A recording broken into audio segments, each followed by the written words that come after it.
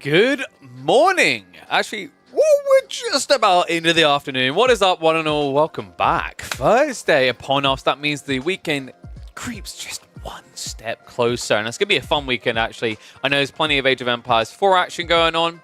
I know that there's going to be plenty of Stormgate action going on. In fact, we personally are going to be doing the Stormgate. We're going to be hosting the Stormgate Nexus, the tournament organized by Bearmorph.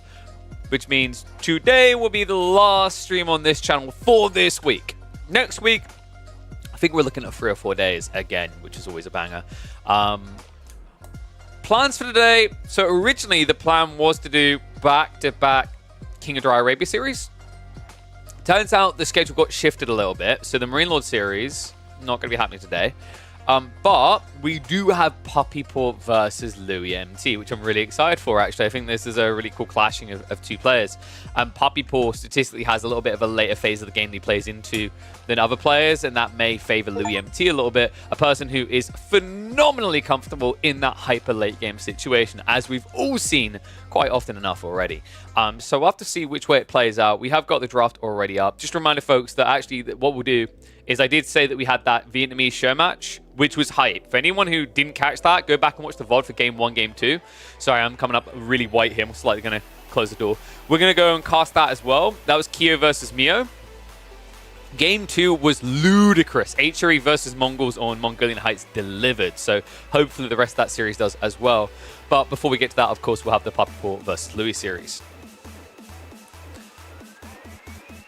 How to go Voldemort and the kids 1v1 last week? I did not find a video on YouTube. Oh, you mean of Voldemort versus Kiljadi? It's probably sitting in the backlog to be uploaded. In fact, I'm going to bump my guy on this.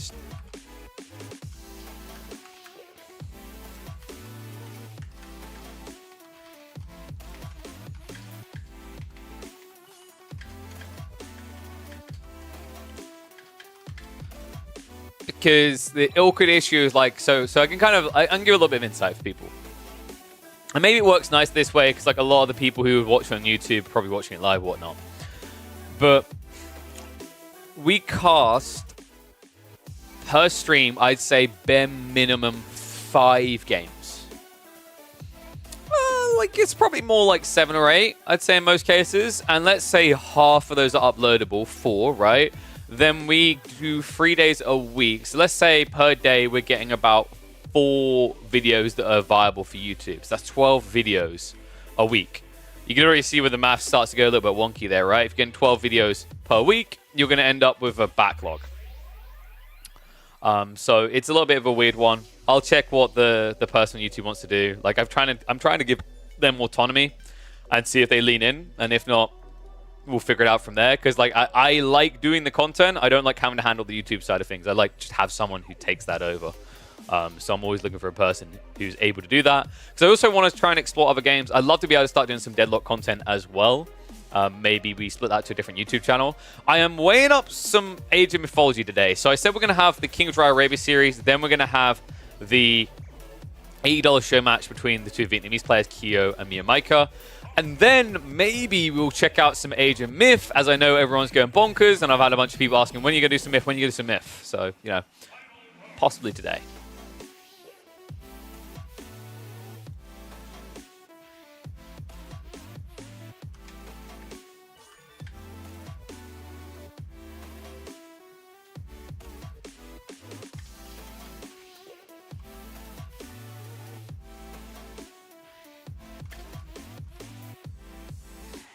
All right. Anyway.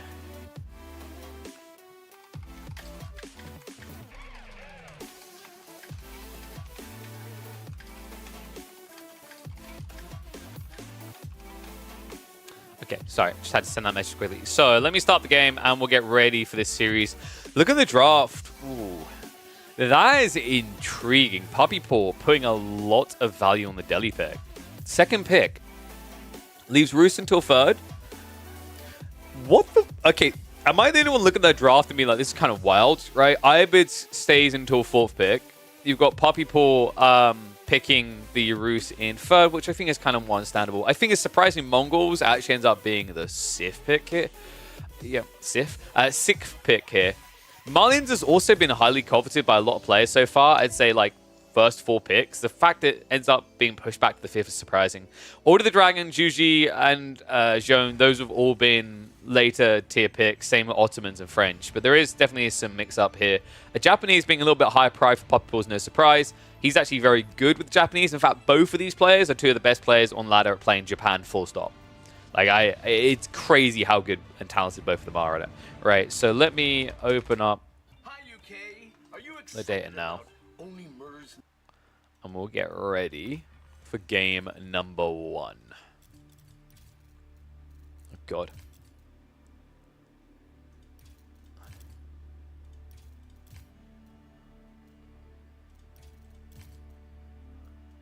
All right, game 1. Dude, that's interesting. Mongols versus HRE.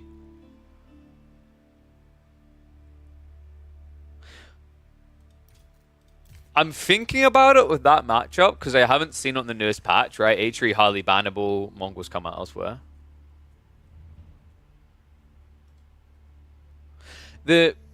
One sec.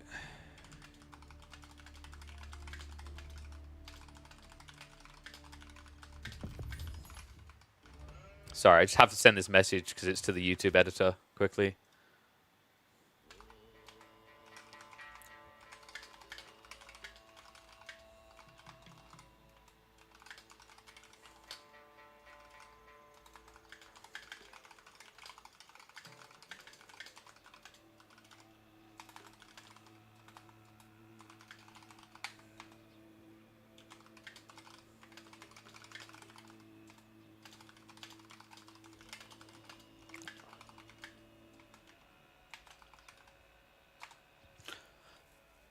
Okay, there we go. Sorry about that, guys. Just had to type that out. All right, so yeah, game 1. Dude, this is kind of curious.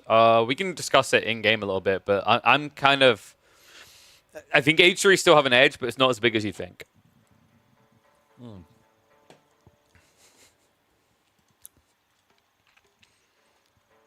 there we go.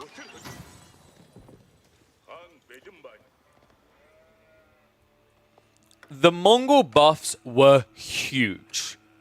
But are they huge enough to overcome the Goliath in Age of Empires 4? The HRE. That is what we are here to figure out. One and all, welcome back to the tournament, Age of Empires 4 action. That is right, we've got another series here from the King of Dry Arabia tournament, the Dry Arabia exclusive tournament. Every single game will be played on this map, and this is a curious one to open up with. Louis MT whips out his first pick from the draft, HRE, straight away, puts his strongest foot forward. But on the other side, Puppy Paw on his David Kim account has thrown a curveball. This is pretty peculiar, actually. Mongols was the 6th pick, I believe, in his draft, but I actually rate it much higher. I think it's a really interesting pick here. The reason why the Mongols actually may be capable of dealing the HRE is to do with the Deerstone buffs. Deerstone got a phenomenal buff for the Mongols' Feudal Age timing with the introduction of the Khan Hunters that I'm expecting, for reasons that I think most of us have seen by now, to probably get updated to a new name in about a month. But the thing with the Khan Hunter is now by going for the Deerstone route, you get 0.5 extra tower range on your archers. It means you can outgun the HRE archers. Add in the fact that by going Deerstone, you have access to Yam. All of a sudden, you are moving as quick, if not quicker, than the HRE army is capable of. That is a significant detail, folks. It means that you can kite them out and kill them off. And you're going to need to. Because this matchup, trades have to be efficient. The reason they have to be efficient is because the HRE has a more effective economy. 40% better, in fact. In fact, even the Dark Age got buffed, folks. If you remember, in the patch notes, it's very subtle. There was an increase to the buff duration for the Prelate's Holy Inspiration, which means now it's capable of buffing 9 villages, whereas it used to be 7. That is a substantial buff when you consider, as you're getting ready to go feudal, you're already up to 12 villages, right? It means that even as you're teching up, your entire economy, for about 90% of the time, should remain buffed. And here you go. Here's the point of it. Right now, got 8 here. He's probably going to produce 2 more villages, 3 more villages at least, before Archon's complete. And thus, essentially, in your first 5 minutes of play, you'll probably only ever have 1 villager total that isn't going to be buffed. It's pretty wild. So tech up on the way. It looks like on the other side, we have got a play into the Spearman. And the outpost is already on the way. Okay, so Louis, this is interesting from Puppy Paw. He was a little bit threatened. He's a little bit worried there was going to be this rush up to age 3, which is understandable. I think this Civ does it really well against the Mongols. Mongols can't keep pace with that. They can't scale Keshiks quick enough. So it makes a lot of sense to just play blocker. However, Louis does have a backup option, albeit an unbuffed one. That being said, forcing an HRE player to play long feudal isn't necessarily a bad thing for them anymore. This is a civ that actually now thrives on that detail in the game. Remember, the HRE, for a very long time now, it feels like, has been a feudal-heavy civ with these mass archer, mass men-at-arms type builds. So curious to see what Puppy Paw's follow-up is going to be. Okay, that's sick. I love that. You know, guys, the Canadians, they built a reputation for exactly this. These lads like to push in deer more than anyone else in the game. In fact, they love to lame deer as well. They not only were responsible for bringing in this shove meta, they were then also responsible for the counterplay of nerfing out the deer by killing him. So really cool to see this coming into action the way he's done it. The first double batch of spears is to guarantee the outpost holds. The second batch is to guarantee he has enough safe food to not have to come out on the map and expose himself. There it is, Deerstone down the way. You know, you think they want to go towards the Deerstone, but it's just not the way Bambi works. You need to be a little bit careful when you get closer like this, though. Remember, because Spearmen have a lower aggro range, the villagers are more likely to shove the deer in the opposite direction before the Spearmen shove them inwards. So really important you kind of get that timing right, but looks like he's on point here. Villager comes home in the meantime. It's going to be 5 building up the Deerstone. Meanwhile, Archon, of course, was already completed. Archers are being built into. Racks follow up as well. So what's going to happen here from Louis, he understands that, you know, his opponent's probably playing at Archers. You don't just want to rush spears from your own racks to get countered. So you want to add in the archers, and then you're probably looking at, I'd say you could go for a few men-at-arms. Men-at-arms aren't the worst of ideas, but spears are probably a safe bet as well, just because if Puppy Paw does play in a Keshik, you're royally screwed if you go with men-at-arms plus archer. It's always tricky, though. You want to try to scout what your opponent is doing, and it looks like Louis is not really doing that at the correct timing here. He should be able to rotate in time that he'll maybe see after the first batch of units comes out, but it's still going to be a delayed reaction. Looks like in the meantime, Spearmen are going to get queued up. So appropriate reaction to the Keshiks that are going to be coming. I'm expecting Puppy Paw to go Keshik and immediately switch archers, though. I feel like when you're playing this matchup, you just want to get a few Keshiks, but mainly spam archers. Even more so with the Khan Hunter buff now. Yeah, guys, I cannot emphasize enough just how absurdly good the Khan Hunter buff was. I think Deerstone was already being slept on. It was a powerful landmark. In fact, in competitive play, most of the wins I was seeing was off the back of Deerstone. But now, with, I mean, this evolution, the new 0.5 tower range extra you get on your Archer Masters, it's just usually a no-brainer here. There we go, 1-1-1. First Keshik is going to be solo, but he will have enough stone to make it a double pump afterwards. Meanwhile, wolves are going up from Louis. Kind of a tricky situation, right? Like, you could technically wall out towards the goal, but it's a lot of wood, a lot of walk time for a guy who doesn't even have wheelbarrow yet.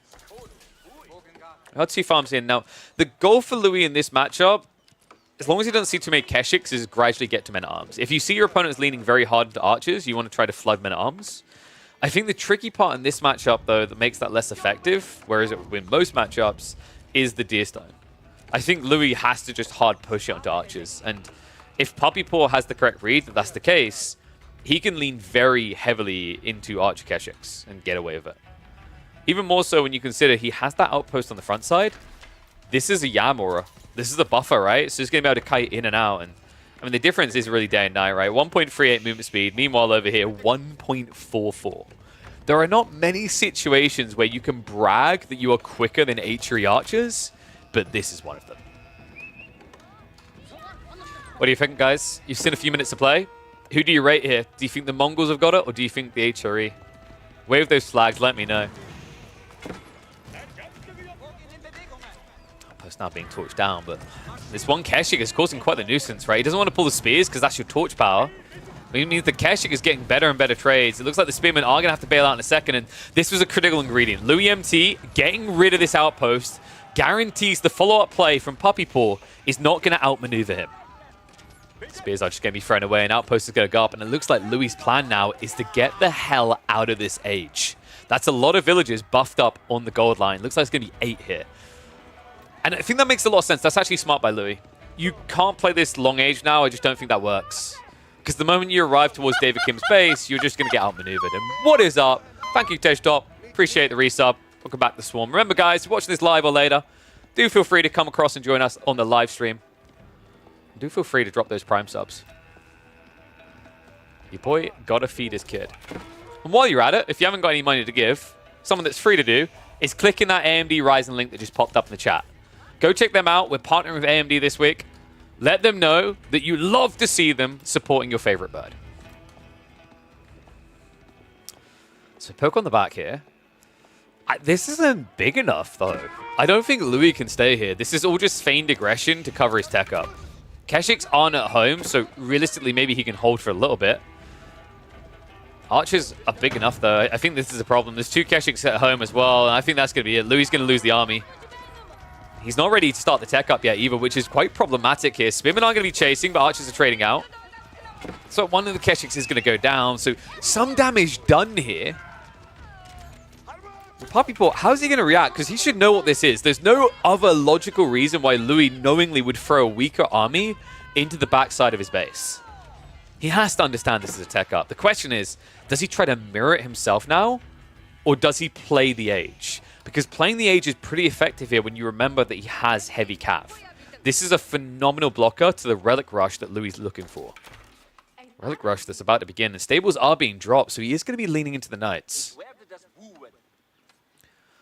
That's on the way. Puppy Paw. He has stopped producing. Guys, I think we've got a mirror move here, which is pretty crafty, right? He's got 4 Keshiks. He could potentially block the first 2 or 3 prelates. Meanwhile, he could drop the Shaman's Temple himself and rush for the relics as a counterplay. It's pretty creative. Cool thing as well is, like, you know, if you go step readout, you can actually afford to flood those monks out of double Shaman Temples, which you'll have to do because I still don't think they fixed the bug for the Mongols. They introduced a bug about 2 patches ago where accidentally, all of a sudden, Mongols could not double produce Shamans. I think that bug is still in. And the reason that's important is it means you just can't supplement with stone, right? So you kind of need that extra gold from the step readout to double pump.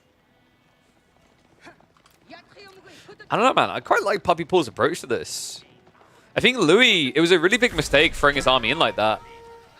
He was too paranoid about the defense, about being attacked, but it's cost him dearly in a different way. Keshiks, these 2 get blocked out. They find a worker kill for their trouble, but the Spearman count is not impressive here. First Knight is now being queued up, but 1 Knight's not good enough, guys. If 1 Knight runs out to try and protect a relic and 4 Keshiks are there, it's going to be like a poor hippo surrounded by lions. Step readout. Okay, yeah, no, I'm a big fan of this. I think it kind of sucks. It's harder to get towards Kurotai, but that's probably a good thing for how powerful that landmark could be. Step readout just makes a lot of sense when you don't give Silver Tree because you need to inflate your economy. And this really leans into that idea of flood the map, right? Flood the map for relics, flood the map with Keshiks, just everything to block the win condition that Louis has in mind, which of course is at least 3 relics. He really needs it in this matchup now.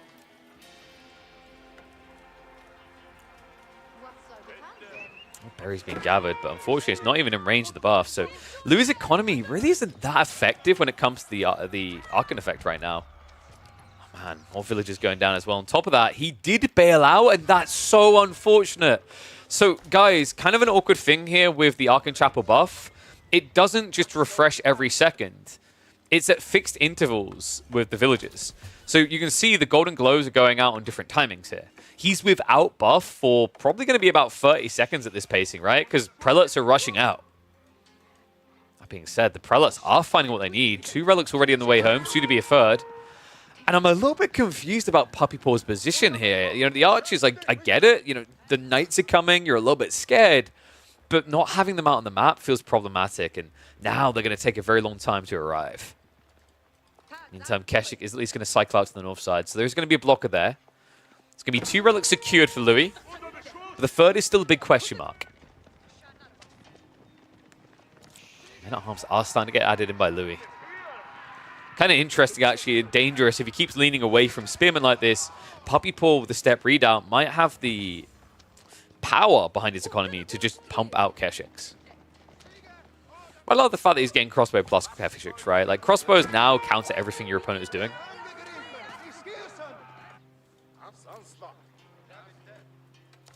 Second outpost going up. Louis, in fairness, he has got relics coming home, right? So realistically, the best thing you can do is get sprint emplacements, garrison in both of these. Oh, it looks like he actually got arrow slits. So you're going to get sprinted over here. Wallow's going to come out. Puppy Paw will be delayed, but We'll still be able to snipe out this prelate. There's no escape from that. The Archer Mass. I've got a few crossbows here, actually, so as long as the crossbows don't get targeted, this is a really bad situation for Louis. Oof, rough one indeed. Almost losing both the knights, barely gets the other one through. The scout is on the way, but now one Keshik can mirror to block. In the meantime, the aggressive Keshiks are forcing reactions, so this is awkward for Louis, right? In this position, you want to be moving more troops out to do things, and that's not happening. They're reacting in his own base. And that is some funky paranoia right there from Louis. Oh, I see why. So he doesn't want to have to worry about this later when he exhausts the berries because he needs the food, right? Like, look at the farm transition. He's 60. This is horrible. And I am considering doing some Age of Mythology content. I was weighing it up because I don't know if YouTube really likes people doing multiple games, but I think it's something we'll explore.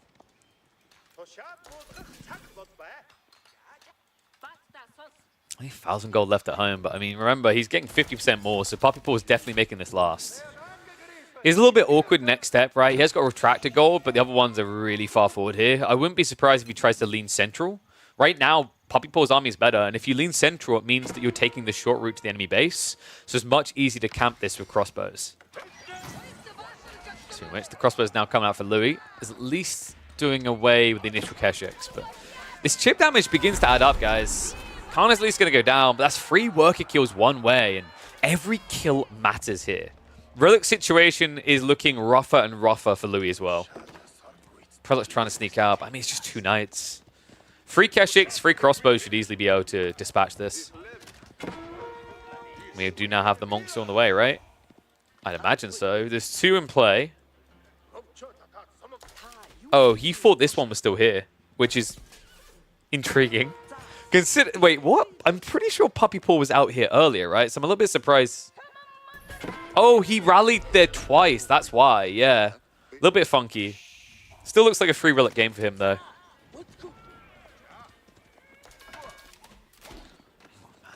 This is not the HRE we're used to seeing, guys. He's really struggling to get the economy fully online, right? Like, you're seeing it from the fact that the Archon is pretty underwhelming, right? He's got, what, 10 farms there? 11.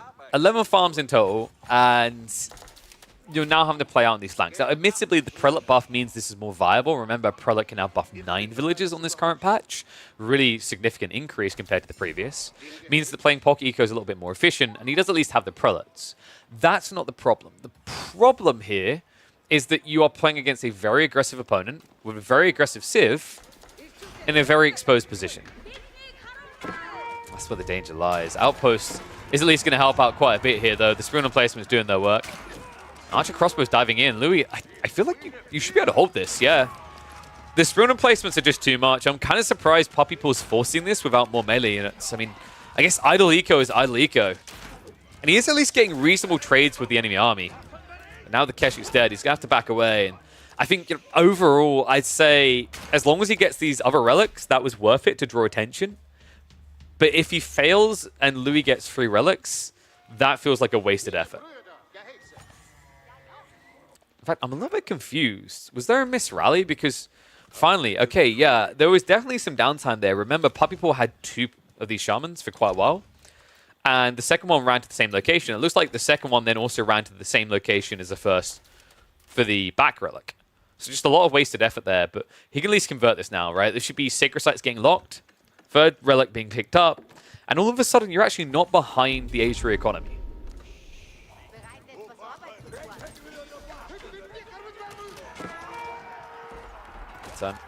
Crossbow's going to keep poking.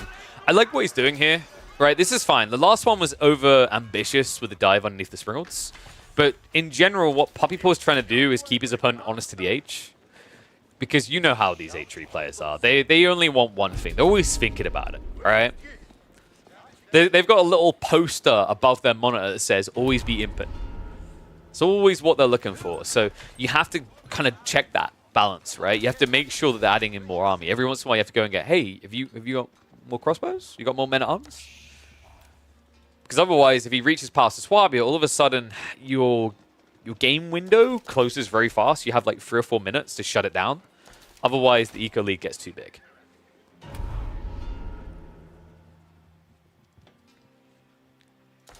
First Sacred Site about to be locked in, folks. I actually like that detail, by the way. It's really greedy, but he knows he can right now. He stops off the Sacred Site before going for the Relic because it's generating more resources this way around. Because realistically, in Louis' position, he's got mass crossbows. He's not going to be coming out from behind his defenses anytime soon when he knows his opponent has Keshiks.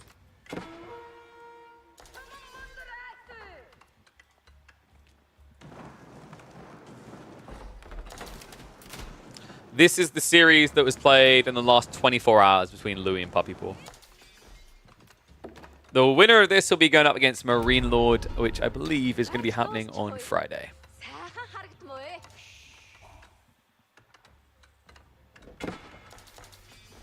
Yeah, they're doing a weird format is all I'm going to say on Friday. I already gave my feedback on this. They're planning to do 4 series, which is intriguing because I think they could have done the Marine Lord versus whoever wins this today. And then they would have had a free day, a free series day. But I think why they want 4 is because, interestingly enough, guys, it looks like the grand finals of King of Dry Arabia is also a BO5.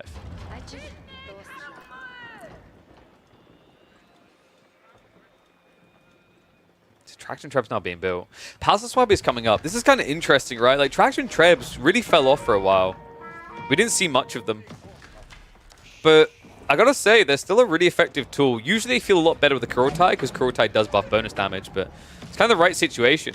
Palace Swabi is on the way, but logic being, if you take out all these outposts, there's no cannon emplacements to worry about.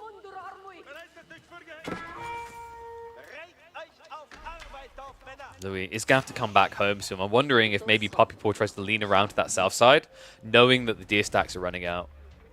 In theory, he should be fine, right? He's got the berries to kind of hang around here, but it is going to be a little bit more exposed if he chooses to lean to that. So tech up complete. This is going to be the test of Louis, right? He has got the tech up, but when you look at his corner, it's not impressive. He's got 4k gold in the corner, and that is it. With only 2 relics in the Regnants. Realistically, this is not a lot of gold. He needs to play more to the south side. He needs to start leading in and securing a later position in this game.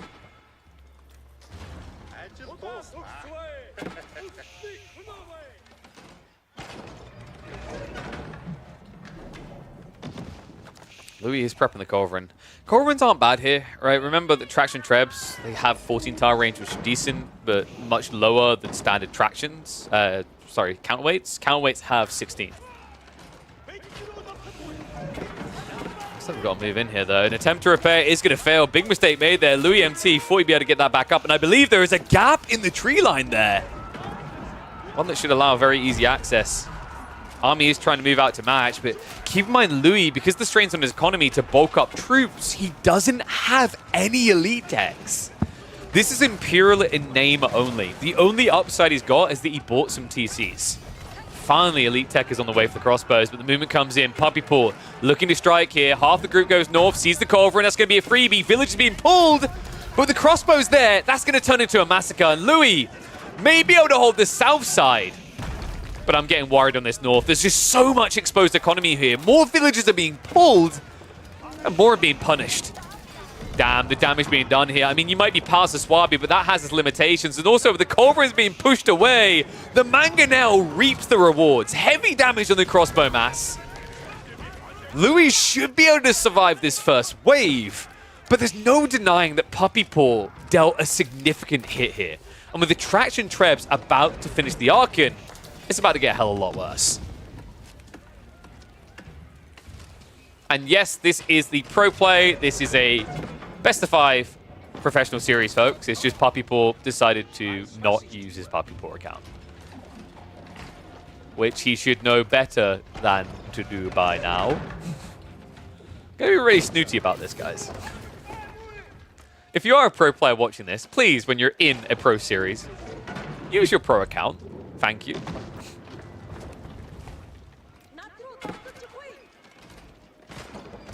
I don't think the Archon's going to survive this, guys. If this goes down, this is painful as well. I mean, it's idle right now, but you want to put these farms to good use. You want to be able to inflate around the farms, and I don't see that happening here. Traction Treb shots coming in, and the villager pull just a little bit too late. Man, this just got really expensive. Behind this as well, remember, Puppypaw still has that ticking time bomb, and he also is now starting to save up for Imperial himself. And I'm not really sure I'm on board with Louis' plan here. I would have been fine with Siege to try and get you out of a jam, but Hand Cannoneers feels like a no-no. I guess the worry here is that his opponent's probably teching. That's the only reason he'd back off. So if you play Siege, you have to remember that Mongols win that because shutter triggers improved because of an extra tower range. Now, this feels just as tough of a situation. Like, scaling Hand Cannoneers takes so long. This fight's so undesirable. Attack speed arrow is going to get activated. Mangonel shot. Not the best of dodges. I've seen better out of Puppy Paw here. They're still doing enough damage. Culverins are at least trying to snipe on the north side. That's not going to get chased. I think the awkward situation we're about to face here is with the Khan at Palace, Puppy Paw's surge is going to be quick. He's adding additional military almost immediately. And I respect that, right? And this type of game, if you go White Stupa, things slow down a little bit, you're more economically focused. You have a ticking time bomb here. You're almost down to 4 minutes on the Sacred Site. You want every ounce of power behind the swing now. I love this. Hand Cannoneers coming. You know, if Puppy Paw, like, this is actually the situation, guys, where you build a Magadai. Not Magadai, sorry, a Khan Hunter. Khan Hunter's kind of busted here. Reason being is that you will get 0.5, oh, sorry, 1 extra, because it increased with each age, right? You'll get 1 extra range on your Hand Cannoneers, which equates to a 25% increase in range. In a game where your opponent is now trying to go Hand Cannoneers. That's pretty wild.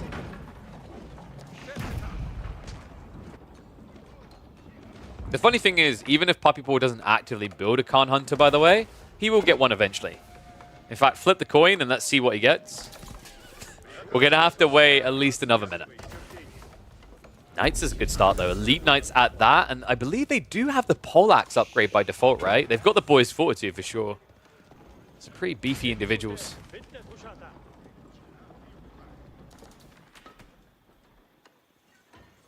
What's Louis out here? Because the issue around gold still hasn't really been ticked, right? That this area isn't secure.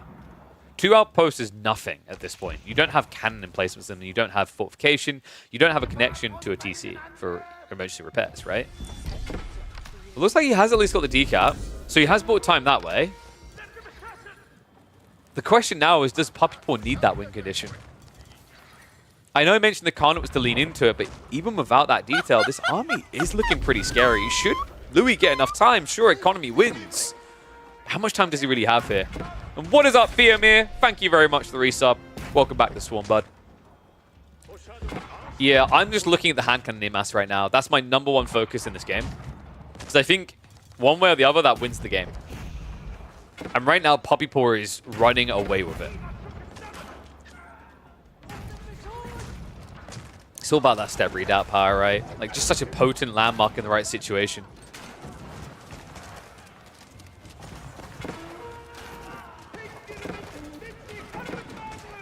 Louis is going to try to break out. Eco lead is starting to show itself. The army just still isn't there yet. I think this is too early for a fight. He needs to be very delicate about the situation.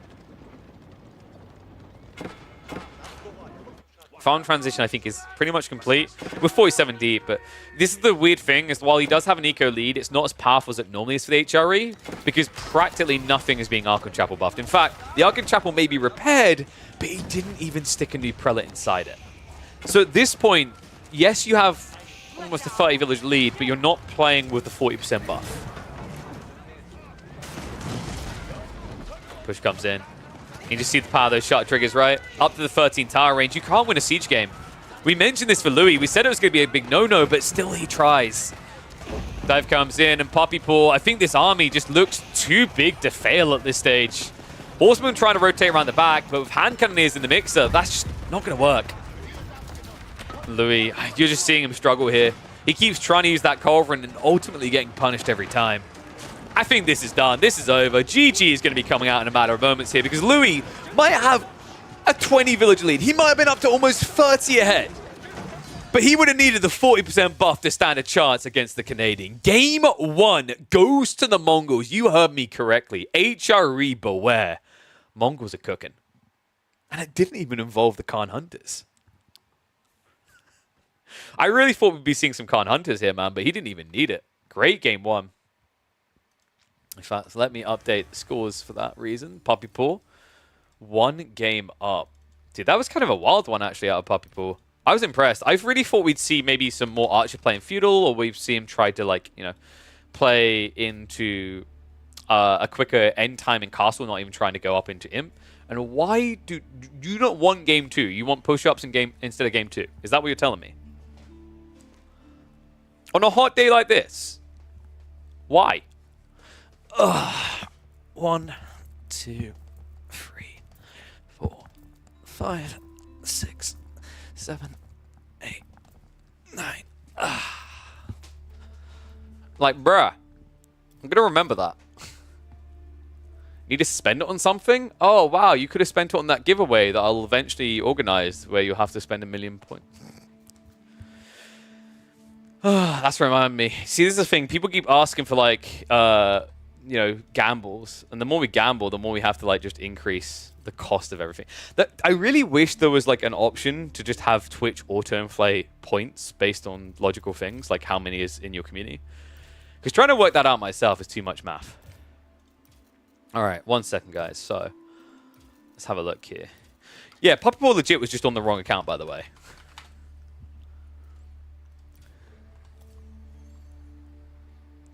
Is this a 1 year, wow, year 1 screenshot? Dude, right?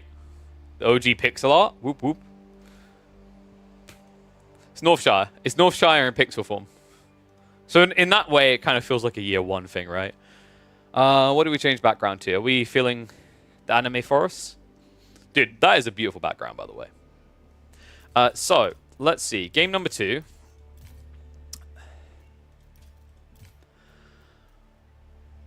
What the f...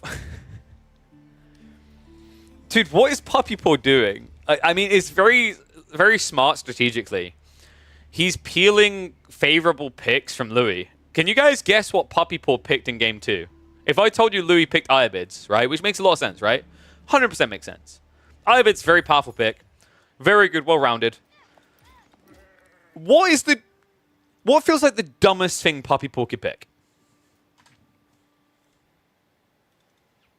Deli? No, dude, Deli's reasonable, right? I can kind of understand that. Buzz got it. Where can I watch the winning bracket games? I think it might have been on the Age of RTS channel. Dude. I actually can't believe this.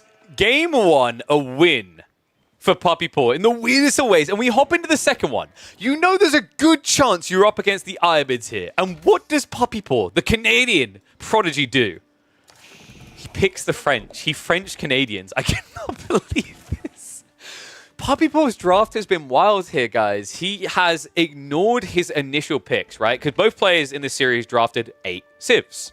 So far, Puppy Paw has used his 6th civ and is now using his 7th civ. He's leaving all the good stuff until later.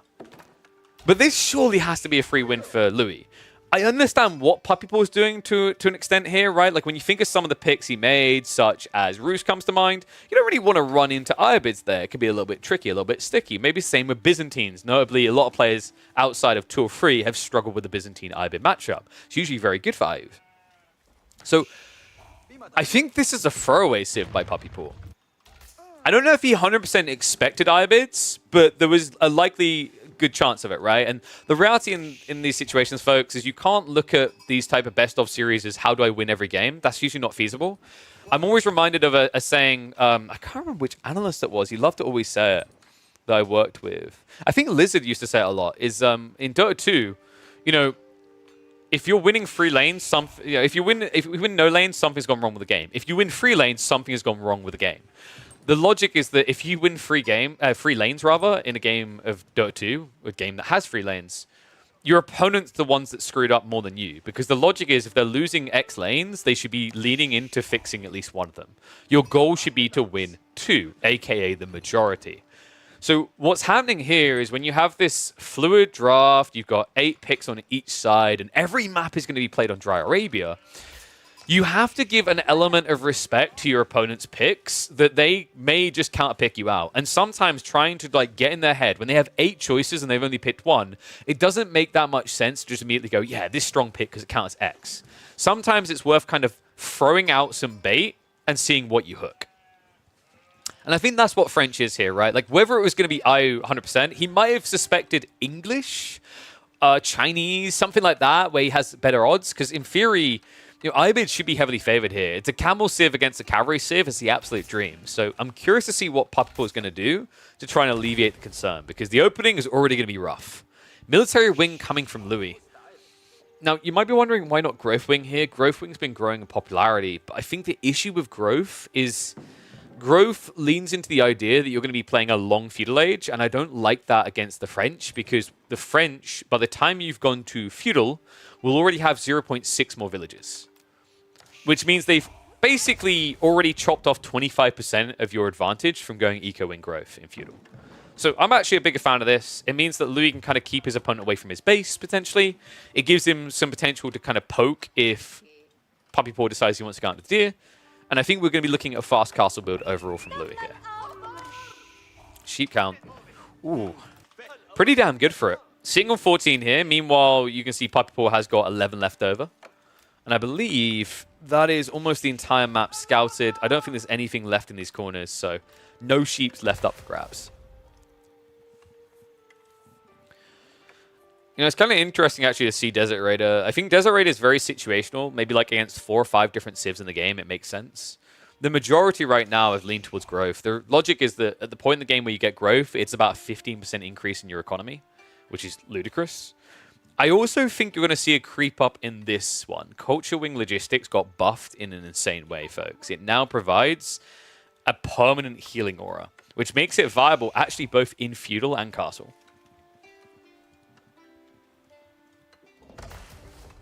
Tech about to complete.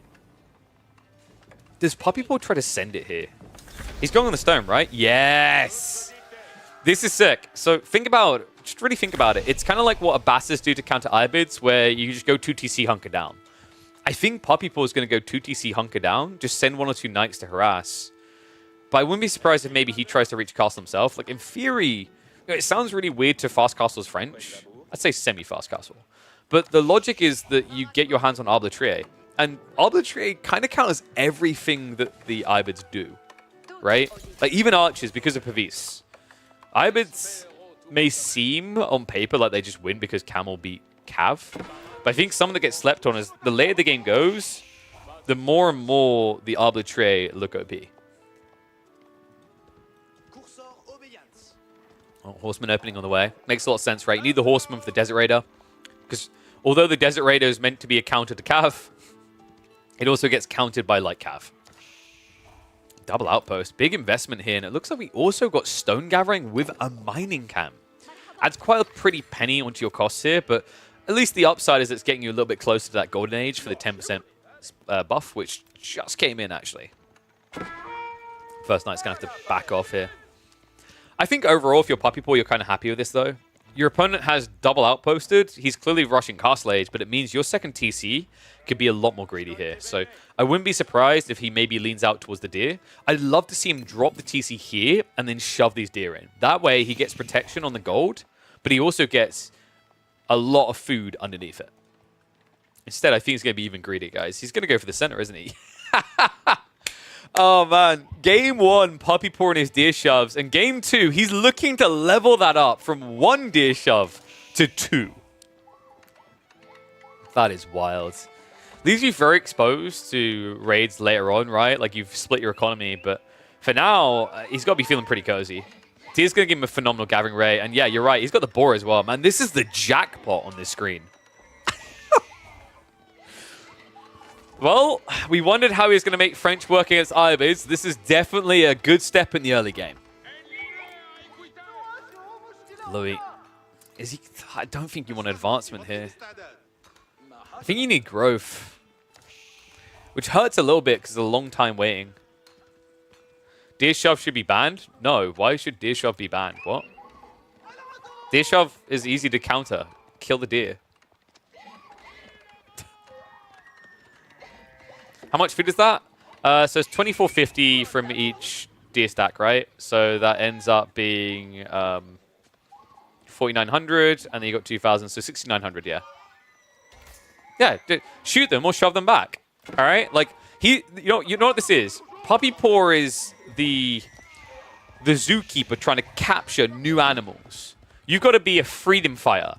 Unleash the beast. Open the cages. You have to be quick, though, because otherwise Bambi's going to get some lipstick and some nail polish put on her. So, get a move on.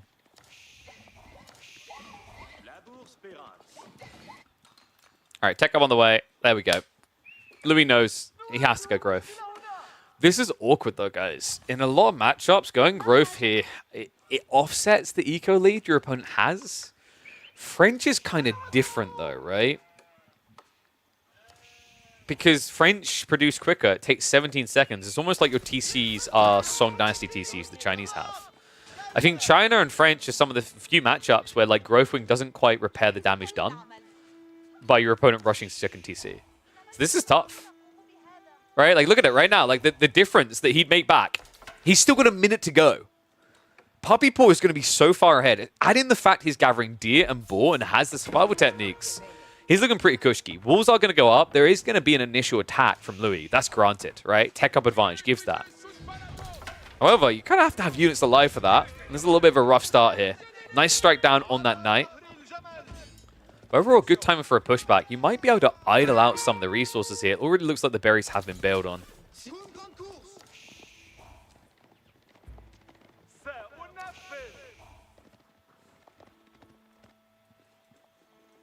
Damn, this is cool.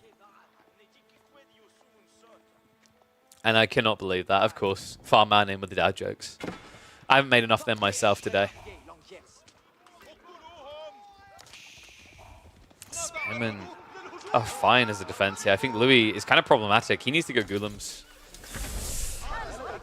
And I understand why he doesn't want to. I mean, maybe Spears even. I don't think Lancers solved anything for Louis now. Wolves are already up.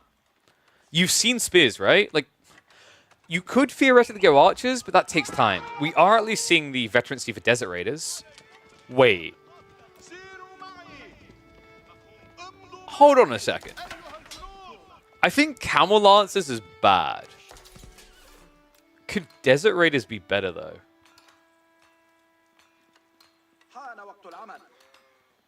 My brain's kind of cooking right now.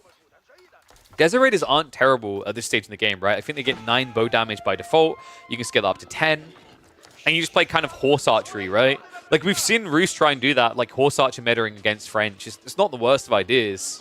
Allows you to keep your distance, to whittle them down with good base damage. We're not really seeing it, though. I think the only reason he got the veterancy is for the free units. He's queuing up Camel Lancers. And I'm just going to be bluntly real. I'm not a fan.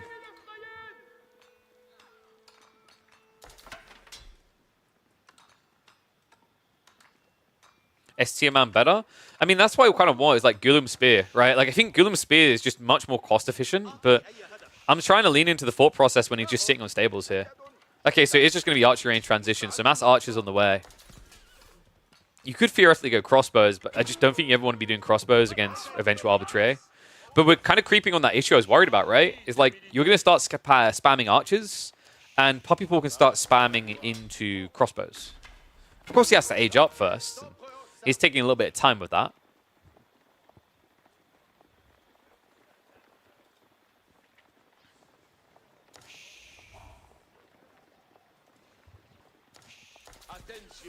Louis. I guess actually if you go Arbitrary, he always has the Manjanique answer. I guess that's not too bad of a situation for Louis. It's such a weird matchup though, the way this is being played, right? Like, you have to kind of lean away from Knights, but you don't want to fully be away from Knights because it's such a valuable unit for the French, so you're building them knowingly against Camels. It does at least give him an answer against the Archers, and we have now got map control going the way of Puppy Paw. This has me a little bit worried. Louis, he's only returned 1 relic so far, and you can already see the timings on these move-outs. Puppy Paw is spreading out across the map.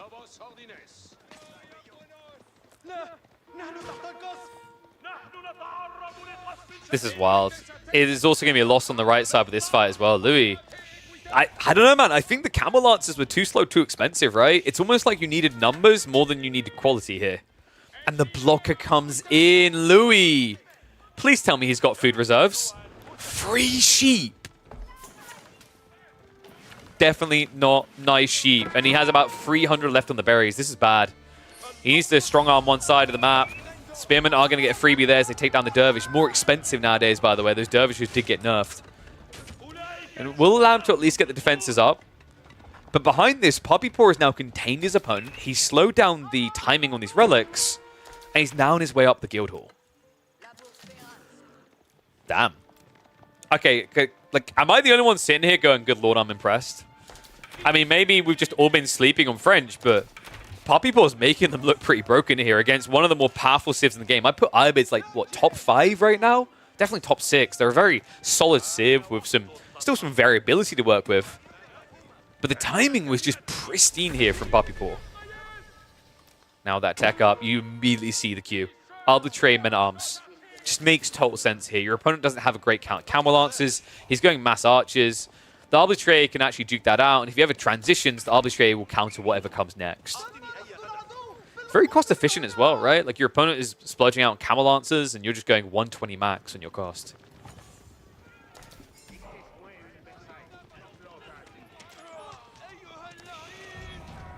So some freebies are going to be thrown away here by Poppypaw. It's going to rally the army home. In the meantime, Knights... Uh-oh. Oh, Louis. Happy birthday. Here's your cake. Blow the candles. Make a wish. And maybe that wish should be, please don't kill my villagers. Several go down. And those are losses that Louis simply can't afford. He's so far across the map right now. He has to go in. Dude, that is wild. The timing on that by Poppypaw. He's not done yet either. He's hunting for more. This is the thing. When you move an army like that, you're making a statement. And the statement is clear to Poppypaw. My base is unguarded. Please don't attack me. And Louis, I'm starting to feel like he's not going quick enough here. When you consider the eco lead, this is going to allow for a very quick build-up of an army for Poppypaw. Also, he went for a ram. No Manjanique. If you had a Manjanique, this is at least scary for the Arbitrary, right? Poppypaw instead should be able to stand his ground here. Crossbows could easily drop the Pavis if need be. They know they're not going to have to stand here for long. Louis trying to retreat, but the body blocks from his own ram proving problematic here. And the backstab now comes in. Knights are coming home. Louis about to lose the full position here. In a game where he only has 2 relics, he is now 30 villages behind at 15 minutes in. Oh my god. Poppypaw is on a blazer here. I can't believe this. I thought this was going to be a tight competitive series, but right now, Poppypaw's just on another level. And it's just going to be men-at-arms arbitrary flood, isn't it? You can see it, Louis goes crossbows. Like, this is the weird thing about Iobids, and I think this is a great read by Poppypaw. He kind of waited for confirmation, but the reality is this is a very predictable civ. If we're being totally blunt and realistic about the Iobids, they're a weird civ. 2 units they build the least of. Think about it for a second. 2 units they build the least of that almost every other civ in the game builds the most of. Crossbows and spears. How often do you see an Ibid player build crossbows? They always go archers. Why? Because camel lancers are so insanely expensive. You never see them go spears either. Right? Admittedly, spears would not help you in this situation. It's just another layer to the cake. It means that, you know, Poppypaw kind of got away with being cheeky with the Knights for longer than he should have. And now this arbitrary mass feels uncontestable. We said the one way out for Louis would be to play into Manjaniques. But that was back when the economy was kind of balanced. His eco is so bad, he's losing fights at a pace that he doesn't have a front line to afford siege. On top of that, because he hasn't secured all the relics yet, he can't stay at home and rely on siege. He has to play onto the map. And siege feels terrible when you need to move.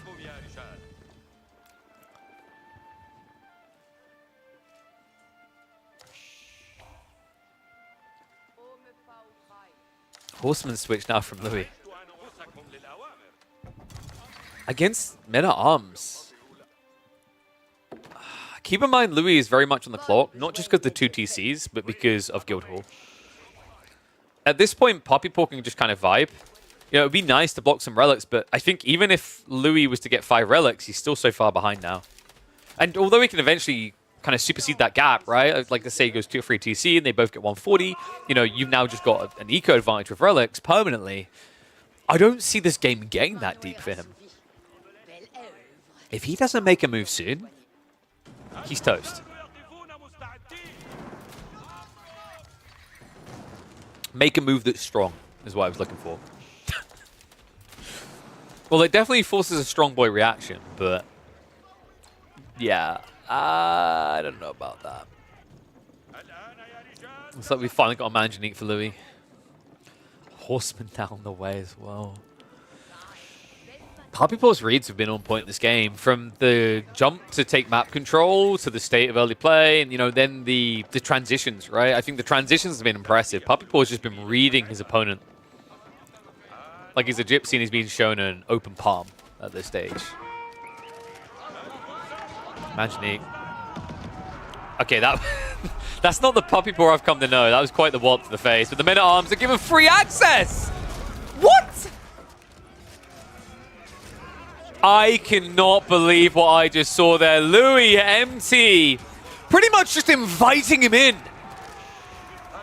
Or rather, shall I say, inviting him out. Puppy Paw has been that stay-at-home kid in the basement practicing this whole time, and he's ready to show that clicking a mouse that many times per minute builds quite the biceps. A big, strong punch out here, and one that should knock Louis flat on his ass.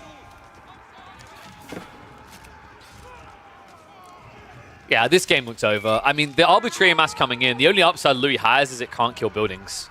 But it can kill economy, and Louis got a lot of exposed economy right now.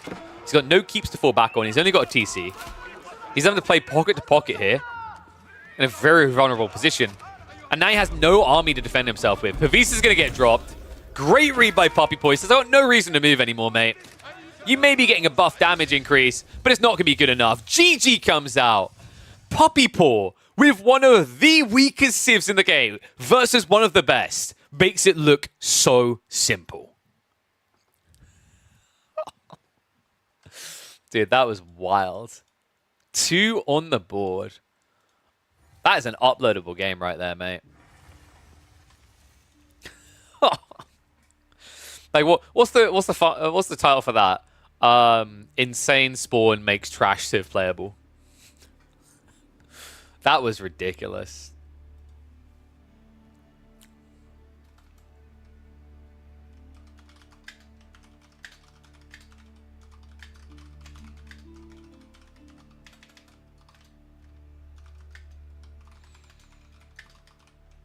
Best French spawn ever. I don't think that's even an overstatement. All right, let me get the next game up here. So, I don't know, man. This is looking like it's going to be a really quick one. Louis. Should we mark them off? So far we've had, ridiculously enough, Mongols and French have been played. Meanwhile, Louis has used HRE and Ibids. I guess he's going to go... Do you go... No, you can't... Oh, wow. Because of what Puppy Paw's done, Louis' draft is in a really sucky position, right? You can't pick English because there might be Delhi. Byzantines... I mean, Byzantines have a rush timing, but they have to hit it right. But if they do, English is toast. Byzantines annihilate Chinese. Biz versus Malians. I'm trying to remember that one. I think Biz do pretty well there as well, right? You just bait reaction, and then you tech ahead. So, yeah, I actually think Byzantine breaks like everything Louis has. Maybe Zhone. You can actually beat Byzantines with Zhone. Because you force them to spam the Matane and you do mass archer instead, but you hide it, right? Killjoy had a fantastic game that showed that off. I think Louis' best shot here is, weirdly enough, probably Zhone. But it's a gamble. Because if your opponent goes Japanese, you're dead. If he goes Rus, I think you're still dead.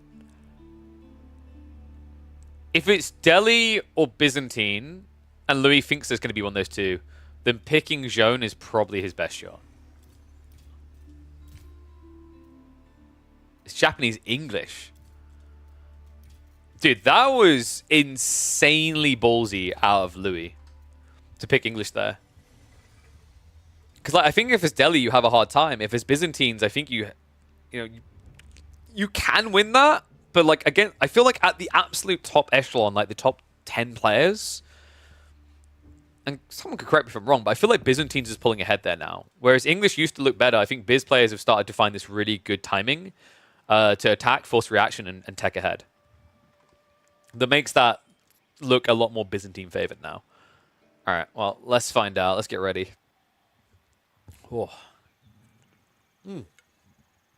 By the way, guys, you just saw that link pop up. Click it. Do me a favor. It helps me out tremendously with sourcing new sponsors. Because you know what it does? Every time you click that link, every unique person to click that link, it tells the sponsors, hey, this is a really good place to do integrations. This is a sick place to do integrations. We should support this channel more. We should sponsor them further. So go ahead, do me a favor, and click that link today.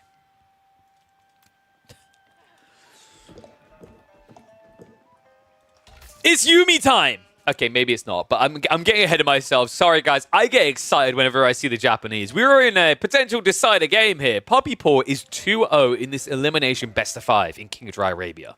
He takes the Japanese, while Louis takes the English. And the wild thing about this Japanese pick is this is the closest to the highly desirable picks we've seen from Puppy Paw.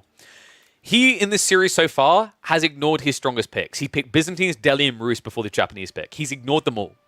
He's essentially just had Louis bleeding himself dry with potent picks. And, you know, English versus Japanese is an interesting one.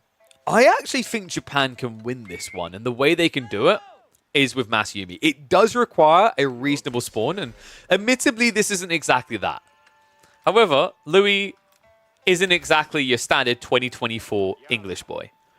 This is a blast from the past. We've got Dark Age Men-at-Arms Rush coming out from Louis. I think you stop at 1 though, right? That's going to be a very important detail. Like, I think if you go 2 here, it's a bit too much.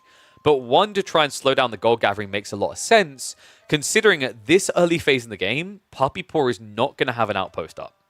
It's pretty crafty, actually. And you know what I love is, this is such a rare strategy nowadays. It's very unexpected.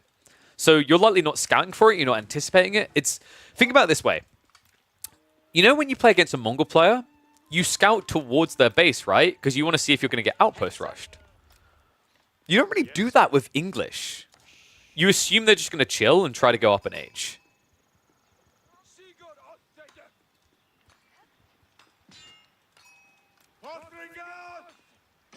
You're scared of cookies? Cookies are delicious. Guys, you know if you're scared of cookies, you can just reject cookies when you enter a website, by the way. Oh, man. Annoying damage being done here for Puppy Paw. He's going to have to hang around for that gather. I feel like he's going to have to pull new villages, actually. Yeah, and he realizes that Puppy Paw doesn't have enough there. Still needs 10, so he's going to have to shift 2 more over. That should be good enough, but this has been some other time. The question mark has to be, has this been worth it? Has this been enough? You know what? I think this is smart by Louis as well, because something that is easy to forget is we just had a patch, right? A patch that actually changed the gold spawns, because sometimes the gold was spawning too close. Now it's further out by a little bit. It's guaranteed to be the correct distance. That means this Men-at-Arms play is more powerful. And oh my god, dude. Puppy Paw just about gets what he needs. Wait, no, oh my god, he hasn't. Guys, this is deceptive. This is BS right now. So what happened here is Puppy Paw needed 1 more gold, because although it says 200 on the UI, he probably has 199.5, which means he can't get a tech up. There you go. He has to pull it back in the end. Kura Storehouse now out of the way, but that's been quite the delay, and I think we can all agree, worthwhile for Louis MT. A phenomenal start, and one that he needs in this series with how rough things are going. Remember, he's up against the ropes here. A loss will equal an out. Lower bracket, no more forgiving here in King of Dry Arabia. And important tournament as well, remember, $1,500 on the line. So Council now coming in from Louis. Wow, this is very aggressive then. I was expecting Abbey of Kings, and you just kind of try to spam archers on a delay, maybe play 2 TC still. Basically drag Puppy Paw into the feudal, but I think the thought process here from Louis is, I'm going to drag his ass into the feudal anyway. Which kind of makes sense, right? Like, you're playing against a civ that isn't renowned for its feudal power. In theory, Japanese are really good in feudal. When you think about their unit versatility and the power of their units, great. But then you remember their economy, and you wish you could forget it. Japan's economy kind of stinks. The reason why they can win games is because that fast castle build led into just such powerful units, right? They're a timing civ. When they have to drag out the age, that's when things begin to look grim.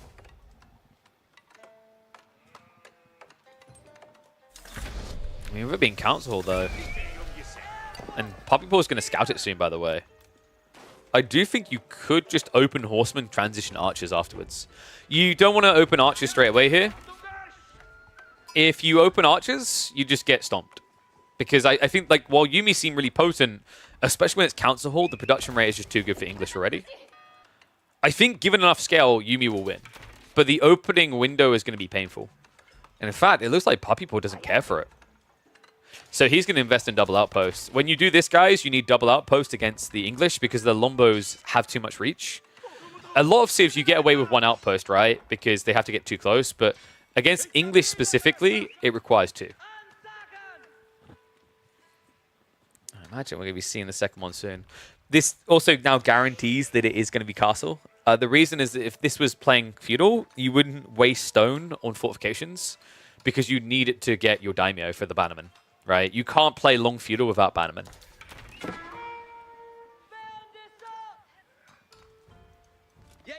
Well, Louis snooping in to see what his target's going to be here. He actually pulls the Lombos back. What? Well, he knows about the outpost. That's the funny thing here.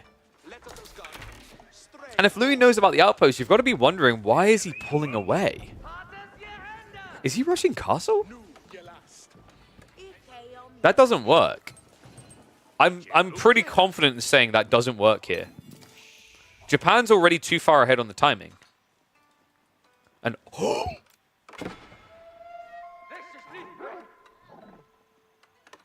Poppypaw with the soul read here. He knows what he's up to. How does this kid keep doing this? This is absolutely wild. I can only assume he thought he was going to be attacked and wanted to go Yuumi, but I'm kind of surprised it wasn't Horseman to begin with. Then again, he saw a rack, so I guess he was worried about spears ahead of time. But the wildness of this, guys, is that this is greed from Louis. Louis is trying to just insulate himself and go castle. Mass Yuumi blocks that. Mass Yuumi can annihilate that. What a wild build. And he crept it, right? I think it has now been scouted, so Louis at least gets a snooper on in the end, and he's going to start investing in more units. Which is the correct call. If he hadn't seen that archery range and he'd just double barrel towards castle, it would have been immediate GG. He wouldn't be able to do it quick enough. Because the thing about Yuumi that really gets slept on, they are a raider. They're a bloody good raider. 1.38 movement speed. And because they're so much cheaper, you get a lot of them. Louis now playing what? On the ball. Well, it's only 5, so I assume this is an outpost drop, and that's why he feels safe. Like, Mass Yuumi against an outpost is whoop-de-doo-dah. Unless there's, like, 100 of them, in which case you're dead. But to be honest, if he's got 100 Yuumi, this is like when someone has 20 Mangonels. You're like, why did you let them get 20 Mangonels? 100 Yuumi realistically shouldn't be happening before that Bora is expired. In fact, I'm not sure 100 Yuumi is even mathematically feasible before the Bora is taken. Right? Because to get 100 of these guys, that's 65 each. So you'd need 6,500 resources. I mean, you probably do have enough food at home for that, but I don't know if that's the best use of it. And here come the Raider boys. Only a small handful, mind you. This is unfortunate. If Louis had like 10 on gold, he could just counterattack them with the short bows. But against free Yuumi, you have to back away. Louis, no wheelbarrow yet, means he's going to lose a villager. Right? Ooh, there was a bit of pathing there. Poppypaw. We'll get him, though. And that's a jackpot trade. Even if you'd lost to Yuumi, that would have been worthwhile. Lombos have now arrived, and Poppypaw might end up getting punished for his own greed here. Able to garrison in time. He's got a second wave of Yuumi now moving around the east side. In fact, if Poppypaw times this right, he can sandwich this Lombo group. Right? Reinforce the Yuumi here. Second group rotates around the back of the tree line. Looks like that's what Poppypaw was trying to do.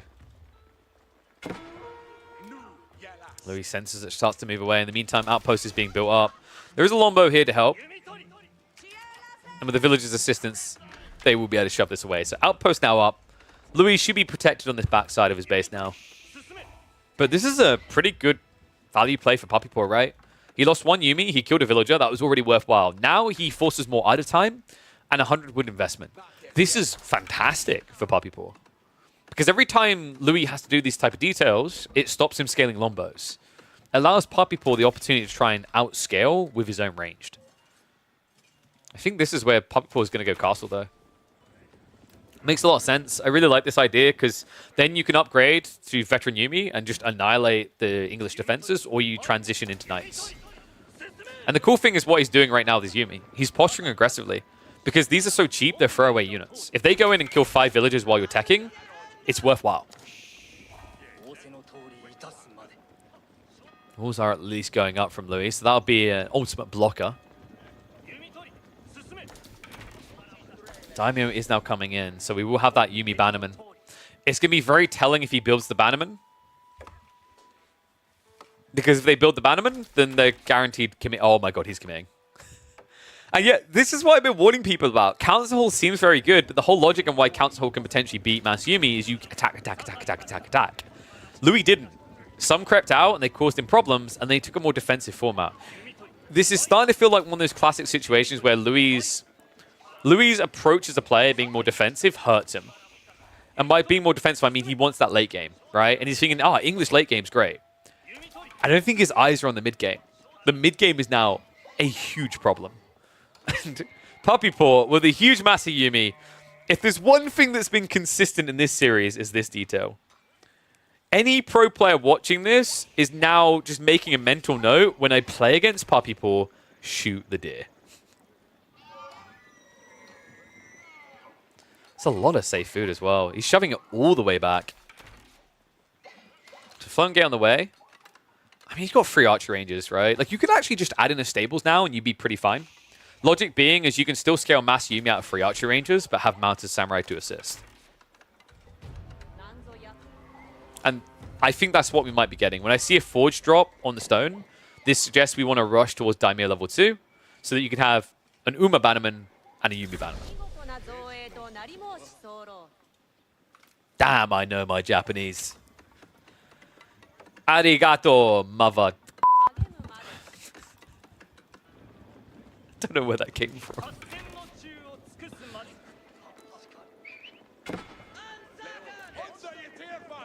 Yuumi gonna go raiding. Louis trying to dive in here, but this is kind of dangerous. You don't know where the Yuumi are. That's the problem. If you knew, if you saw them, but are you kidding me? The timing on this rotation. I don't think Louis saw that. And yes, the deer seem to be returning. They were never shot down. So all that effort was for nothing. Oops. However, Yuumi in the meantime, no veterancy coming in. If he could just wiggle in on the east side, I mean, you wouldn't look though. This is the thing. You would not expect an English player to be about the ball. I would question the walls, but I don't think he's even seen those walls. Meantime, Louis now looking to rotate to the back. There's a lot of gold gathering going on here. He knows about it. But he has been scouted with a maneuver, so Puppy Paw, quick on the reaction, is going to shift away. He's biding time. More Mount Samurai being built up, but this is problematic. This blocker is big because he needs the gold to get the veterancy for the Yuumi.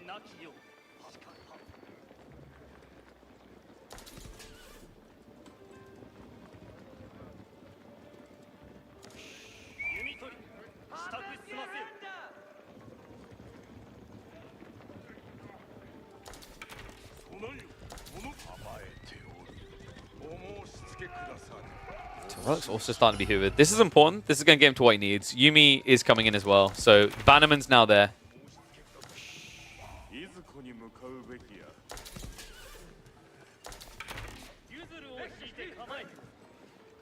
And also, for people's clarity, I literally put in the titles when it's live. Live.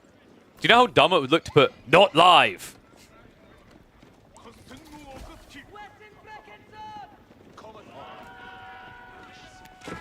Yuumi. Now moving in, though. Mount Samurai can absorb a lot of the blows here. This is bad. This is really bad for Louis. He needs Spearman right now. The men-at-arms can't last long. Just look at how quickly they're going to get melted. Puppy Paw starts to shift back. Initial trade looked decent, though. I mean, realistically, he did at least get rid of the Yuumi Bannerman. That's a big deal. But space was created, and that's exactly what Puppy Paw needs. He's trying to get to that veterancy.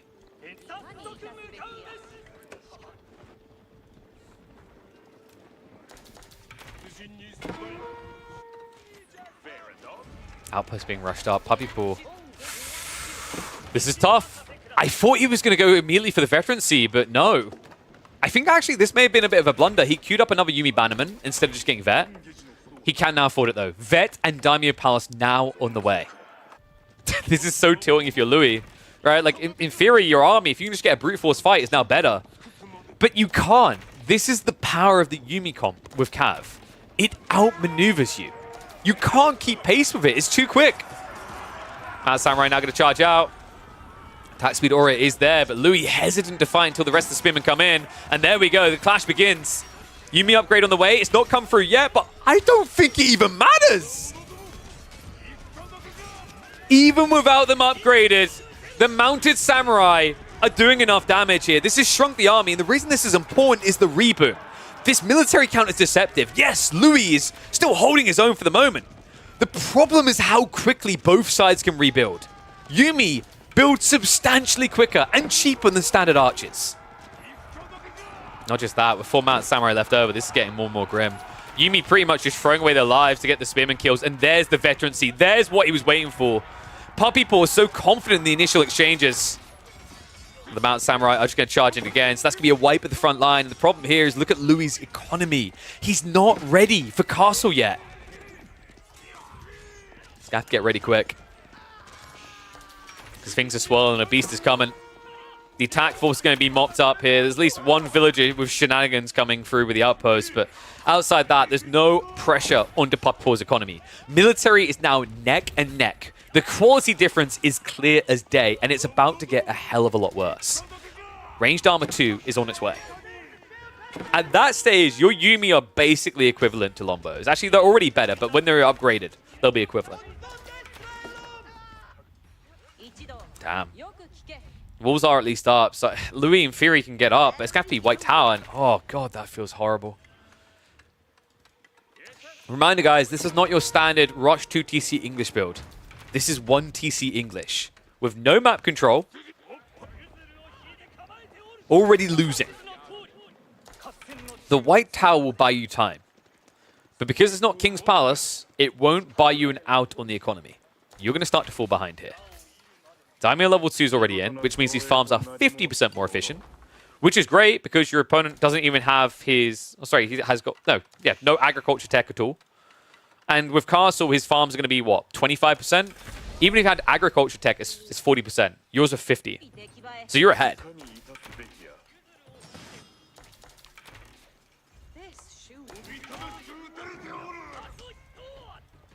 And good news for Louis, at least, is Yuumi are terrible at knocking at the door. Because Lombos can just outrange you, so they can snipe you while you're trying to slowly take down walls. But I think Puppy Paw can just chill now, right? Like, he could even consider 2TC here. Not the worst of ideas. 2TC scales really well with the Yorishiro drops. That did get buffed from 25% to 30% increased production rate. You know what?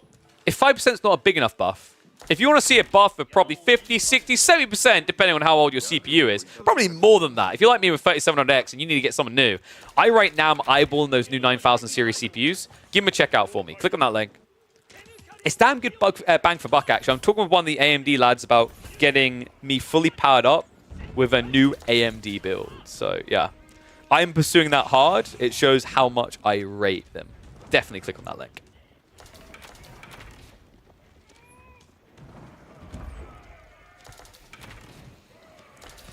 Ram's coming. They build fast as well. Like, this is the thing about the Yuumi flood, guys. I think I've explained this before with like a Zerg.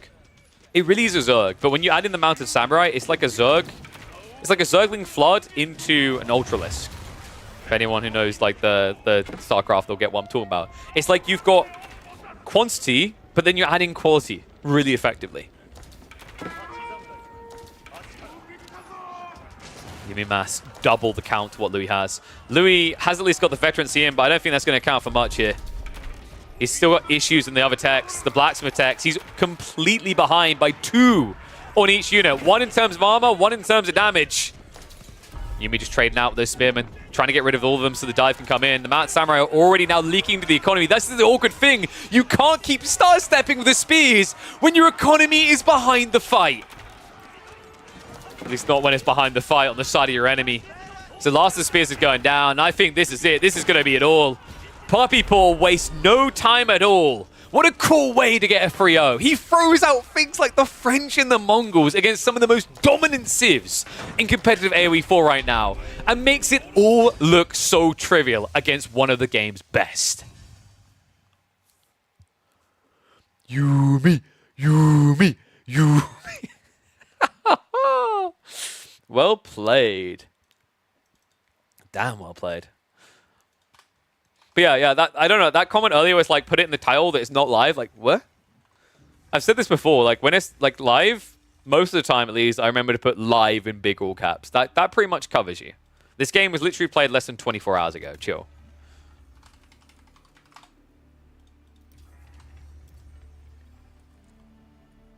All right, so with that series done, though, we do have other series. So, update on the Marine Law situation. Weirdly enough, that series is going to play tomorrow. There's going to be 4 series played on Friday on the Age of RTS channel. But what we do have is Kyo versus Miyamika. We began that series. Your camera is shaking. That is because I'm banging the desk. I tend to do that a lot. So you can't like see it, but I like do this. I bump my knee up and down, and then it knocks my other foot. Yeah, I'm bad for that. Really like that background? It's a very lush background, isn't it? So the Kyo series, though. Let me have a look here. Yeah. So we had Dry Arabia. Mongolian Heights, which is a wild game, by the way. We now have...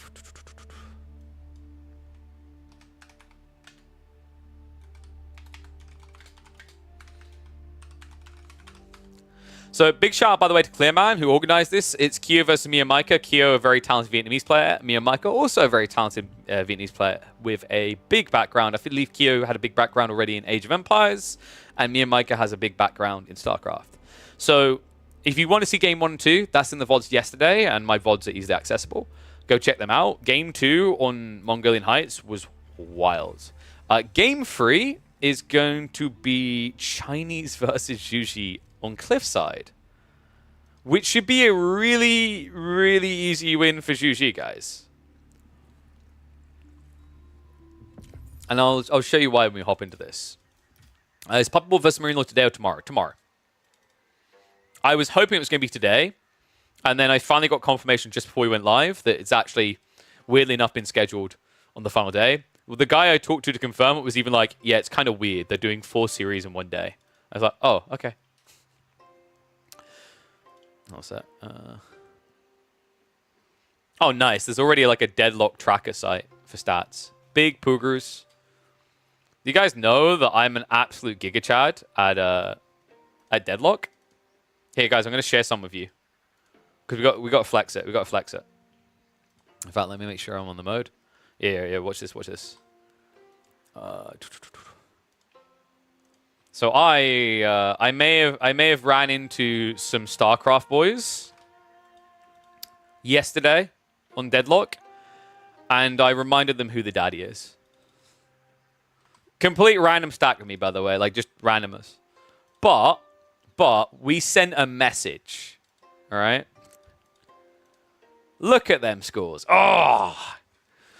So yeah. So I was sitting there, stomping these people. I'm just vibing. I'm wiping these people out on lane, and then I checked their names and I chat to sort of like, was this you? He's like, yeah. So we whooped sort of Keller Zero and the Lasers asses. The funny part is I was laning against Keller Zero. He got shellacked. I died to creeps more than I died to him. Nah, good lads though. It was actually, I put a smile on my face. I was like, you know what, guys? Got 100% win rate against Kelazor, a laser, and sort of. Don't ask me what game it's in, but I technically have 100% win rate. Just quickly going to catch up on YouTube chat, and then we'll hop in. I think, yes. Just to confirm, people, David Kim was indeed Puppy Paw. All right, guys. So we've got another competitive series. Let's get ready to go. Can't do Deadlock? Now's the perfect time. No one knows what they're doing, Fat Blop. Chill. Just play the game. Enjoy the game, dude. I said this before. Like, just like what are you playing for? Fun or to be a pro? If you're not trying to be a pro, who cares? Right? Like, I could care because, like, I play it quite well. And I've played those games to, like, a very, very high level. But like, I don't think I want to go pro. I just want to be a caster with it, actually. Hate watching nothing? Oh, dude, you can watch players' POVs. You can click and see what's what, actually. It also has a replay def, which, by the way, very cool. They do need to change it a bit. It should replay def from your opponent's perspective with hidden info. Anyway, though, let's get ready to go. Just need to quickly unload the tournament logo.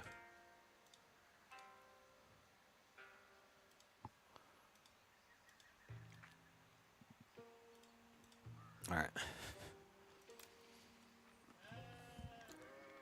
This may be one of China's hardest counters. You heard me correctly. One and all, welcome back to the $80 show match between Mio Micah and Kyo. Let me lay it down for you. If this is a feudal all-in, China is really screwed. And here's why. Zhu Ji versus Chinese. You guys can already anticipate what it's going to be feudal all-in. Chiga Numas on both sides. Here's the interesting detail, though. In that matchup, these guys have a phenomenal advantage. Zhu Ji get access to Chiganu by spending 510 resources on tech. Meanwhile, Kyo would have to spend 1,200 resources. Over double. And with Chiganu being 80 resources each, that's about an 8 or 9 Chiganu advantage. I think it's 8. That's absurd in the early game. So Kyo needs to show me that he is an absolute Giga Chad at defending and shows no weakness. And I think step one on that is going to have to be biting the bullet and saying no to Imperial Academy and yes to Barbican. The tough part is where you put that Barbican that helps you most. It's kind of unfortunate, actually. I really feel for him. I wish Kyo had like maybe a deer stack near the front side instead of the stone, because then you could Barbican and have food to work with. This one feels like it's going to be really tough. I'm curious, actually, has anyone on the ladder in my chat experienced Zhu Ji versus Chinese? I'm wondering if anyone's nodding their head to my statements here. It is really hard, right? On Cliffside in particular, if it was like Dry Arabia, it's a little bit different. You have more space, more time.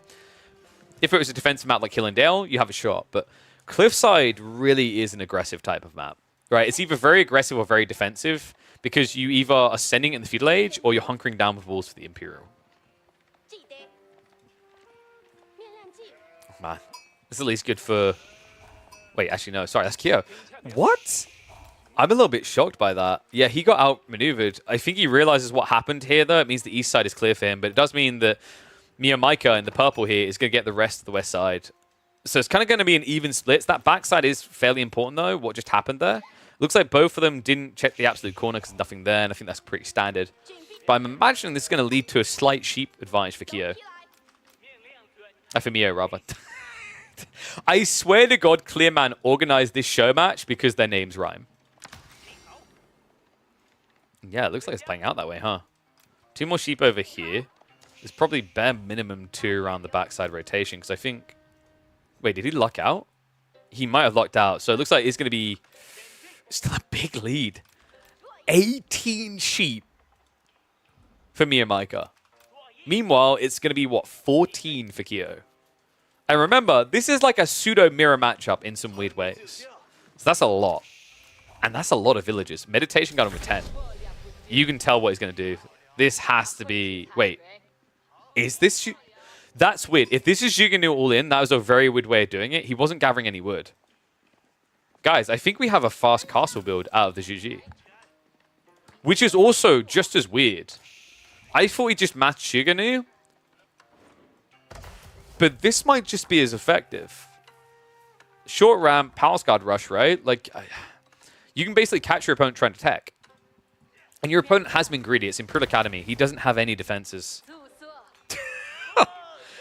Well, color me surprised. I really came into this game expecting a Chiganu rush. I think you can easily win a Chiganu rush, but, you know, like, it still has risk to it.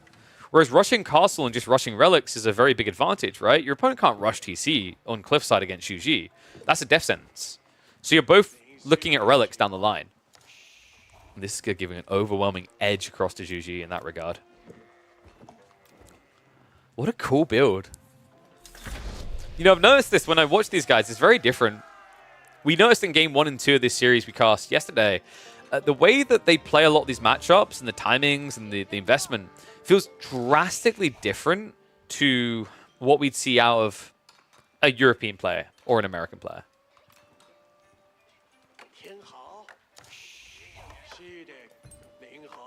All right, what do you think, guys? Ones, if you think Kyo's still going to be fine. Twos, if Zhuji is going to stomp. Because I think they're now going to rush castle on both sides. You kind of have to. Like, Kyo should be scouting and seeing nothing's coming, and that should tell him what's really happening. If he sees no Archie ranges, he should not be building Barbican.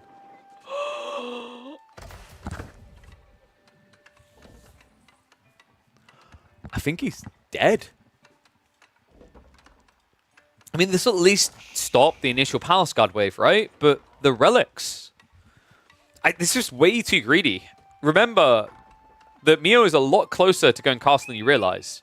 Tang Dynasty gives a 15% discount. He's pretty much there. This is brutal. And, you know, he's going to be able to flood relics. Look at the locations. It's pretty easy peasy to pick up 4 in this game. And afterwards, those guys do turn into pretty effective battle units. Shaolin Monastery on the way.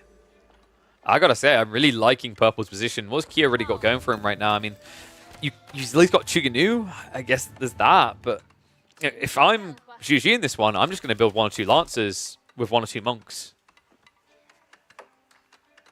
Damn. It's crazy as well, right? Because usually are rated pretty poorly on land. But I do believe in this matchup, it's very hard for China to win.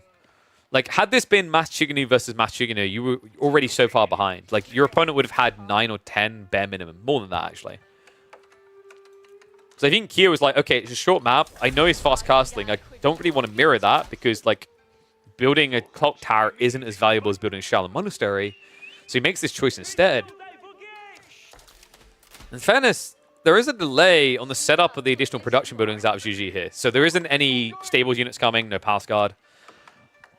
But there will be soon. I think Kyo needs to add in a Rax right now. If this is the play, he needs Spearmen to protect this. Because this should just be stables.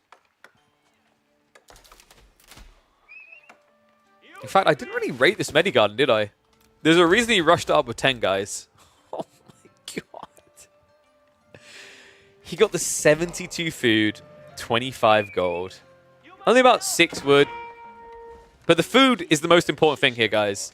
I think this is also why he went for a castle rush instead of rushing Chuganu.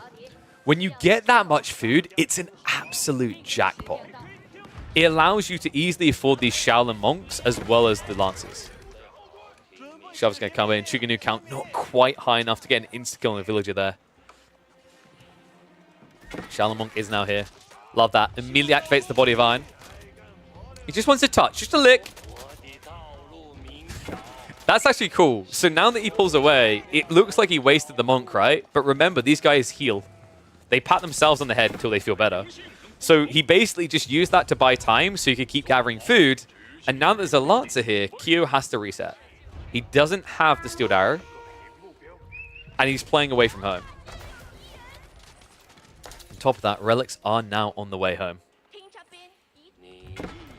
In fact, he's going to go for Sacred Sites as well. That's smart. He's got a lot of food coming from this Medigarden, right? He just needs gold to balance that out. Especially with the 4 gold spawn. Like, that's the limiting factor. He can scale Monks. He can't really scale that many Lancers right now. But I think he's scaled enough. 2 of them ride out. And this is looking like a good trade. Although the Scout does intercept for a little bit, it's not going to be long enough. With the 3rd one arriving, Kyo, dude, this is not it. He needs an out right now. The problem here is, because your opponent already has a decent number of Shaolin Monks, you can't reliably build spears either. I think Kyo needs to hunker down and go castle. I mean, I think it might be too late. 2nd Relic's coming back. There's going to be a 3rd and 4th soon. Sacred Sites are also now being locked down. The Shaolin Monk is at least going to be sniped, but it's going to cost you everything else. That's wild. And this is the best of 7. In fact, yeah, I need to update that. It's not best of 5, best of 7. This is wild, though. What a timing.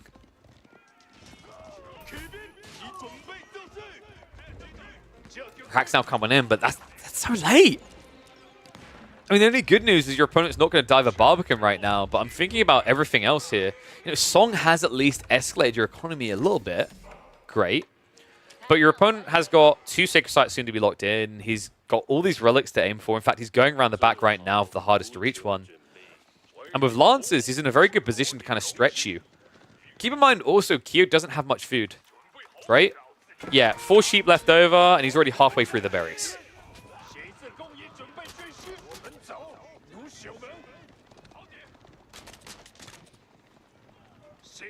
And yes, Deadlock, I can confirm, is very sick. It's got a very interesting balance between being a MOBA and an FPS. You do still need to aim, but there's a very MOBA-esque element to it as well. I would not even remotely compare it to Fortnite. It's very unique. Oh, yeah, I don't think Kyo has enough spears yet. Yeah, no, this is way too early. He's just going to dive past it straight into the villagers. Shivs are going to be brought out here by Kyo, but that's expensive! And not quick to kill. Lancers are just milking this right now. They're like, whoa, ho, ho, when the food comes to you. Goodness gracious. 4 worker kills. Expensive loss on the Lancers, but nothing that Neo cannot afford.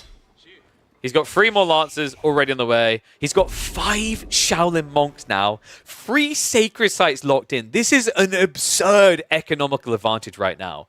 He's already generating almost 500 gold in passive resources per minute. Soon, it's going to be a lot more than that.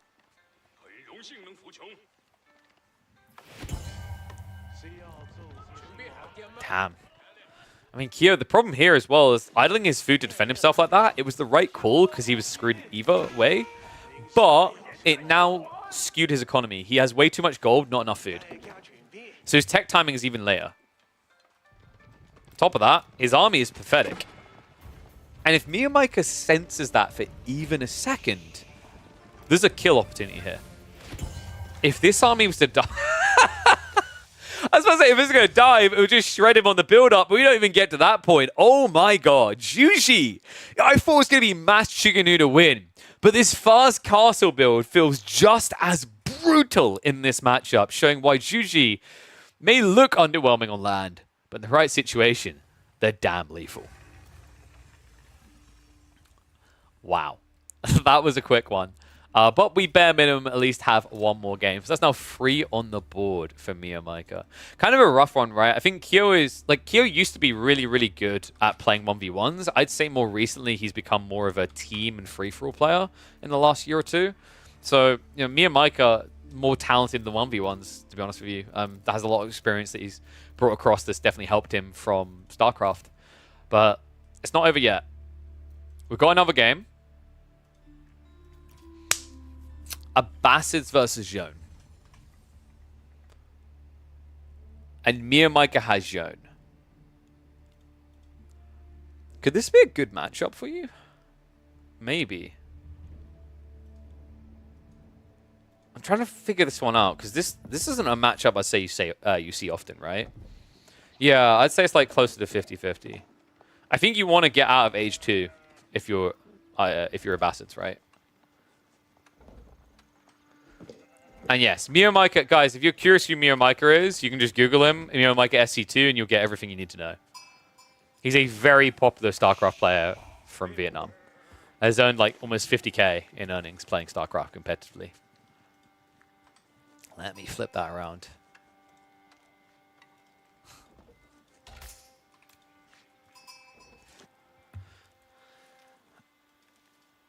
This is it. This has to be the one, right? Finally, Kyo, our homebred Age of Empires boy, is going to get on the board. He has to. We can only hope, because so far this series has looked brutally one-sided. Miyamika 3-0 up. And now, on match point, he's got Zhone Dark to try and Zhone Dunk against the Abbasids. And, you know, there's something extra scary when it's a StarCraft pro playing Zhone, because this is a more micro-intensive civ. Zhone requires a little bit more attention. Attention that we know Miyamika can give. If you guys have not seen game number 2 of this series, the Mongolian Heights H3 Mongol one, highly recommend checking out the VODs. That game was ludicrous, and it showed just how talented this boy in green is when it comes to his micro. I don't think I've ever, to that degree, seen 6 Spearmen deny so much economy. And there you go. Real Deal coming in with the real info there. Miyamika beat Mario before in SC2 in some tournaments. It is one of the biggest upsets in SC2. That's the thing. Miyamika is definitely no pushover, and he actually does play quite a bit of AoE4. In fact, I believe, I'm not sure if he's been doing it this season, but last season and the season before, he actually played quite a pretty bit of the Juji. He spammed it to get into the top 100, in fact. Kyo, on the other hand, I'd say he has more hours in Age of Empires, but I wouldn't be surprised if it's less hours in 1v1s. Kyo is very much team-oriented. In fact, most Vietnamese players are. The Vietnamese squad really enjoy playing team games. They do it together all the time. And you can actually see that in the type of tournaments that get made. I'd say usually the Vietnamese tournaments that are organized are either free-for-all or team-based. We've seen that recently with Clear Man's tournaments. I'm curious how this one's going to play out. Like, so MSN said in chat 50-50, and I'm inclined to agree. I think both sides have ways of winning. For the Bastards, I think it's about being very efficient in Feudal and getting to Castle. Because if you can get to Castle quick enough, Zhone does nothing, right? Because once you're in Castle Age, you have counters to Zhone level 2. So it's really about Miyamika trying to punish any moves out by Kyo. If it turns into a TC boom game, it used to be that Zhone would play 2 TC. I think you have to attack in that situation. The exception would be if your opponent goes really loose with the second TC, say out here, because, oh my god, that is the dream, then you can try to just probably attack this, and then maybe TC alongside it. Because I don't think you need as much to like dent this location. It just feels like, to me, though, no matter what position a second TC comes from blue, your best move as green is to just all in. I think that tracks with what we've seen out of most Zhone players recently, right? Like, most Zhone players have just leaned into this idea that the 2TC strategy was a cop-out. It was like, oh, I've already kind of lost the game, let's lose the game slower in a lot of cases, and I'll wait to see if he makes a mistake. Whereas playing aggro with Zhone seemed to be more rewarding in most cases.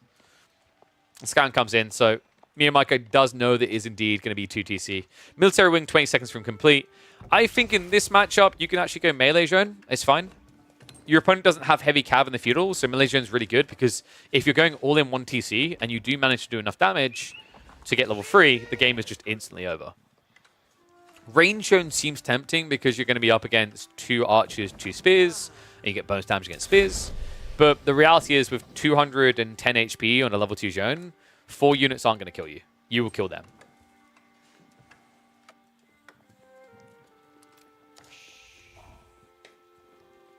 Fresh food stuff's now on the way. I really hope he's going to gun for that greedy one. I mean, the deer is a safe option, but obviously berries just feels a lot better. Like to see Culture Wing? I think it's because Kyo wants to play the Age a bit. Because he wants to go 2TC, he feels inclined to, but reality is if you get a good enough scout pattern and get enough sheep, you don't need to play out at all. You can just Culture Wing and... Oh my god. Yeah, no, he should have Culture Wing 2TC condensed on the gold and went castle. Look at the sheep. He has 24 sheep right now. Meanwhile, Miyamika only has 9. So maybe that... No, there's no way he had that many sheep when he started the tech up, right? Like, my thought here is he went military wing because he knows if he starves him out, he loses, right? I do think this approach works against a lot of civs. It doesn't work that well against Zhone. And here's why. If you have a premium cav unit, like your French or Rus, yes, this is a logical thought process. When you're a Bastards, less so. Because Zhone will get to kind of farm you up in the fights, because you don't have anything to instantly kill it with. By going 2TC, you won't anytime soon, right? It's not like you're massing archers here to snipe her out. And interesting. Miyamika actually went with range Zhone. And that's why... Oh my god, he's going to go snipe villages. He's not even bothering to defend his base right now. Knights will move out to clean this up, though. A little bit expensive here. Miyamika might end up actually losing one of the Knights. In fact, that peel away. Too late. What? What? Barely got away with that. I can't believe that. 1 HP on the Knight, and he gets him out into the TC. So military wing unit's gone, and all of a sudden Zhone has free reign here. It's Zhone dunk time. Wait, did he? That was a little bit greedy. Doesn't matter, he gets it anyway. Oh, wait. There's something worse about this chat. look at the deer spawn. Because of the TC location, he shoved all the deer north side. So Zhone could just keep camping here. Wait, what? In fairness, you need racks, right? But like building racks first against range Zhone, oof. Even melee Zhone, either way. So I can explain why like range Zhone ended up being the choice for Miyamiko. I think he scouted it was 2 TC. He realized Kyo probably wasn't willing to be out on the map. And thus, melee Zhone gets less value, right? Range Zhone is always better against defending opponents where they're turtling up, because you can reach in. Now, admittedly, range Zhone level 3 isn't an insta-win, whereas melee form Zhone level 3 is an insta-win feudal. This delay is painful, though. Villagers just still getting outed out. Diver's going to come in. Looks like Knight's trying to find some targets. Without undermesh, that's quite expensive. Better back away just in the nick of time. Another villager does go down, and this is getting a bit rough. Is that another 1 HP? Oh, you've got to be kidding me. It's 3 HP this time, okay, guys? It's only a third as impressive as the first time. Zhone's just proven to be a pain in the ass here. Oh, no brace. Knight just moves in. Remember, this is very efficient because Zhone just heals at an accelerated pace here, right? Every second, it's going to be 1.5 health back. So it should be topped off in a minute. This has been very efficient from Miyamiko. I'm impressed, man. That's a lot of villagers on gold. He's rushing castle. What a sick idea. We said that 2TC feels bad, especially in this matchup, because you just have no merit to your 2TC. The only thing you have is Zhone will let you build it quicker, but outside that, you don't get cheaper villagers, you don't get them faster, whereas the bastards are very cost-efficient with 2TC. It's almost as cheap as 1TC. So I quite like this approach. And by rushing castle, he can also just consider locking in sacred sites, which will give an insane injection into Zhone in terms of XP. But also economy, right? Like it's gold. Considering you want to spam knights, it's exactly what you need. I mean, I'm thinking sacred sites, relics, everything just kind of aligns for Miyamiko in this one. Does Kyo even suspect this, though? That's the wild part. It's like there's just so many knights coming from Miyamiko. It's almost like you wouldn't believe he's prepping castle. And because Miyamiko is prepping so many knights, you're almost guaranteed this is Royal Institute, right? It kind of just feels like Miyamiko is leveraging his talent as a micro player, right? From a StarCraft background, realistically, StarCraft players are more micro intense than, I'd say, most Age of Empires players. At the absolute highest level. I think that's a fair statement because the pacing difference, right? Like, Age of games tend to be a bit more macro-focused. Age of Empires 4, in particular, is a more macro-focused game. So I think what Miyamiko's trying to do, and you can see it here, he's just doing the Marine Lord Classic. Get a bunch of different groups of knights together and just come in at every angle. And wait for your opponent to slip up and react poorly on one of them.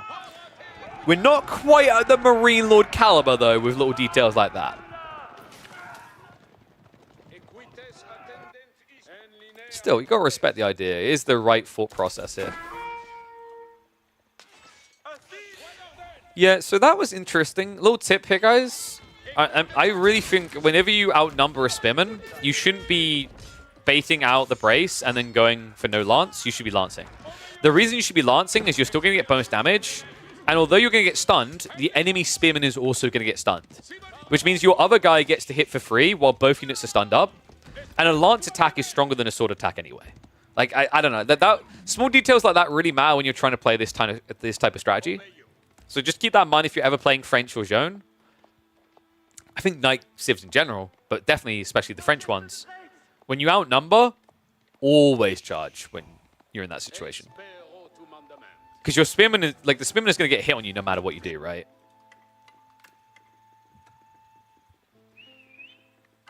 I mean, I guess the thought process could be the attack speed difference to try and justify the logic. They're going to attack twice in 3 seconds, right? But, like, if a knight gets a charge off, their follow-up attack comes in 1.5 seconds later after a 0.5, right? So it's 2 attacks in 2 seconds. I don't know. Someone can, like, test me on this and do the deep maths and try to prove me wrong if they really believe it. But, like, I'll say I haven't actually gone full labs on this and dove in. But I am almost adamant that in a 2-knight versus 1-spear situation, especially with French knights, it is always more value to charge in than to not.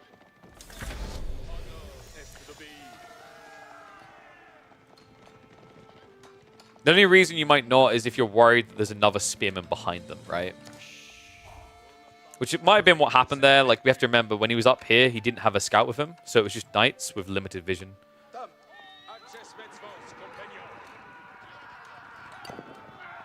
Actually, Fablop, you don't need a blacksmith to two-shot villages. That was the old meta patch. The reason was that there was a bug where the French attack damage buff didn't pop in for about a 2-second delay. They fixed that now. So as long with a Royal Knight, as long as you hit a lance, the sword hit follow-up will kill a 50 HP unit with no melee armor.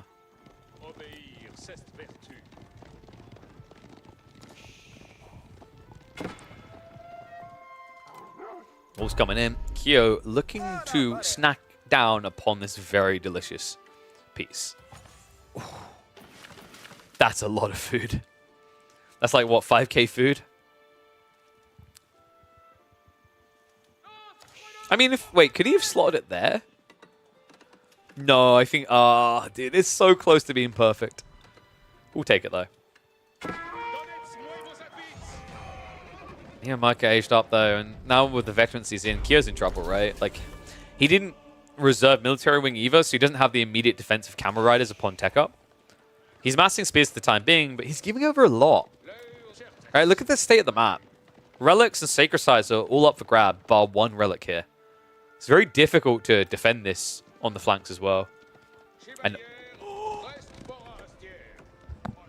don't tell him. I don't think Kyo realizes. Why would he? Like, even on the mini-map, that is barely indicative, right? Like, it's so subtly hidden. Oh, dude, I feel for him so badly as well. If he'd spawned on the south side and that happened, you'd see it, right? Because the slope, you'd see it from that approach. But you only realize it when you do that. This could prove to be a problem. Culture Wing's at least on the way. Me and Micah just needs to not reveal it. And yeah, he can run out now because he's not being looked at. So he still has a little in and out there. Was it Guildhall in the end? No, it was the Royal Institute. Okay, so we are going for that big one punch. He's going to scale beyond 20, and then he'll have Royal Bloodlines. And with that tiny gap, it could be quite the Blitzkrieg effect here. Kyo also has gates, right? So he's not necessarily going to scout this. Yeah, that hurts even more, right? He finds it. Oh, that could have been so brutal. That's really important, folks. It means that Kyo isn't going to have an easily exposed economy. Tech up almost complete, but I am getting a little bit scared about this. It's a lot of knights. And you're probably spreading out your spears here, right? Like, I don't think you're keeping them all in one location. Maybe I'm wrong on that, though. Okay, yeah, there's 12 here. 10 over here. A few kind of spread around. You might even think about putting a few over here when raids start to hit in. And those raids are going to be coming in now. Spill Rule is at least being prepped. Remember, these knights, they have got the buffed up torch damage due to the fact they're in age 3. So this wall is not going to last very long. Gun comes through. Royal Bloodlines is about to complete. The timing is perfect for me and Micah on this. Tech up comes out, but Kyo needs a lot more spears. Bootcamp also being prepped. Veterancy has been queued up, but he needs a minute. Is he going to have a minute is the real question mark of this one, though. Knights are looking for targets. And the villagers are ripe for the taking. A little bit of hesitation does set in there as me and Micah. He doesn't want to put himself in a position where he could get surrounded. So instead, he's going to rear off to the west side. A west side that isn't well protected right now. It's got the wall around it, but no easy retreat, no nearby spears. Neo's basically looking for free economy. Anything that's kind of looming, hanging out, ripe to be taken. Villager raid. Nice hit there. Horseman actually doing decent work for Kyo. However, the Knights, they dive straight in for the TC. Okay. And Kyo can't react to this straight away. This is pretty crafty. He has to wait for crossbows, right? Say that. He's going to try to probe for it. Knights are going to dent in. Here we go. The charges come through. Spearman Embrace. Divine Restoration immediately pumped to offset that. And level 3 zone comes in perfectly. The timing on that could not have been better. Almost dead. About to get sniped out. Level 3 comes through. The men-at-arms are going to be able to assist. The Knight count is still holding firm. 12 left over. Spearmen all dead. Don't anyone tell me the Knights get countered by spears. Phalanx Spearmen. Age 3. Never sleep on Royal Institute. I believe that means KO's economy is about to get institutionalized to the afterlife here. Villagers running for their lives.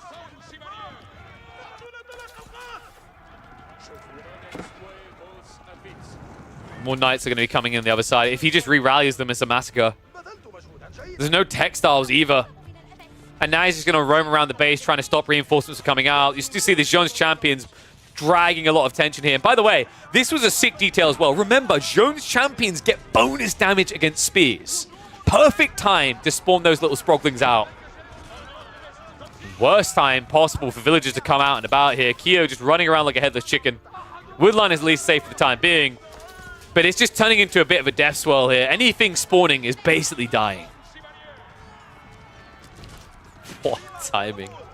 I can't believe that. From the Royal Bloodline timing into the Jones Champion timing. Everything timed seemingly perfectly here for Miyamika. Horseman Raids are at least trying to offset some of the damage, return some of the pain the other way, but it just doesn't feel anywhere near enough. I think we might see him just shift across now for that wood line. KO, he's about to see it.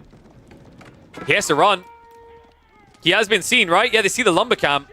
He knows he's heading over now. Gate is going to be rushed up, so it might be quick enough, but this is still idle time that KO cannot afford in this game.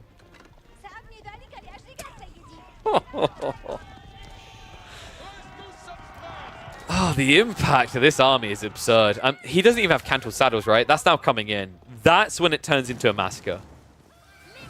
Divine Restoration pumped as well. All of a sudden, it's like that fight with the spears never happened. And I have to wonder, yeah, KO, like one Camel Rider might have been worth it here. A 20% decrease in damage would have been huge against this army.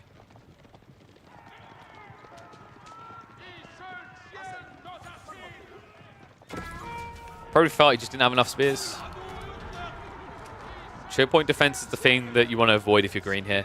It's the one way your opponent can win. With spear wall, with the crossbows, it's a slow, painful loss. And now we see Miyamika with the switch up. He's pumping 3 monks. He's going for the relics. He needs to lock in that west side sacred site because now you can start to put the pressure on your opponent. But oh my god, second wave is it. He's even going to engage with the spears. Are you actually kidding me here? Reddit is about to mold. Spearmen don't counter knights. I can see it already. I mean, you need like, what, about 4 spears to each knight due to the royal bloodlines as well. In the meantime, Joan is just getting closer and closer to level 4. And the second wave is able to just clear up any reinforcements. This is over. This is done. It's going to be a 4-0 stomp for Miyamika. What a way to do it. Just mass knights. The timing on point here. Oh. This series was a beatdown. And that TC did stay alive, right? But not for much longer. I think KO at this point is just processing the loss. Realistically, his chances of coming in this game is like negative at this point. I think whenever your win probably is negative, it involves your opponent probably disconnecting. So Town Center goes down. It's down with the 20 eco lead. That should be it. So it means Miyamika is going to be winning the $80 share match. Once again, big shout out to Clearman for putting this one together. If you're a Vietnamese, you want to catch a Vietnamese cast, be sure to check him out. Let me know what you think about these, though. I love to see these different show matches from different regions. I'm hoping we get more of these for the midweek. I think it's a good way of doing content. Let me know if you guys are preferring this over the pubcast, because I really do think this is a much better way to go than having to just catch people randomly on the ladder. But man, bit quicker than I was hoping for in this best of 7. 4-0 victory for Miyamika. Sheesh. That was a bloody good one. So, what do we do next is the question.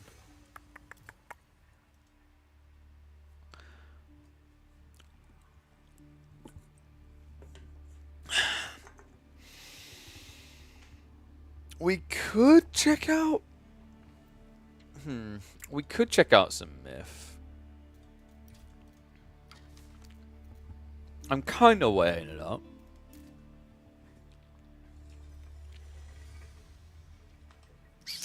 Anatan is playing against Divine Jr., aka Diacusi. Don't know about you guys. I've seen enough English TC booming. I don't need to see another one.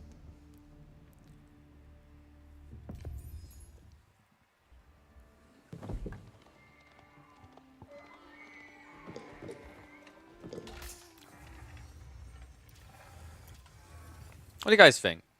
Is it time to look at Myth? I have got Le Premium Edition. Maybe cast some of the top players on the ladder. Who's cosplaying DFP? That's Diacusi. He embraced his name. Oh dear, oh dear.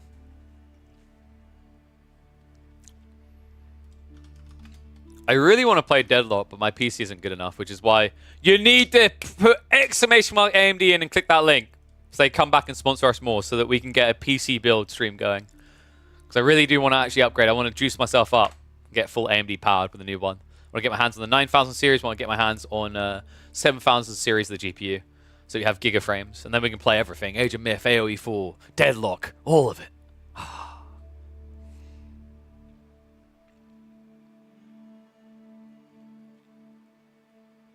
Sorry, just double checking something.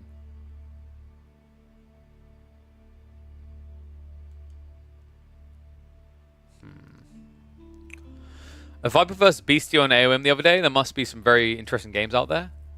Did they already get cast or anything? No, Deadlock is most definitely not an Overwatch clone. It's more MOBA than FPS. It's a MOBA FPS hybrid. It's actually the first good MOBA FPS hybrid. So it's actually really impressive. I think the game has a lot of potential. I will be seeking opportunities to cast in that. We could potentially pubcast games on that as well because they have a watch tab built in, just like Dota. Yeah, like you need some, like don't get me wrong, aiming matters in that game, but like it's very MOBA-esque. Okay, sorry, just double checking something. Was there not a consensus on Myth or More 4?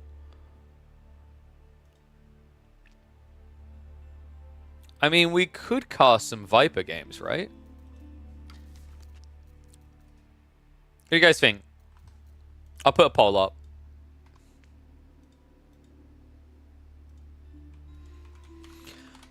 What to cast? AoM or AoE 4? I'm kind of curious to open up some Myth. It's been a few weeks since I last played it. I've been weighing it up because my thought was like, I was like, we could try to do some Myth content, but I was like, I think everyone's going to be trying to do Myth content. Is what I was thinking from the YouTuber side, but it could be cool.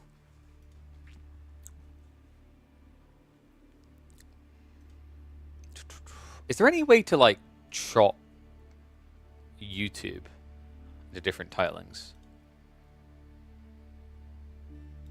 I don't know if there is.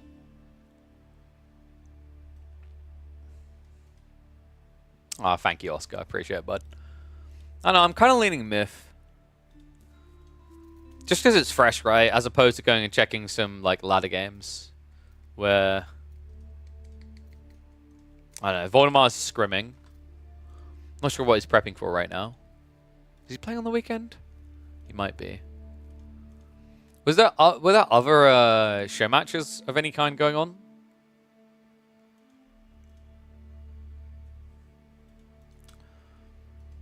I mean, there's the upper bracket stuff from Dry Arabia, but that's already been cast, and I don't like double coverage. I think... You know what, guys? Let's spin up some Myth. Let's spin up some Myth.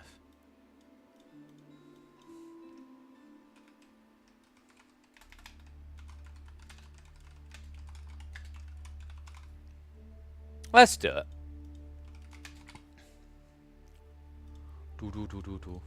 I'll be crap at first because, like, although I played a decent chunk of the game, I haven't internally memorized all the names of units, right? But I think that's cool because it can be treated more like an educational welcome to the game thing as well. So, For those that want AoE 4, there's literally no more tournament AoE 4 today. So, so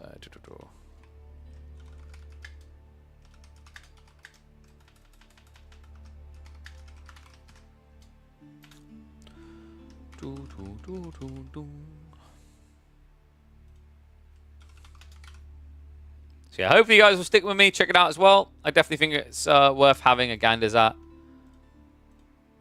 New game, a lot of people hyped around it. The game definitely has some potential. Like I said, I don't think it's going to be like deadlock levels of potential, but I think it'll do all right for itself. So let me go ahead and start that up. You know, the funny thing is I played a lot of the games behind closed doors, but like I haven't cast any. I haven't even looked at the casting UI yet, so this will be interesting.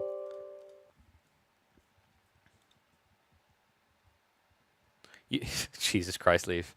Dude, Concord's already dead. You don't need to shoot it while it's down. Like, buddy, come on. Yeah, that game, oof. I saw that on the Stormgate part, because Stormgate's having a rough time, and there was just a Reddit thread where it's like, it could be worse, ... and it was just a picture of the player count for that game.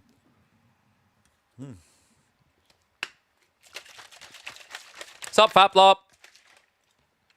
What do you mean? What about AoE 4? You're looking at, what, as player base? What's going on? Or have you just randomly said, oh, AoE 4? Who? Rogan? Wait, is Concord... This game supports autosave. Thank Please you. do not turn off your device when you see this icon. Bro, can you not, like, have this on by default, please, game? I forgot about this. Please Oh, the poll. continue. Too late. Press enter. Narrator. Checkbox. Narrator. You Checkbox turned off. Get out of off. here, please. All right, yeah, I need to set this up. Do-do-do-do.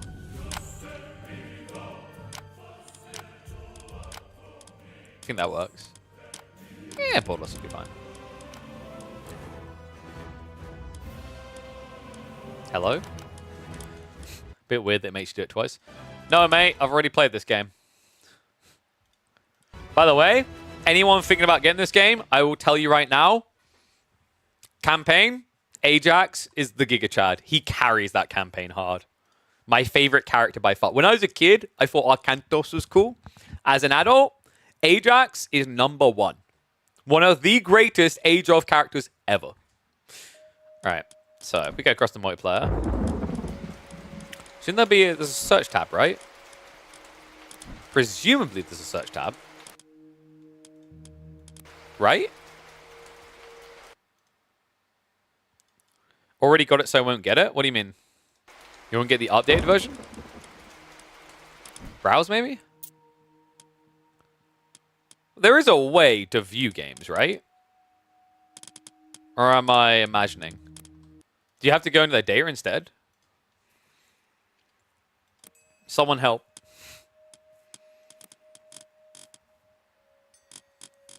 I was hoping we could just spectate. Oh, there we go. Yes, you can, chat. You can. Nice.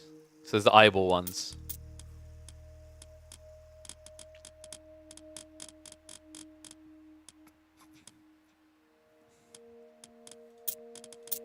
Let's see, who are we looking for?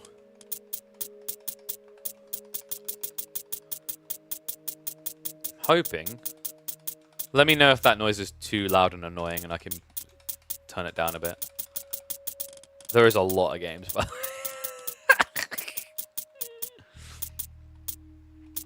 should we try to catch some Viper games?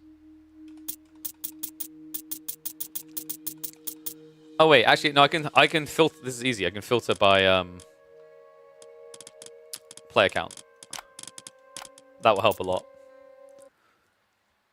So did day before we can download this when you can? Dude, like yeah, there's no harm in trying. I mean, I want every game to succeed, right? I don't know. Like, some people are really, like, hunkered down, like, oh my god, this game needs to fail. I don't want our game to die. It's like, dude, if your game's going to die because this game doesn't fail, then your game wasn't very good to begin with, right? That's weird. Isn't Viper playing on his normal account name? Let me check. But we still can't play? Is it open to everyone right now, or is it still shut off to a lot of people? That's what I'm not sure of. I haven't double checked that. Because they had the early access thing, right? Let me have a look.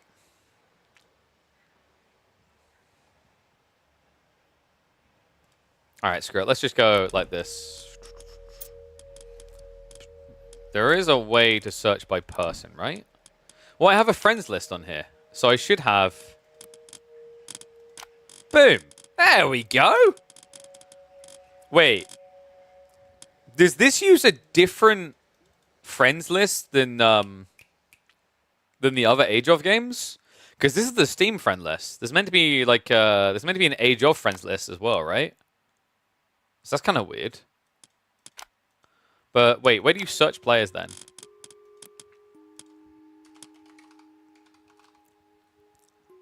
There you go. Public release is 5th of September. Okay, that answers it then. Is that him? I assume so. Yeah. Ooh, ooh, ooh.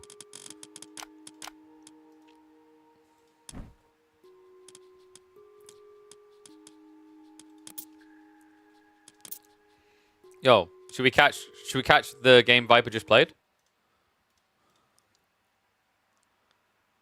I think he's about to queue again. So we could catch him live. Do you guys want the replay or do you want to catch the live one?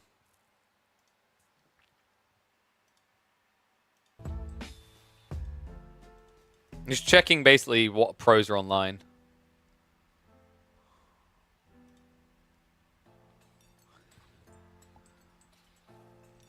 Killuminati's in game as well. Let's go for live. It's going to probably take a minute or two because Viper's going to queue. But then we'll catch Viper live. Okay?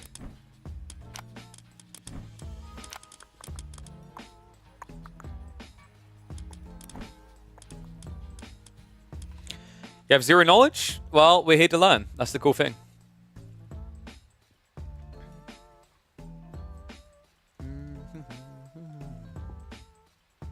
I'm just keeping an eye on him so I'll let you guys know the moment we're in. But we can talk a little bit about like the factions if you guys want while we wait. Because I think you can just look at them in menu so you guys can learn a little bit. So I haven't really dove in deep into like the meta of online or whatever. But like I know a reasonable amount from playing the campaign over the years and whatnot. But yes, we've got an interesting development here with an additional god already compared to the base game. But basically, guys, for those that are new entirely to Age of Mythology, it has the Civ element in a way that you would have with Age of games, but imagine less overall Civs, and then within them you have gods that give different powers, different progresses. It's a bit like having a variant Civ with each of these. So your Civs can play fairly differently because you get access to different myth units, for example, and different approaches, right? Like, for example, if you play as Hades, you can't get access to these big bad boys here. I forgot what they're called, actually. I always forget their name. Wait, is it Hydras? Yeah, I always get them mixed up with the C version, which begins with S. Yeah, you can get Hydras with Poseidon, but you can't get them with Hades. And then, you know, you can get them again with Zeus. So, like, there's gives and takes at different points in the game. I do feel like Manticores are pretty damn good still. Maybe a bit too good. The other one that I think is really, really good are Chimeras. But Manticores, like, you can kind of just spam Manticores up. I think they tweaked it a little bit, but it still feels a bit too good. Would smash based on profile pics? Definite smash, definite smash. Nah, overrated. I mean, I'm a pigeon. It has to be a smash. Smash. Nah. I'm seduced by the beard. I like to make eye contact, so no. Nah, I wouldn't trust him. What a handsome fella. I feel like I wouldn't have a choice. You know what? He got sex appeal. And I like noses too much. Okay, so there's your smash list. Hopefully, hopefully that big. Why? Why do you even want to know that? But yeah, so basically, to run through these civs a little bit, because there is kind of an archetype, I think, in ways. It's not like a civ can't play a different style, but as a base level when you're a new player, I'd say if you like, for example, booming, Egypt, to me, feels like one of the best civs in the game to boom with. They're really good at booming in general. They like playing multi-TC. They can escalate their economy. They vibe very well. Norse is, I want to say they're more of a map controller civ for the more I've seen, but the exception is the new civ Freyr. The Freyr faction tends to be a little bit more hunkered down with things like these bastions that you can summon, which are big defense structures. Atlanteans are a bit more free flow because Atlanteans are really cool. Their villages basically just have auto drop off on the go wherever they go, so they're very kind of independent. I'd say Greeks are also more of like a mid-game faction, but they ramp very quickly early on, especially with all their heroes. They tend to have more heroes than any other faction in the game. So yeah. I don't think we got to see much of Atlanteans in the test phase. I wasn't able to catch much of it because we were busy casting the LAN in Scandinavia, right?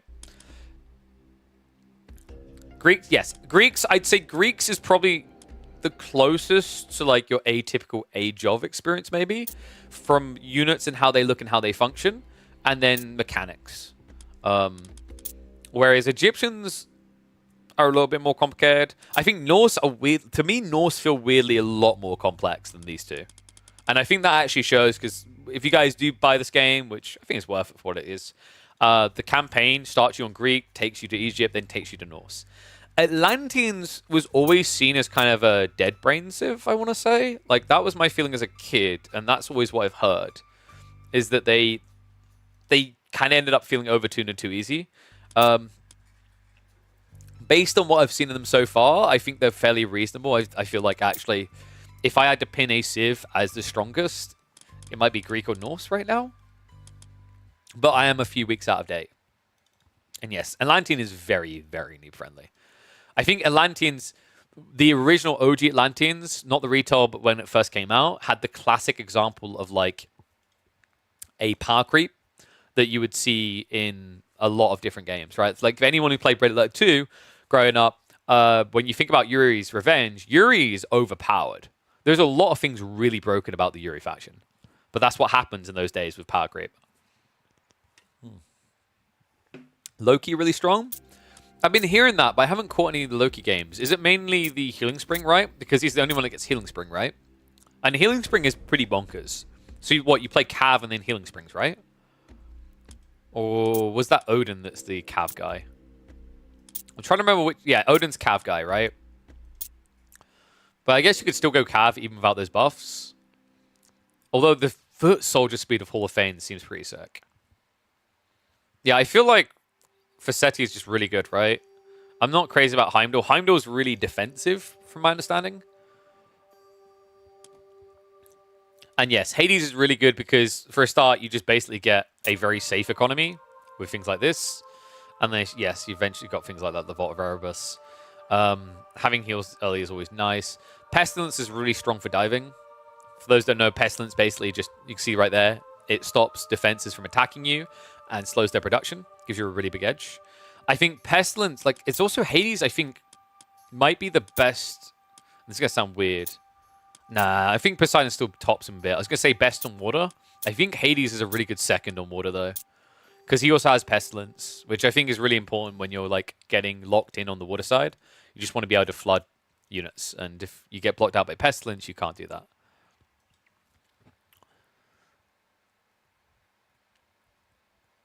Oh, yeah, set with the... Well, it's not that you can just convert them. They can fight for you, right? You're talking about the... Was it the default thing? I'm trying to remember.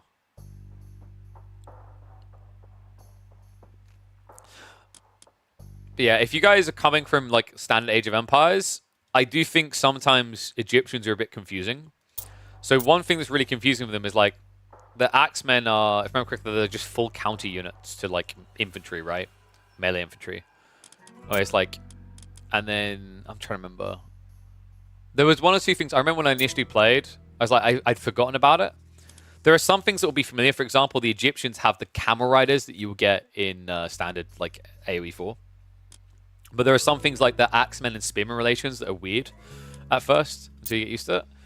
Like, I'd say if you're coming from Age of...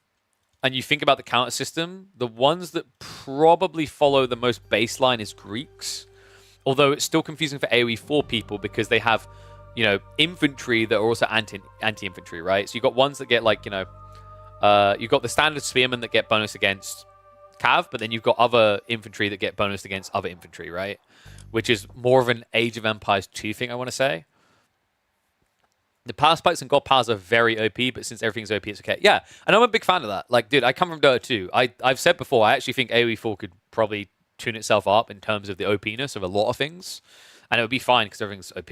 Same thing with Deadlock for the most. A lot of things in Deadlock are OP, but because a lot of things in Deadlock are OP, it's not OP, right? It's just a different balancing metric, which is the cool thing.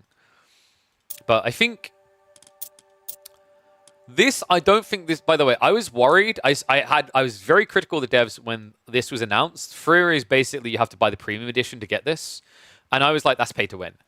My understanding from what I've talked to players about this doesn't really feel that OP right now because it's very boomy. It feels like the way Freer has been designed is to be defensive, which is very odd for Norse because Norse is more of an aggressive civ. Like most of the other gods have a very aggressive tone to them.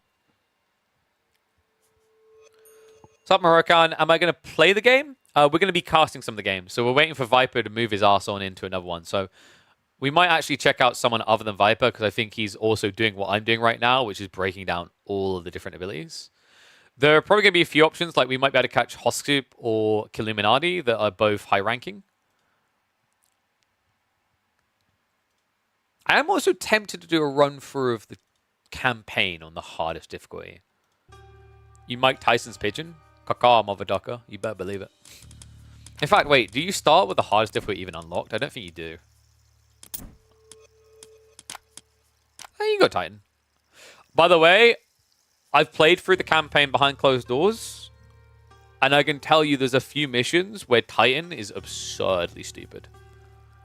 Like, I sat there. I'd say I'm fairly good at RTSs.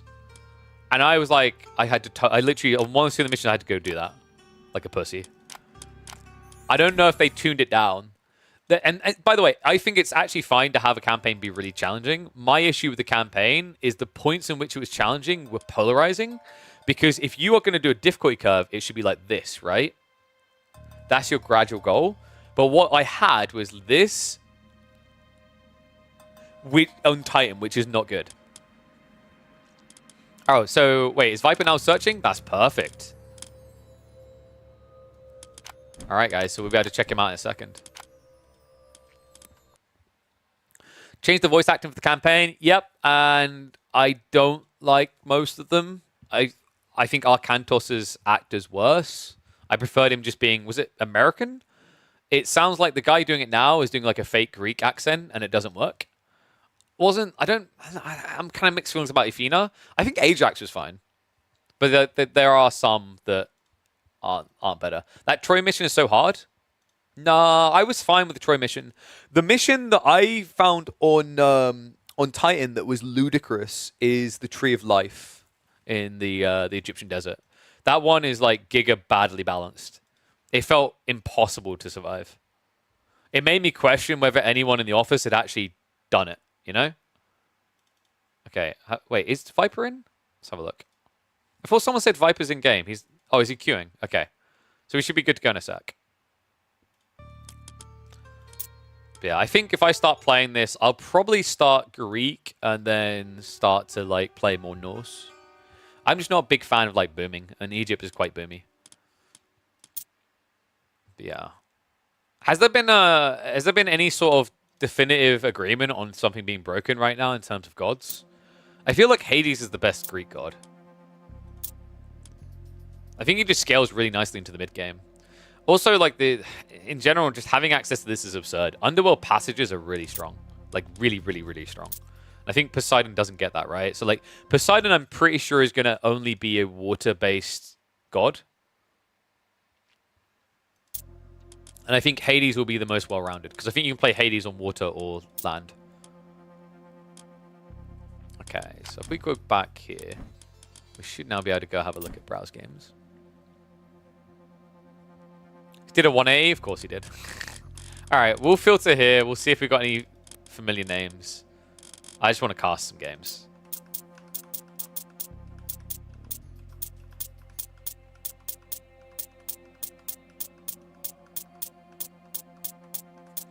That UI noise is really loud, isn't it?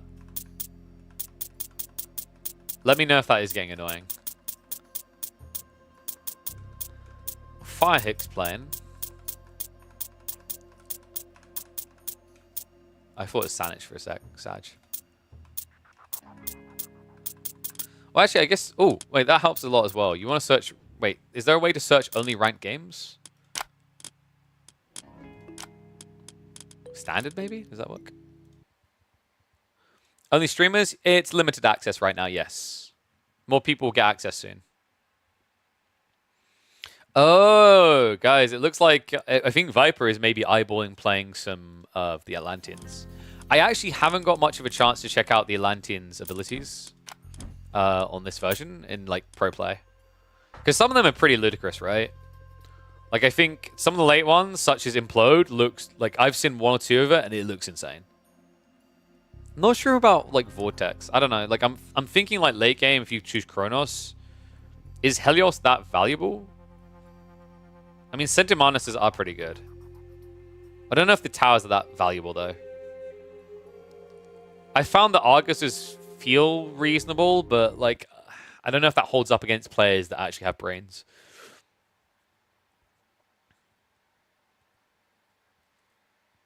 I was going to play another Norse game. Okay, that's cool. If I had to choose, like, I'd say... I quite like Oronos. Maybe Gaia might be more me. I don't know. I think Lampeds are going to be pretty interesting to see used in pro play. I feel like whenever I'm looking at tier 1, I'm like, do you have automatons? Automatons feel really bloody good. Automatons, I think, are like the perfect example of a snowballer unit. Like, if you're against the worst player, it's very easy to convert into a win. The reason is these automaton guys, what they do is they can repair each other. So at age 2, not many people can like heal their units, right? So having the ability to repair each other is really, really strong. Kronos most aggressive? Yeah. Yeah, Guy, you're right. Like, I think Guy's boomy with the trees are pretty nice. You want to play a slower style, I think. I think I would be a Kronos main, wouldn't I? I do like aggro. Have people been using a lot of satyrs, or have they been going behemoths? Behemoths feel like they should be good, but once again, I'm like, if you're against a good player, I feel like they could just get hard counted, right? All right, good news, guys. Viper's just queued in, so we'll be able to join in a sec. It's going to be on Anatolia. Poggers. Oh, wow, guys, can you believe it? You can't see your opponent in lobby in Age of Mythology. Wow. Wouldn't it have been great if they took some of these great ideas for Myth and put them in 4? So I'm just getting info now. He's playing Loki. Is Loki more... I feel like Loki's very aggressive, right? I think with... I think Healing Spring makes you really aggressive.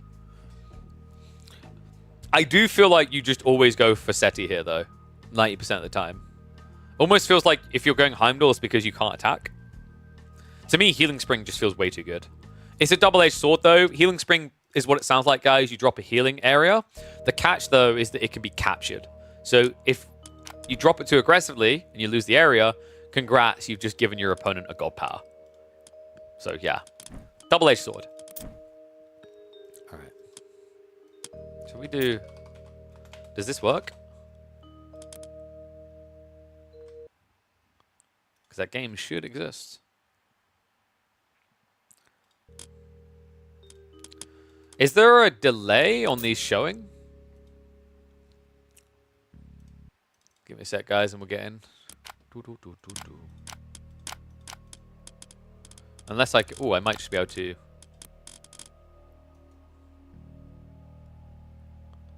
You can view live, right? Am I delusional, or can you not view live? Can someone confirm or deny that? I'm a little bit confused on that detail. Yeah, we can observe live here, right? Yeah. What am I on about? We literally just saw this. Okay, so we just need to look. Are these ordered by time? No? Maybe? Ooh. Yeah, it's ordered by time. So we just need to keep an eye out for him. We'll be able to get in a sec, guys. Sorry about that. If you guys have questions, I'll do my best to answer. I know a reasonable amount about this game. And we'll be learning a lot in the next few weeks. I will be your guide through the Age of Myth qualifiers, by the way. Hey, there we go. Perfect. What's my default casting overlay? It's nothing, right? That's fine. Ugh. I don't know if there's any good mods Neuron. I haven't looked at that side, but I'll be keeping an eye on it. I'm a very big believer in the long-term success of RTSs lying in mod support. So you better believe I'm looking at that. You enjoy the chatting sections? Yeah. What, you mean like we just had, or you mean like as in on the overlay? On the overlay, it might be a challenge to do last second.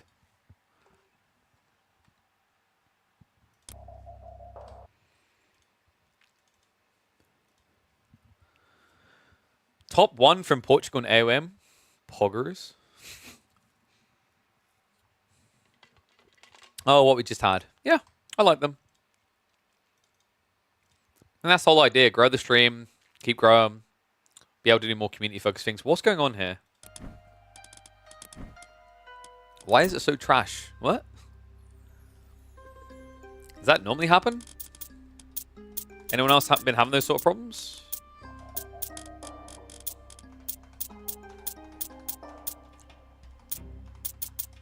Alright, they're there. Let's try again. Nice.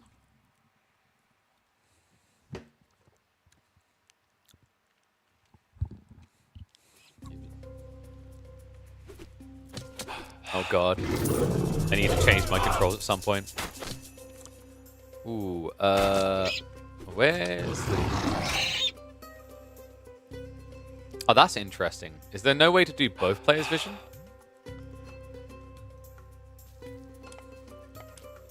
Ah, there we go.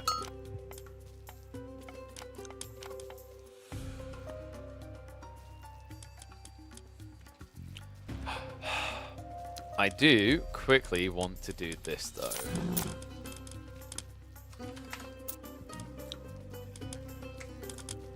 Because otherwise I'm going to vomit. Right mouse button to pan is the most cringy of things. So we need to quickly change that. Sorry, guys. Let me... Where is it? Someone do me a favor and find where the middle mouse button pan is. Because I can't see it.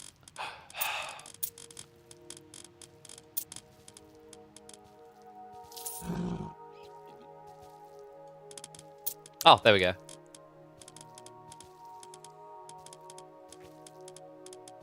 Camera. Ah.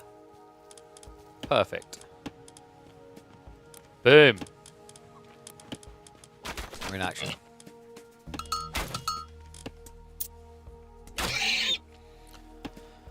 In fact, we can... Wait, can you rewind? Oh no, that's just slow speed. You can, though. We've got something special, though, folks. What is up? Our first ever Age of Mythology cast, and you knew who I had to start with. It's Game of Legends, the Viper, playing as Loki on the Norse, meanwhile going up against Odin. So we've actually got a Norse showdown here up against Darwix. I'm not familiar with this person. If someone knows who they are, give me some background information. I'm always intrigued to hear more. So pretty fun little disclosure. I have been playing a bunch of Myth in the background. I'm going to be terrible at remembering all the names because I just haven't been talking to anyone about them. But I did notice the Viper has been practicing some Norse. Apparently he's moving on to Atlantean soon. So we're catching him in perfected Norse form. I think this is the final game of Norse before he switches to a new civilization. Norse is a pretty cool matchup, though. My understanding from everything I've seen is it's a very aggressive civ. They tend to lean out into the map. They have some very unique qualities that I think enable them to do that. One of them being the ability to kind of build structures on the go with your military units. That's something very intriguing about this faction compared to something else you might be used to, like in Age of Empires 4.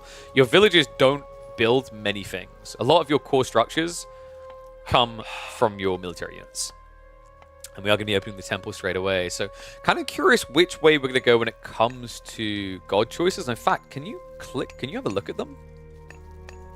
Oh, no, I don't think it lets you. Considering it's Loki versus Odin, though, my understanding is that Loki tends to be a little bit more snowbally, a little bit more aggressive early on, but instead, Darwix was trying for it, ends up cancelling when he realizes just how late he was on that timing. Wait, what?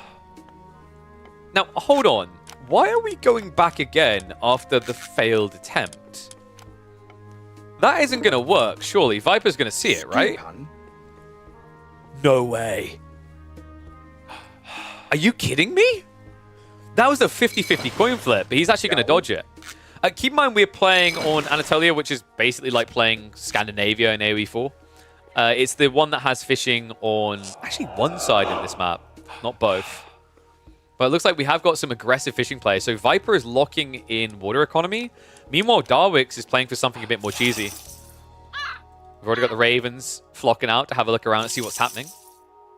That's very intriguing, though. Just such a very aggressive early on tempo. I think he's trying to scout out where his opponent is trying to make a move here. Viper, meanwhile, continues to creep. Has got the sheep coming home. Oh, wait, is he going for a proxy base? That's sick. He might be. Kind of has the sense of it coming, doesn't it? Meanwhile, we don't have any fishing coming out yet. A little bit surprised. So I guess this was just a blocker play into a gradual eco game for Viper. It's like he doesn't want Darwix to have the fishing. And this guarantees he can have it later. Oh, he is looking for the docks. Oh, wait. So there are... Did the fish just not reveal?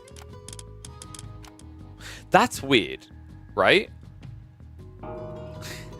I just noticed that. I got baited in the UI. I was like, fishing on one side's funky. So no, it is standard Scandinavia. There you go. You can tell it's my first time casting some Anatolia. Triple Longhouse now coming in. So we are just getting a spam, a flood.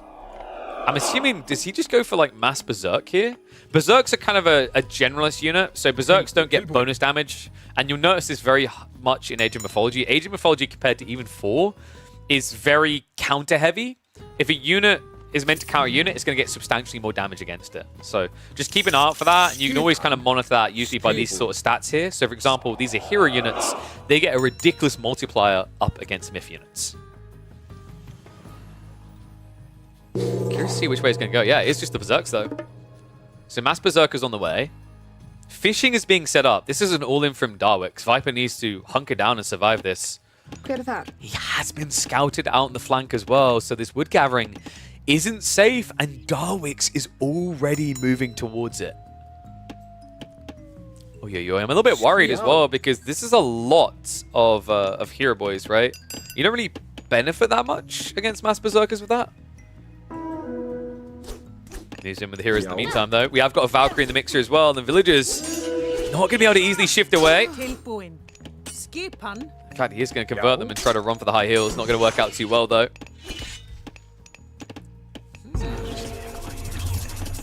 This is looking overall pretty good for Darwix, though. He's playing good blocker on the economy. He's eyeing his opponent out. He just needs to get out of here. The slow. Oh, the walls! What a blocker! And he gets the final little wall in there, but not quick enough! That was so close. Viper, a great idea, but unfortunately, the shoreline able to offer a way out. However, we have got the rocks now being hurled as a troll shows up. A little bit of weird pathing coming in there as well as one of the berserkers gets pinched.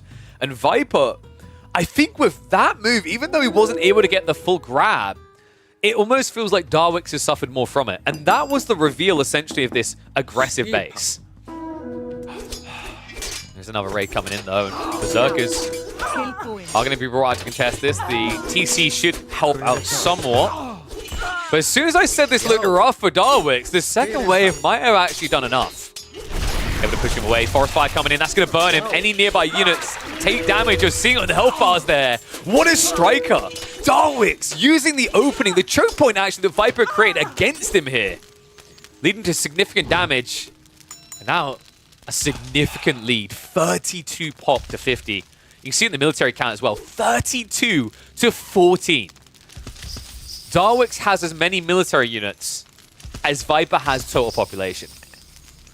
Damn, this is rough. I kind of feel like this game was close to done, right? I don't think you'll see an immediate dive in to try and kill the base, but Darwix, it almost feels like with this type of lead, you could just keep building berserkers and win outright.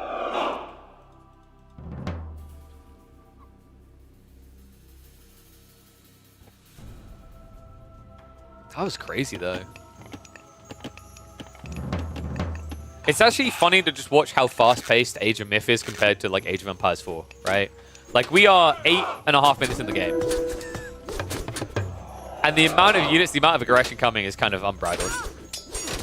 Push comes in. Healing Spring is at least going to offset the damage. So, you know, at this point, you need to be very careful with Darwix. You need a foul strike that essentially gets you around the back. Because if your opponent's able to kite away, he'll just be able to whittle you down over time. One cool thing you do have here is the Valkyries. So he has a way of building into his own healing force here, right? It's not the quickest, but it can offset the damage at a reasonable pace. Darwix, no shines of a macro game, but for good reason. When you're this far ahead, I don't think you need to rely on an age up. He just needs to start getting rid of these buildings. Temple going to be target down. Nice shift back. Good dodge by the hits from the troll. I don't think you can hold this temple. That's going to be a big loss as well. You start to jump in. And Viper's going to have to shift away. Now, the town center can help out a little bit, but against an army this big, it's not necessarily going to stop a dive. We do, however, have a switch up coming in, and these are the Axemen. These are the ones you need against these boys, the infantry units. So the Berserkers should take bonus damage. In fact, if you look at the little UI, when we switch over onto Viper's POV, you'll be able to see these guys get a big multiplier against infantry. Almost 4 times the damage increase. And that's the thing about Berserkers, right? Berserkers don't get bonus damage against anything. They're kind of a nice mid-ground unit, a jack of all trades. Also, a master of none. Actually trying to target down. Frontline not lasting very long here, though. This is going to be enough. Inspiration comes in from 9-Hurry. Able to push through, able to push back. And this flood through is still a maintained lead of almost 40 population. The dive to the backside is going to start to target down those Axemen. And the Valkyrie also absorbing a lot of the blows. It feels like Viper's moments in this game are numbered. Oh man, he has to convert again. So more Berserkers coming over instead of having villagers here. Houses and outposts are going down. More eco being exposed. And I can't help but feel we're on the verge of a defeat for the Snake. Damn. You know, I don't know who Darwix is, but this boy is cooking. I got into this kind of expecting Viper to just be the GOAT of age of that he's known to be. This was a hard one. Healing Fountain is doing good work. Wait.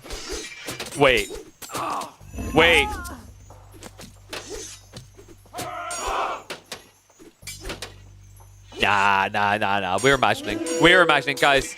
The reality of this game is, although Viper is held, he's had to convert his eco into military to do so, right?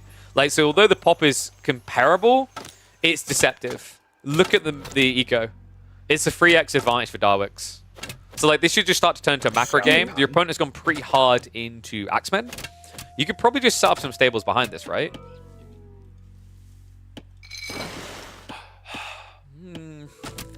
No signs of it yet. He's just massing... Maybe just massing hearses? Because hearses, correct me if I'm wrong, but hearses don't take bonus damage from Axemen, right?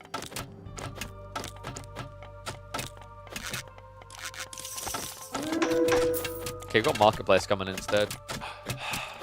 Trying to rebalance his economy. I'm kind of impressed at how quickly Axemen are able to kill buildings. I'm just so used to Age of Empires 4 standards where archers do 1 damage.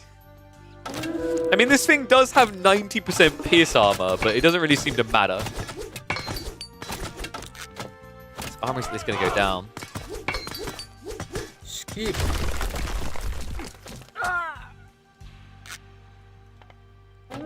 Oh, sorry. Axemen have hack damage. Thank you for that clarification. Yeah, so basically when you're looking at building, guys, you're looking at this instead of pierce, which actually makes Axemen insanely good at mopping up buildings. The reason why I don't think that's necessarily OP in Age of Mythology is because Age of Mythology leans on a much harder counter system. Compared to like AoE 4, where massing 100 archers breaks everything in Feudal Age, even when you're against your counter unit. Because there's a lot more bonus damage when you get the right counter, it means that these guys they're not just going to be your bread and butter every single game, basically. That being said, in this particular game...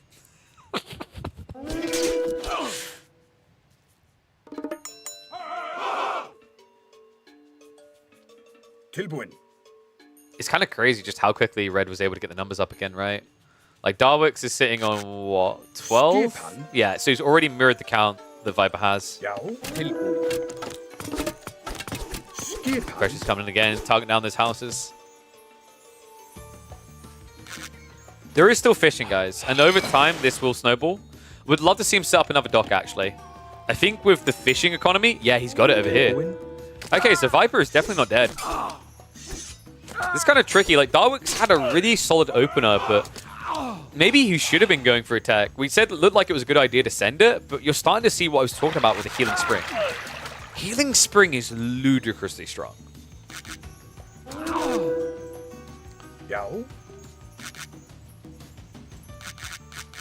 Too strong? I don't know. It does feel really good, though. Like, I'm wondering, if I was to break down statistics, how often Loki players go for the alternative choice. I just feel like this is your go-to god power, right? Like, Healing Spring, it just offers way too much.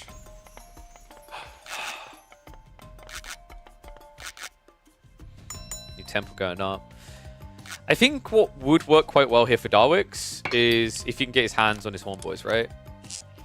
Like, I think that's probably the best thing for him, just trying to get that buff for these push-ins. Like, maybe just increasing your damage output versus the heal might be enough to break through. I do love the axes just...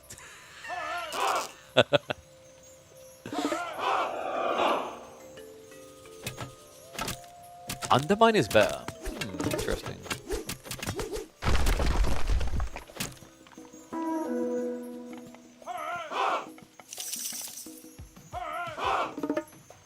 I was kind of expecting Einajar out of Darwix, actually. He had one earlier, blew his horn once, and then never built them again. There are some raids starting to come in. Damn. Viper's striking back. I mean, used to. Look at the state of the population right now. The raids on the flanks are going to be a little bit annoying. This is coming in, and we actually have Draugr. Not going to be on the front line for long there, though. Shoves straight past it, doesn't give a damn. There's a backstab attempt, but nice body blockers, and it looks like this push-in should be enough to break him. Darwix, we've said it 3 times now, but this looks like the most dominant of all. In fact, this is enough to just full-on send it into the town center. So good strike by Darwix, and I feel like if Viper had maybe 2 or 3 minutes more, these raids on the flanks could have started to yield results, but now it feels too late. You can't get any units out at this stage. I mean, all of his production is in one location. Darwix pretty much guaranteeing there's no reboom coming through, and at this point you're just sacrificing economy to try and stay in this. GG gets called. Darwix will be able to slay the snake. Can we just like highlight how perfect it is, by the way? The Viper, the snake, seems to love playing Loki.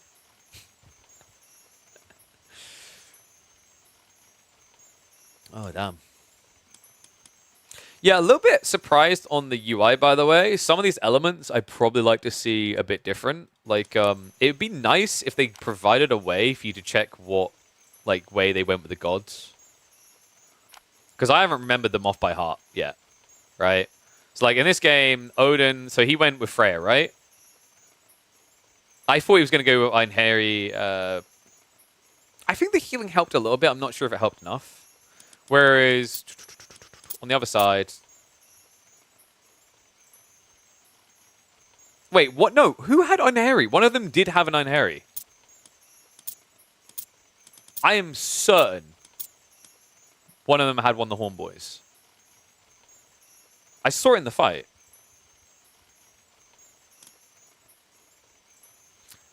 Oh, thank you for the clarity, Keen. Loki spawns random myth units, that's why.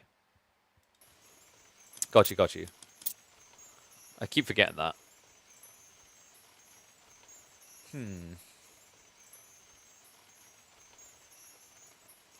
I mean, I think Viper made the right initial choice. It's just this timing. He didn't really scout it out quick enough, right? This is all about the timing. Like, that was a really solid timing coming from Darwix, the way he kind of hit the backside and then forced the reactions. And then it just turned into this dance that he was a step behind in. Gotcha, gotcha. All right. Thanks for clarity, guys. Yeah, like I said, I'm not going to remember every single thing about the game right now. Like, I played a bunch. I mainly played the campaign behind closed doors, actually. I'm a very big campaign fan. I didn't like the idea of queuing into Mr. or Magic. I literally had Magic multiple times being like, do you want to play a game? I was like, no.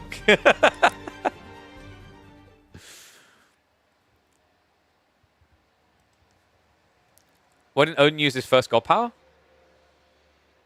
Which one was that? Wait a second. Did he not? Yeah, he did. Oh, you mean the Great Hunt? Yeah.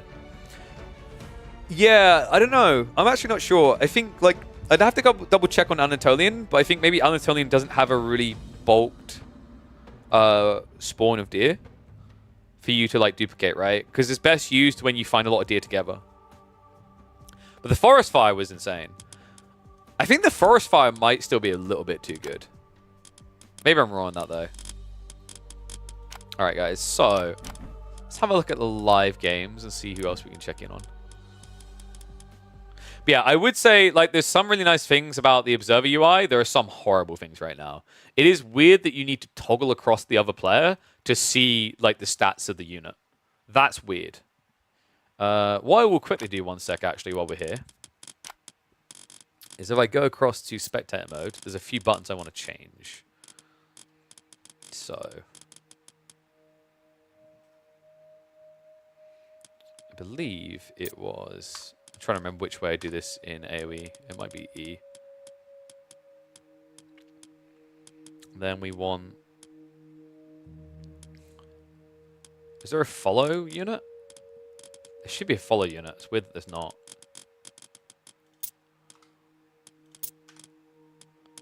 QWE and then R. What was R usually?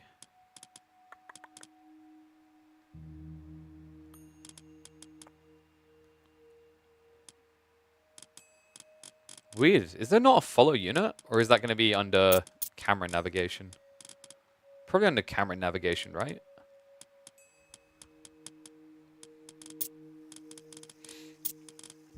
By the way, this right here, this is a classic example of what I've been highlighting, where like RTSs are really gatekeepy in their design.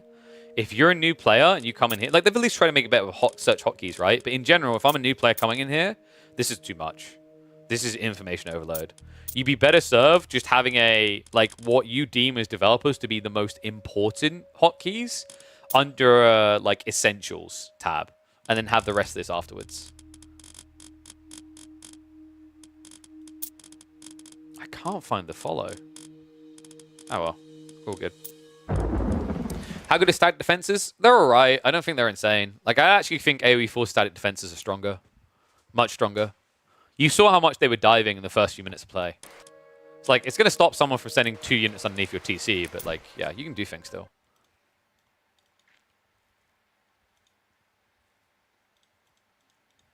Alright, let's have a look and see who else we've got. Kinda curiosa.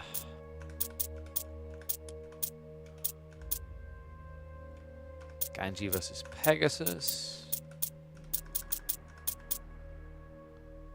Wait, did they match again? Oh no, dude, that's the old one. What is, like, what? Has it not refreshed? Rogan? Let's refresh. See what we got live.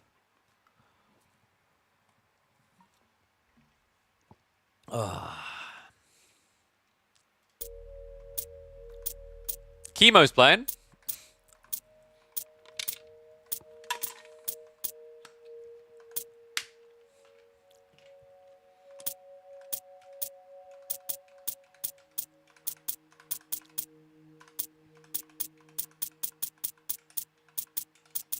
Numenon's been playing as well.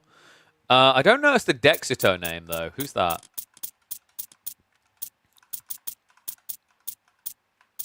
Yeah, can't say I'm familiar with the Dexito guy. Is Chemo playing? I don't know the Chemo's opponent, though. Where is it? Dude, where am I? Is it here? It's here a second ago, right? Yeah, is Naz TV someone I should know? Possible to tower rush or open units in Dark Age? Would it even be even good?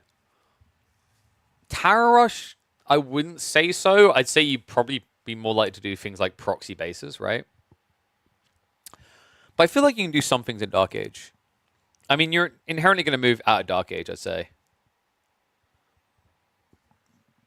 Pegasus's elo is really high, so probably a good opponent. Let's have a look. Where was he? Wait. Have I lost him? He wasn't this deep, I'm pretty sure. Dude, I'm being blind. God damn it. Was he near the start? I'm trying to remember now. My brain's being a bit goldfish right now. Pegasus, Pegasus, Pegasus, Pegasus.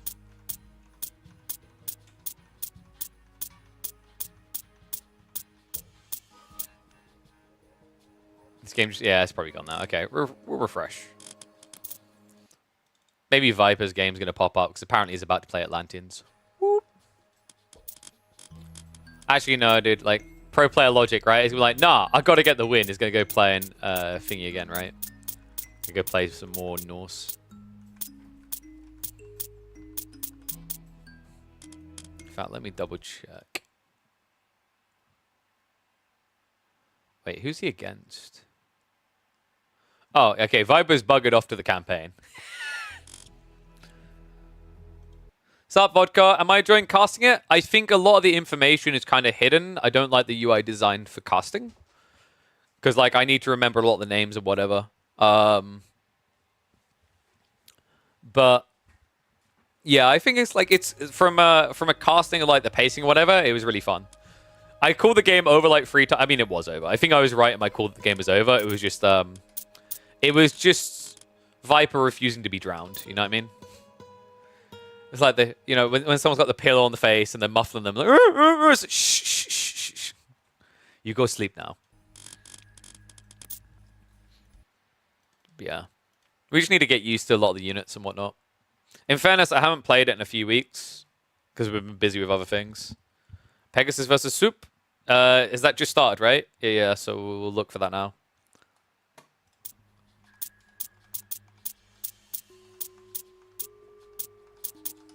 Hey, there we go. There's a high ranker. Searching the name not work? I don't think so. We tried early with Vipers and it didn't because I think it searches the lobby name, if I'm not mistaken. It doesn't search the player name. Maybe I just searched at the wrong time. Why? You guys sick of hearing as we go up and down?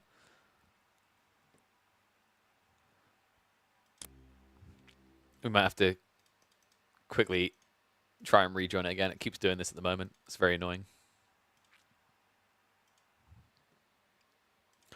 God powers are insane. I like it though, man. I think I said like I would love to see that in some. I remember back with the Abbey of Kings for Age of Empires 4. I always loved the idea of it being the healing ray that you get in Myth. I was like, that would have been a cool change. They never done it, though.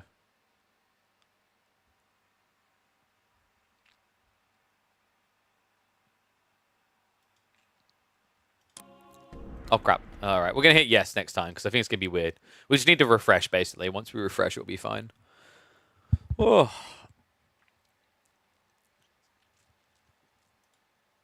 Mist is no longer my insanity? That would be news to me. I can't imagine JSS has anything else to offer. I mean, unless I've never heard of JSS before. So I'm assuming it's just an Age of Myth group, right?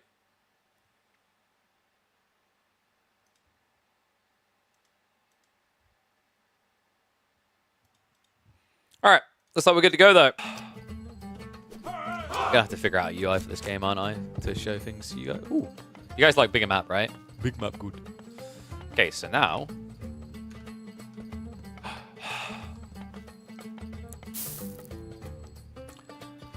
One and all, welcome back to the Age of Mythology action. We've got a high-ranking one here from Early Access. It's King Clan's Pegasus going up against Hasup on JSS. And I always screw up the way you're meant to pronounce him. I'm pretty sure it was Hasup last time I talked to him. Really nice guy. I think he was playing some AoE4 a few weeks back as well. This is pretty high up there, though, and it's not going to be a mirror this time. Instead, we get Atlanteans versus the Greeks. So it's going to be Oronus versus Zeus. This is an interesting map as well, actually. I've seen a few Atlantean games play out on this. It feels like a pretty good map for them. Mainly because it's very hard to flank raid, and I feel like Atlanteans really benefit from maps where they can just go out and wide. Because remember, one really cool thing about the Atlanteans is that their villages don't need a drop-off location. They take the donkey with them. And that's very beneficial. It means that you waste less time building structures, they're more efficient, a little bit harder to kill, which is helpful when you're worried about being raided.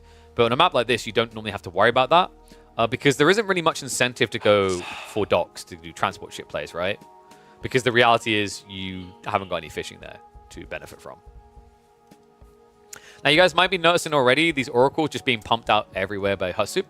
The reason you do these, the reason they're really good, is you want to get them far out, so they start to do this. They start to channel, because when they channel, they do something really cool. They start to get additional vision. And they also, on top of that, will generate resources for you. They're going to generate your god power. Remember, like, because we're playing Age of Myth, and I know I've got a lot of AoE4 people watching, the god power here is how you basically get access to a lot of your abilities, because the first use is for free, but then you have to pay. It's also how you get your hands on your myth units, things like, for example, the manticores and the centaurs and whatnot. And temples, always a very quick part of that. So the interesting part is for the Atlanteans, their primary way to generate the myth resource is going to be with these oracles. For the Greeks, they do that by worshipping at a temple. So you can see coming over here, these villages are going to start to generate. So if we go, whoop, there you go, 0.11. This does have diminishing returns from what I remember. So if you have like 10 villages on here, it's, you know, per villager less effective than when you have 5. I think you can usually offset that by building additional temples, though. But keep in mind in the other game, temples aren't that cheap. Tech up is already on the way. Can we see which choice he made? Okay, there you go. He's going Athena. I guess that makes sense. Like, I feel like when I've been watching Atlanteans, they tend to lean more infantry than cav. So going for the infantry-focused angle, pretty respectable. On the other side, it looks like we're going to be heading into Oceanus. So this gives you the air healers, right? So basically, you get a bird unit from your temple that's able to heal in fights, and they can also, if I'm correctly, provide a maim, a slow, but they can't attack themselves.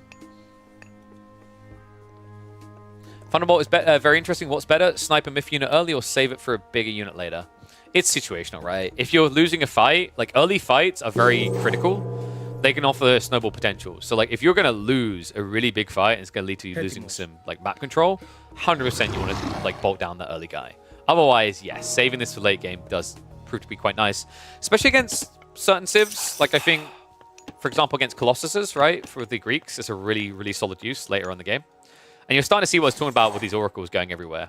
It's going to generate him resources, but it's also going to allow him to see any sort of crafty move out onto the map coming out from Pegasus. Here, the Caladria we were talking about. So these fly gals, as you can see, they can heal. They do not have an attack, though. The thing that's quite nice about them is, like, you know, as long as your opponent's not going toxins, you don't really feel countered at all. And considering we've already got a military academy coming in, it's a good start for him, because it's going to be Hoplite instead. Do you guys say Hoplite or Hoplites, by the way? When I was younger, it was always Hoplites, but now I'm really big on the Hoplite.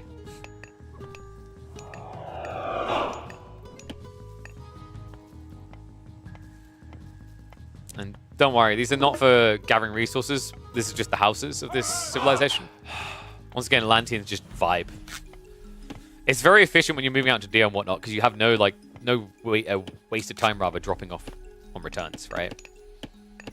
We do have the Carnivora available, by the way.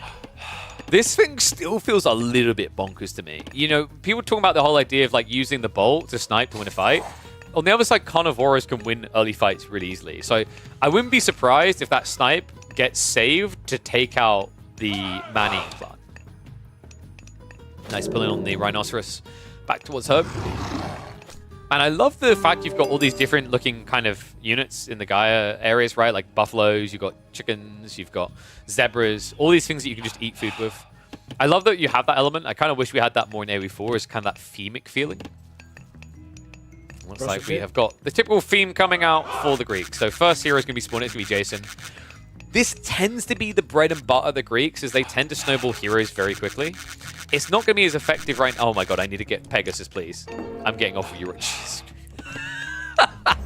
There needs to be an option to toggle that noise off when you're a spectator player. That was how desperate Pegasus was to queue up the next unit. But yeah, I quite like the idea of like heroes in general, but I love the response to Caladria. It just means you have a mobile air unit that isn't going to be a liability on the ground, right? So these early fights should be pretty good for Husub. Notice one change they made compared to earlier iterations of Age of Myth is you no longer immediately upgrade your normal units to hero units. Because although the Greeks build hero units, the Atlanteans upgrade existing units into heroes. So Clash coming in. Some target fire there. Looks like going to be a peel back. Nice use of the aggro, though. That was a sick read. Second wave is going to be a problem, though. Check this. Out of nowhere, Pegasus comes in with 4 Minotaurs. And Husub has a problem because you no longer immediately get these guys upgraded. There's now a delay before they go from normal to hero. He doesn't have an immediate counter to the Minotaur spam. Thunderbolt comes in to remove one of those heroes. Pushback continues. The Caladria are desperately needed here. What a sick timing attack out of Pegasus, and a big lead now. Husub's likely to be forced to use the Carnivora. He just doesn't have a very good position to drop it in right now. This is looking pretty bad. He's trying to get together more units. The Caladria just almost feel like a non-factor at this stage. Outpost are now getting a target down. Damn. That felt like insanely finesse timing, right? Like, pull Minotaurs out at that specific time. It feels like they need to be scouting past Soup. He did get a little bit of delay, and that has allowed him to buy into the hero units, but there's still a lot of inventory in the mixer that can easily block out. Remember, these guys do pretty well against hero-type units. Also, he now has the Archer, Jason. They're going to take out the Caladria. These 2 more hits on that one. Does knock one down. It's a difficult dive, but guess what? When you've got the healing rays, it's easy peasy. Full rejuvenation. A beautiful min-maxer here. And a huge lead now starting to build for Pegasus. You know what my favorite part about this game is? It's units like Minotaurs because of the physics. Minotaurs and Cyclops may be my favorite units just because of the way they toss others around. Good lord, though. What a hard game this is now. I mean, you can see it. Husub's situation is grim. He's at least keeping up an economy, but the military is the big scary part. 42-20 right now. The temple gets targeted down. That could be a removal of that increased efficiency. Got military racks being built up behind this. The interesting part is if there's ever a pivot west side, it's going to be a lot of exposed economy, and I think Pegasus realizes that it's a shift over now. The chase is on, but the chase is slow here. Okay, wait, this is sick. He's got a sky passage up, so he can shift to the east side when this raid comes in. Needs to be quick about it, though. There we go. Garrison comes through. One of the villagers is going to get left behind.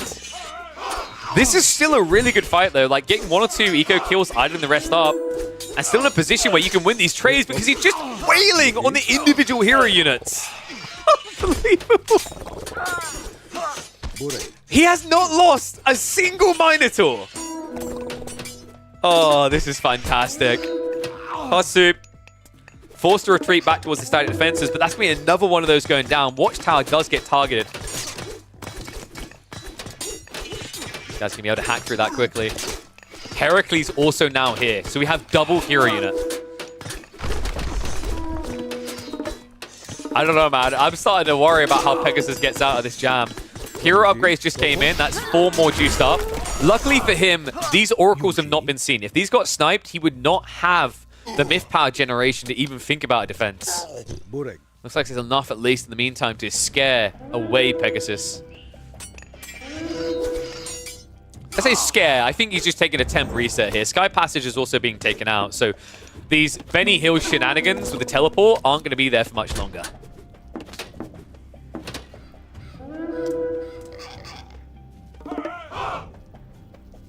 And no, just to clarify for people, there is an auto queue in Age of Mythology on villagers, just not on military. And I think that's fine. I actually think that's absolutely fine.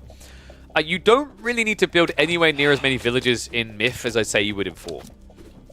Herr Joe's. Oy. This does not feel safe, though. Yuji. It just feels so oppressive, and you're just seeing the risk now that Hussup is being forced to take. Full flank to try and gather resources. He's running a risk of being seen here, though, by the Greek villagers. Greek villagers that, like, statistically...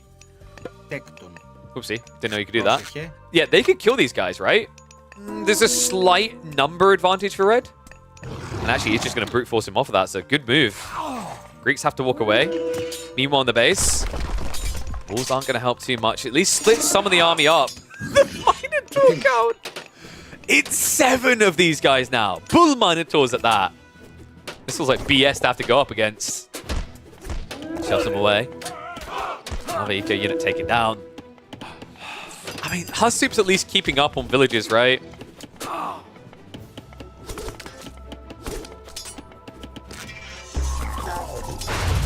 And oh, big move here. The shockwave into the carnivore.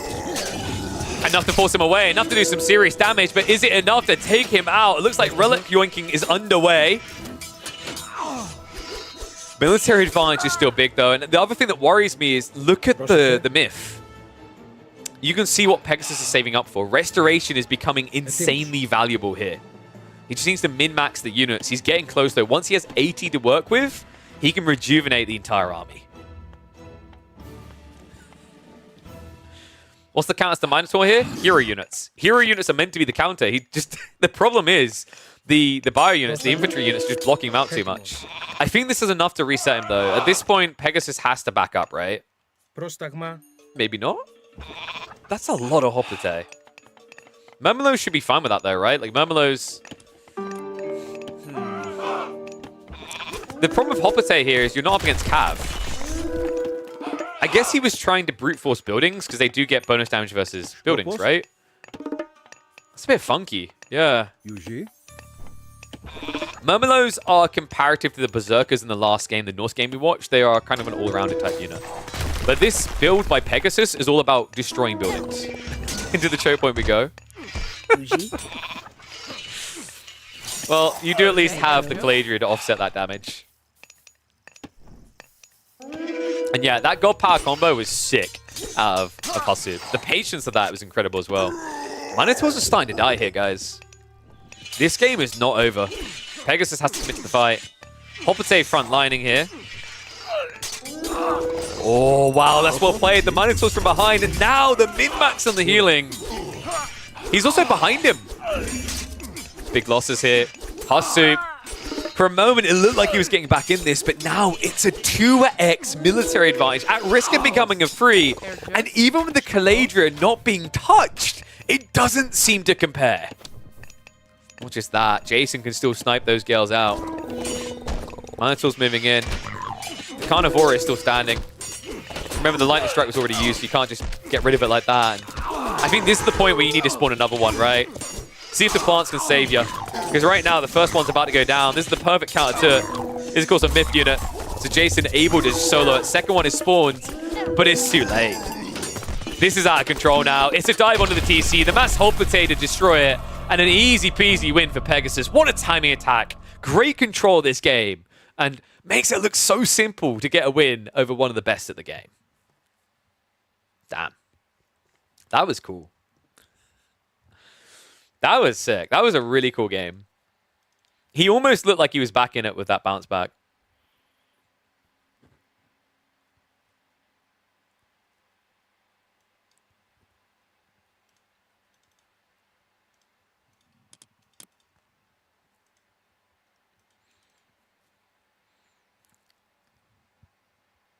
Yeah, Carnivora. So like Carnivora, I think they had to be like tuned down as well because like they felt like they were too strong, right?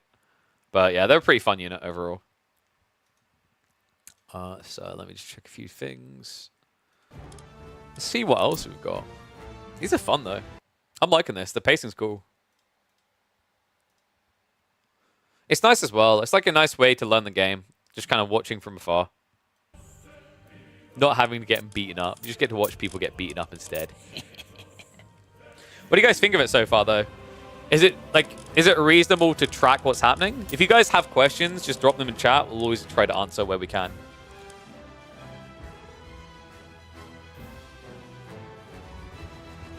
And yeah, the oracles, so they generate more myth power based on the amount of vision they give. And they expand out to a maximum range. But if oracles are in the same AoE, if their vision overlaps, as in like if one of them's standing in the other's vision range, they won't generate power. So you have to spread them out. That's the challenge. Because otherwise people would just spam oracles and sit them in a corner, right? Which is just pretty cringe and pretty strong. Urk's playing. Maybe some Urk would be good.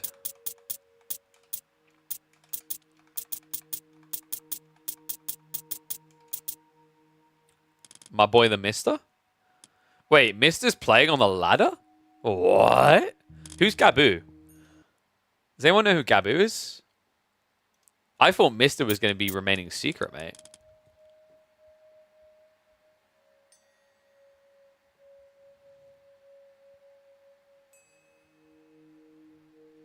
Trying to zoom in more? Yeah, I can see where you come from that. It's a balance. It's all a balance to find. I don't like that. So, I actually don't like that the game lets me zoom out so much. I wish there was a way to stop that. Let's catch the Mister. I don't know who this guy is. Like, should I know who this guy is that he's up against?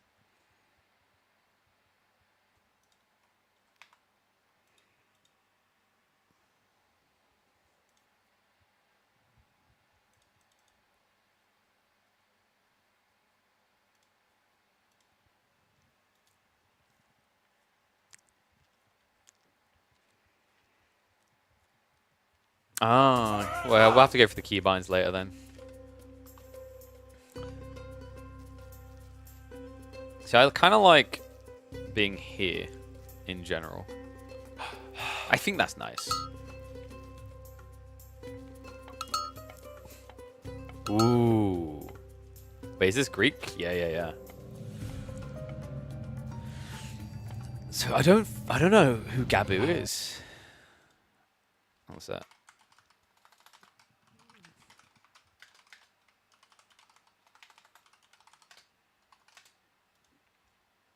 Should I, like someone in chat who knows Myth, let me know if I should know who he is. Yeah, I don't know why I can't make that default. That's kind of annoying. You knew I had to catch some of his games. Coming from Age of Empires 4, coming back to his homelands, it is the Mister, no longer of my insanity. And we're catching him on some Norse gameplay with the new Freyr DLC god. Going up against Gabu 21. Not a name I'm familiar with, but they are going to be rocking it out on Poseidon. Poseidon feels like an interesting choice, though, no? I felt like Poseidon really lent into the idea of water maps. I mean, maybe that's just falling for the bait of him being Poseidon so much. We're after a nice start here. Immediately end up dropping down the lure stone to just bring in all the natural Gaia. For those wondering what this does, basically, this is one of your powers here. Lure. It brings in a bunch of nearby animals and spawns some near you. So it gives you a lot more food at home safely. And it does scale with age. So pretty nice to use that straight away. On the other side, I haven't seen this in action yet. I'm pretty sure Freyr's starting power is just for defense, right? Yeah, the Gullenbursti. So you can basically just summon a golden ball to defend the area. So you're not going to see any powers too early out of Freyr. Kind of curious, like, has there been a meta developing already with Freyr? It's very early days, and players obviously have to figure it out. I'm wondering, like, what is the route with this god? Because when I talk to a few players, the way they described it to me is that this is a very defensive god. Compared to, like, what Norse usually plays, it feels like Freyr was designed to give a more turtley option to the Norse, but that already feels inherently weird for a civ that thrives off of map presence and playing fast. Part of why they get to play so fast is the eco can keep gathering, while the military buildings are built by the military itself. So Berserker now building up the temple. I am going to get off you, mister. You're as bad as me when it comes to mashing buttons. Gab on the other side has gone for pocket economies, moves out into the center, and it is going to be on the board. Now, for people coming from Age of Empires 4, boar are good, but not as good as the ones in AoE 4. Only 300 food on each of these boys. They do die a lot quicker, though.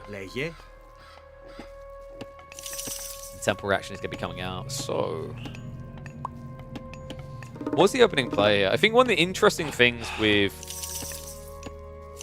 Hades usually on these type of maps is that you get that natural stronger defense, so you can play a bit more hunkered. I haven't seen much Poseidon play on land exclusive maps, and folks, this is a land exclusive. There's no water to fishing here. By the way, I truly wish Age of Empires 4 would adopt the fishing system these guys use. We'll hopefully get to see it a little bit later. I want to show off the water play to you guys, but water play, fishing boats, only one can occupy a fishing spot. It's a really smart choice. First Berserk on the move, and I imagine Mister's heading for a proxy base here. Just kind of sneak around the flank. This is part of what makes North so frustrating to deal with, is if you don't have eyeballs across the map, they always seem to creep up and through all the crevices. Yeah, and he's not going to see this coming. He might rotate back on himself. I think that should be the ideal situation. Looks like actually Mister is going to slow down, so building a house as he rotates around the back. Yeah? And yes, you could make a Kraken on water, but I don't know if you really want to. I guess it's one way to protect your economy, especially if you don't think your opponent's going Axemen. So in that case, he's melee, so the Kraken would be close enough. 2TC for Cav makes a lot of sense, right? Like, Cav is where these guys lean harder. I want to say, I'm trying to remember correctly off the top of my head. I think Hades, was it ranged he has an advantage with, or just infantry? Zeus has something infantry-based as well, but I remember Poseidon does have some Cav buffs.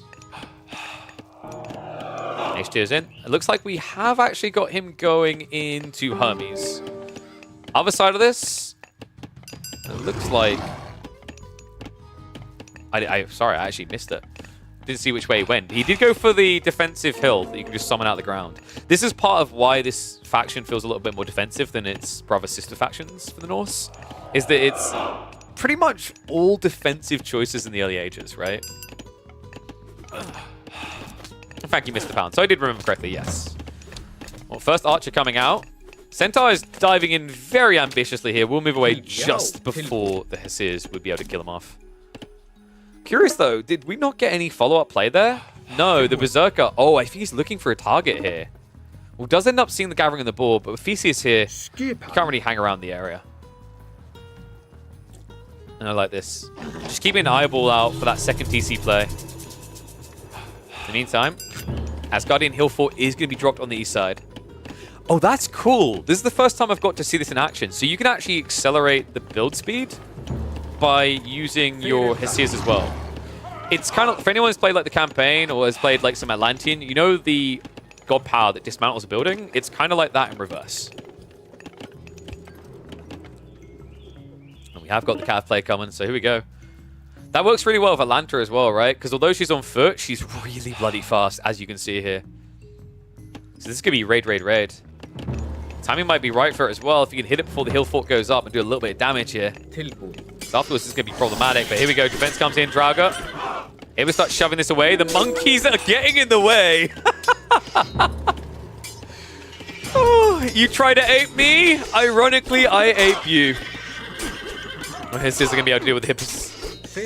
Meanwhile, the chase is on underneath the town center here. Draga is going to be protected. Atlanta, of course, always able to so easily run away. However, if you get the body blocks right with the raiding cavalry, this could be a really big kill early on. Damn, looks like he's going to let him go. In fact, I think he lost track of that for a second. In fairness, he only had 3 cav. I think you realistically want about 6 to get this around. But yeah, I haven't really caught much of... Whoa. Are we okay? I think we're okay. I pause it for a sec? Okay, we're okay.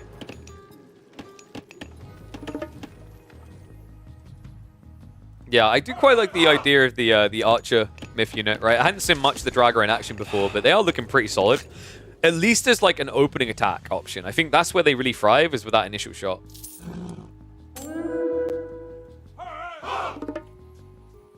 The monkey madness, though. Dude, the relic monkeys are actually payday. For those wondering what the hell is going on, why has he got monkeys? It's one of the relics he picked up. This one here. It summons a group of monkeys, and they will temporarily be active. They'll respawn at the temple after a delay. So a really frustrating early game unit here, and one that is absolutely slapping Gabu about. It's not the damage they do; it's the damage they absorb that matters most.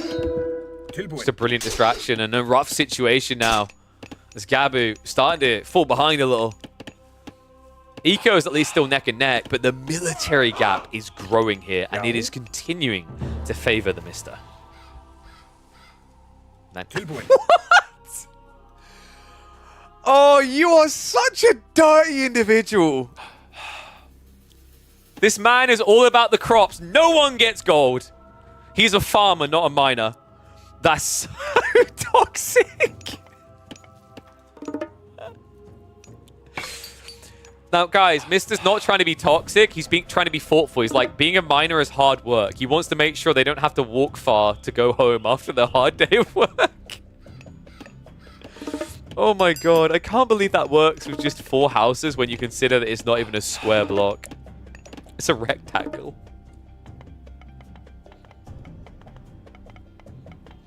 And we can check in on the relics now to see what each player got. Relics is something you rush for, guys. That's why you build a temple so early on. Heroes can pick them up and bring them back, and they bring different perks. So, for example, right now, red is getting villagers cheaper. That's pretty helpful. Not as good as the monkeys, though. The monkeys seem to have been a lot better in this game, which is this relic right here, the Skulls of the Cercopes. He also does have Odin's Spear.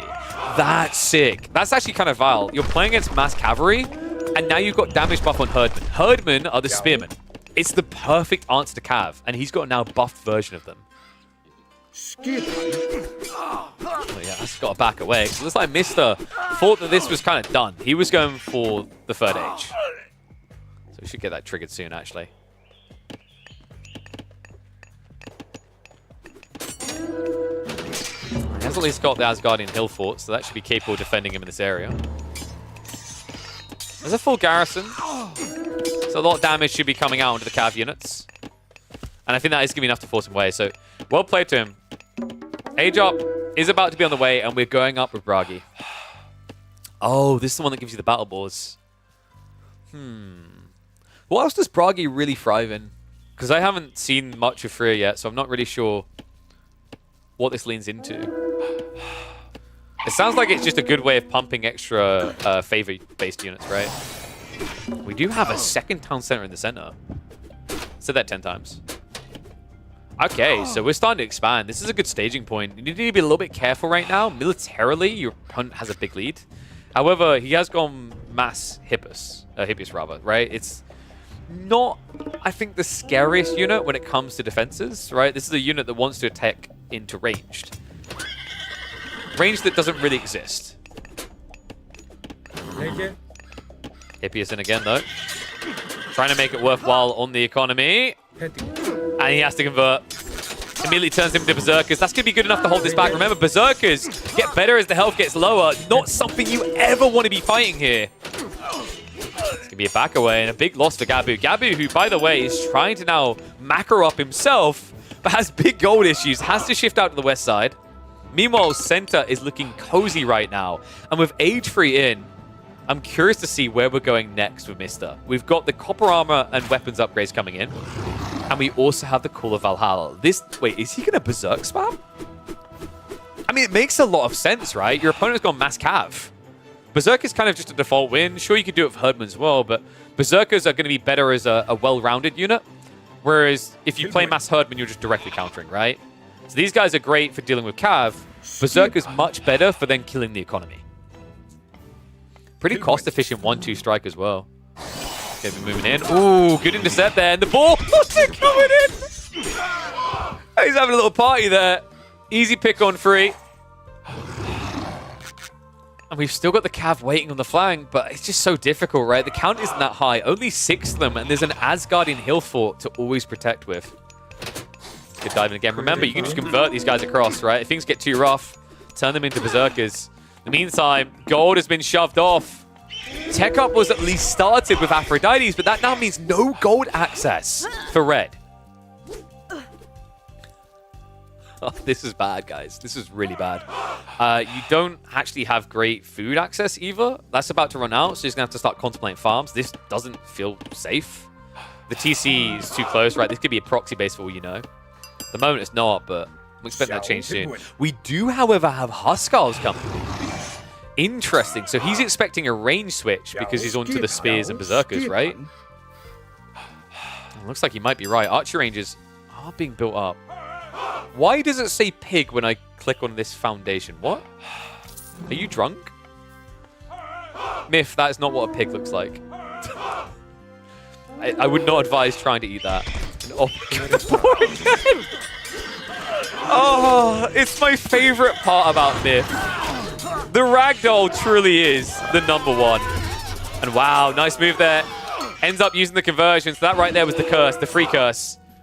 At least resets things a little bit. But unfortunately for him, it does not work on Myth units. Actually, I think, if I remember correctly, the way this was done is that it has a maximum cost value. Because otherwise, it was going to be a broken ability. So, for example, if you saw 40 Berserkers and you cast it, it would only convert so many of them into pigs. Well, this is the unfortunate issue with trying to get access.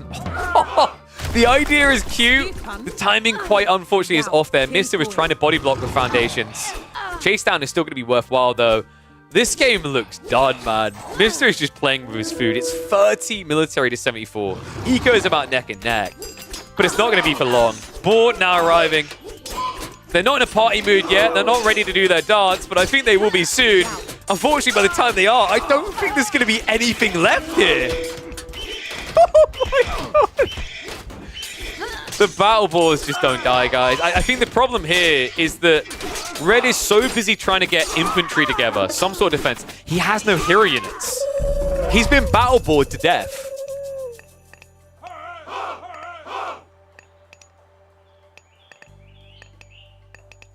And yeah, that is my favorite part, is when the pigs come back to you and you realize when you're at the table eating Timmy here, you're like, damn, we defended the front lines together for years. But I gotta say, Timmy's legs taste delicious. Now the question is Mr. finally done monkeying around with his food? Time to find out. Because he's about ready to go ape, and I'm pretty sure the ball's abilities have all recharged, so he can do the spin attack again. He's just falling him in. Interesting thing in this game, by the way, for people come from Age of Empires 4, wolves cost gold, not wood.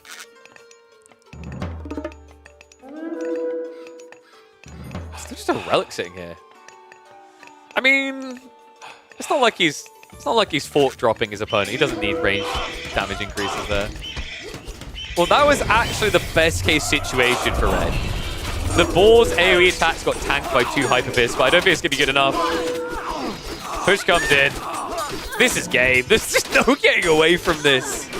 Mr. Absolutely dominant. I don't know who this poor Gabu follow is. I think he's about ready to get Bug out of this one. GG. The Mr. looking slick on the new Freer Civ.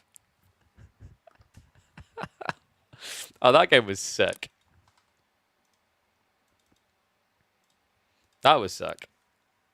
I got to label that one for an upload. Dude, what would it be?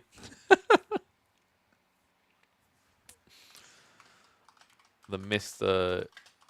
is up to his old antics again.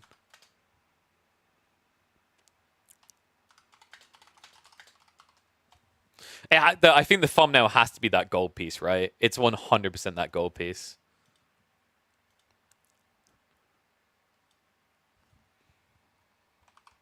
Do you think we make the title about Mr. or should it be something to do with Poseidon? Like Poseidon is no threat if he has no gold. Really liking this game? Yeah, we'll see how it develops. Like, I stand by what I said. I'm not sure it's going to be able to go to like the heights of like a Deadlocker right now. I think it'll have its own market. I'm curious how big that's going to be.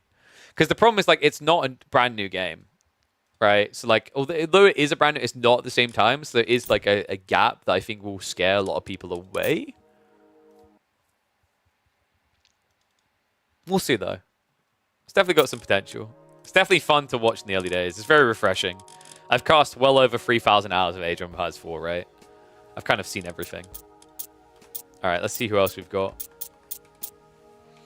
Illuminati versus Uruk sounds like a good one to me.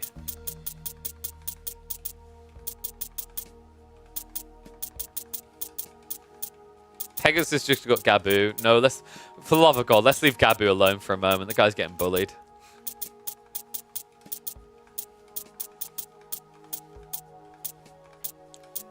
Wait, is that actually State playing? I can check that. I doubt it. He is. That is actually State. I don't know who Candolo is, though. Anyone know who Candolo is? I think the one earlier on sounded better. Who was it? It's down here, right? Illuminati versus Uruk. We'll keep an eye out for State, but I think we do some Illuminati versus Uruk.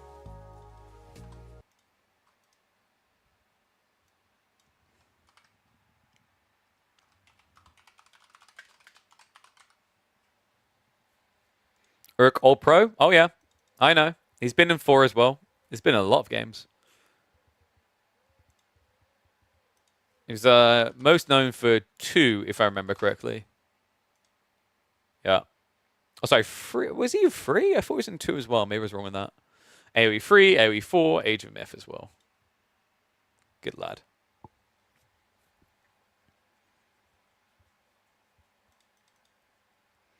AoE 4 looks... I mean, like, what is there going on about AoE 4 right now? Of course, people are going to be checking out Age of Mythology. It's literally just released. It's the new game. And, like, when you think about what people have got to prep and play for with AoE 4, there's kind of nothing right now. Because Red Bull Wall is locked in, right? So, it's to be expected. How much longer am I streaming for? Oh, I think we'll go for a few hours, probably. Why, what's up, Medimash?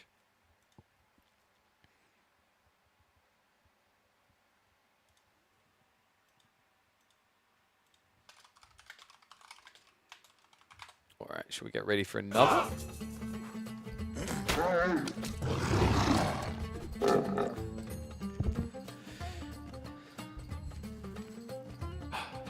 Oh, one and all, welcome back to the Age of Mythology Retold action. We've got Illuminati versus Uruk. 2 talented high-level players here clashing. Illuminati is going to be getting his hands on Odin. Meanwhile, Uruk in the Greek camp, he's going to be playing as Hades. Love to see some Hades, actually. I thought Hades was going to be the most popular, but so far I feel like we've seen every other Greek faction but this. The reason why Hades just feels really good is, for a start, this. Sentinel just gives you very easy defenses around your TC. That makes it very hard for people to all-in you early on. It allows you to play a little bit more greedy, a little bit more frugal, should we say, instead of having to invest in a lot of military units early on. For those wondering how the factions function, we talked about this last game. Someone helped out in chat. With Greek, if you're looking to be more cav-based, Poseidon's a great option. If you're looking to be more infantry-based, Zeus is a good option. If you're looking to be more archer-based, Hades tends to be the go-to option.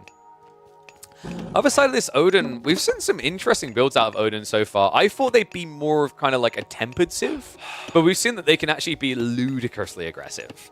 Curious to see if we get that in this game from Illuminati. Trying to remember what the name of the map is. Does it actually say? No. Someone's going to have to teach me the name of the maps because I haven't remembered them off by heart by now. But this is the weird to look at on the minimap one. A nice bunch of little forested areas surrounded by full desert. Kind of reminds me of Stronghold Crusader, you know? Oh, Skeezer, is that okay? Thank you. So what's the approach here from the 2 players? I wonder if you're Urk here, do you play more of kind of a macro game? That feels risky, right? Because like my take on this is I think Greeks are fairly flexible in their approach. They can be kind of aggressive or more chill. Whereas I always see Norse as being more kind of ham tara in your face, right? And it's very risky to play more of a macro game without a justification. For those wondering about scouting the sheeps, by the way, sheeps basically do not follow a scout faster, so you pretty much just grab them and let them walk home. Another little tip for people who have not seen this before, it's their first time looking. One big difference here compared to AoE 4 is you don't really want to kill sheep straight away if you can avoid it. Because you can see that yellow bar, over time, their food fills out. So killing them early is not worth that much. That's why you're seeing him focus on the chickens, focus on the boar, focus on the hippos first, because those are already plump at maximum food. And yeah, that was my thought too, right? Like Hades basically gets a very safe second TC because of the statue play. Tech ups should be on the way soon. We've got 4 of Erebus coming in, so it looks like we are going to get that income stream of gold on the way. unique thing to Hades, by the way. The other Greek factions don't get this. It is pretty expensive on the wood, but over time definitely pays for itself. You get 2 gold per second, so it takes, what, 3.5 minutes to pay back what you spend. And although Age of Myth games can be quick, I think we can all agree they tend to be longer than 3.5 minutes. Good idea. I like that, checking out the relics this early. So we've got the adamantine shingles. That's going to give the house hit points. Not that important. The God, trying to see these. Gambantine Odin's Wand. That's going to be the temple improvements being cheaper. That one's not too bad, I think, especially for like Hades. Over here, Ship of Fingernails. That's a nice one. So that's going to be the trickle of food. So basically gives you 30 food a minute. And then over here, we've got the Fetters of Fenrir, which is to increase villager attack damage. That one, not as important either. So I think the big value ones then are going to be the Ship of Fingernails and the Odin's Wand. So both ones on the east side. Let's see if they both rush out for that side.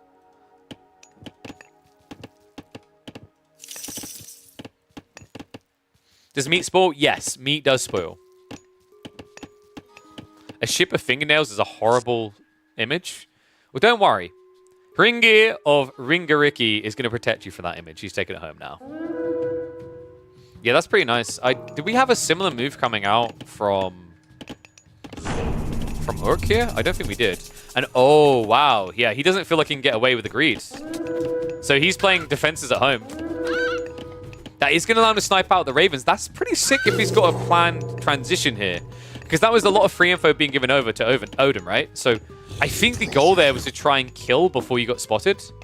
Age-ups have come in. It looks like it's going to be the Athena approach here. So we are going to get some healing ray potential. On the other side, Odin will have access to the Forest Fire. That could be pretty nice if you think your opponent's leaning too heavily onto one side of his base. The Forest Fire, remember, takes out a lot of trees, but it also hurts nearby enemy units. So very potent tool. Especially, I'd say, if you want to play Cav. The best games for playing Forest Fire I've seen have been Cav ones. The logic is that if you're able to surround your opponent on the backside, and then you Forest Fire, he can't run away.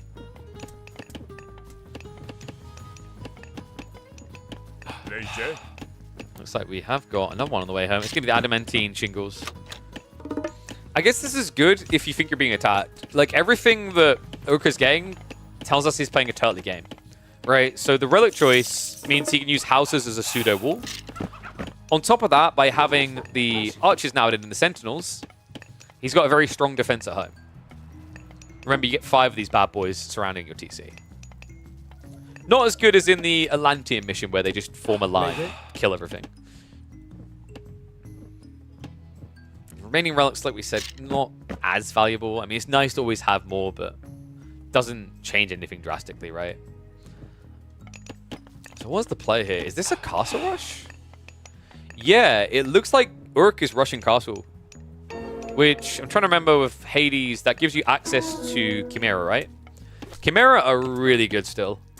I think Chimera make a really solid defense, especially when your opponent's trying to dent you. So I quite like that idea. And you have enough wood in the meantime to kind of afford that to a certain degree. There is going to come a point where you have to come out, though. And I think if Illuminati waits that point, doesn't force the matter, he could be in a very favorable position here. Especially considering if your opponent has to spread his economy, raiding cavalry are going to hit hard. Skipan?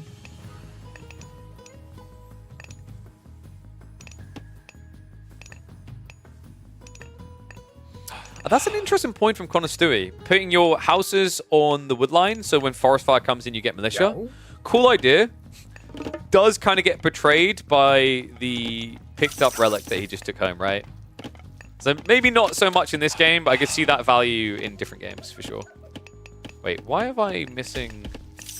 Wait, has he not garrisoned it? Oh, there we go. I was on the wrong UI perspective. Yeah, 200% more house means... 200% more HP rather means the houses aren't going to flop dead quick. Raiding cavalry is looking for a strike here. Now, if he gets the angle approach right, he should be able to go unseen. In fact, it looks like as it stands, Urk is none the wiser to it. He's about to be, though. Sees him through the tree line. Should be able to pull away quickly here. In fact, he's already got the Minotaurs moving over. A nice use of the house at the last second there. And keep in mind, because it's got 200% more HP, even as a foundation, it's a strong defense. Nice play there. That was sick. That was really cool, actually. I wasn't expecting that much value out of this particular relic, but Adamantine Shingle's paying off.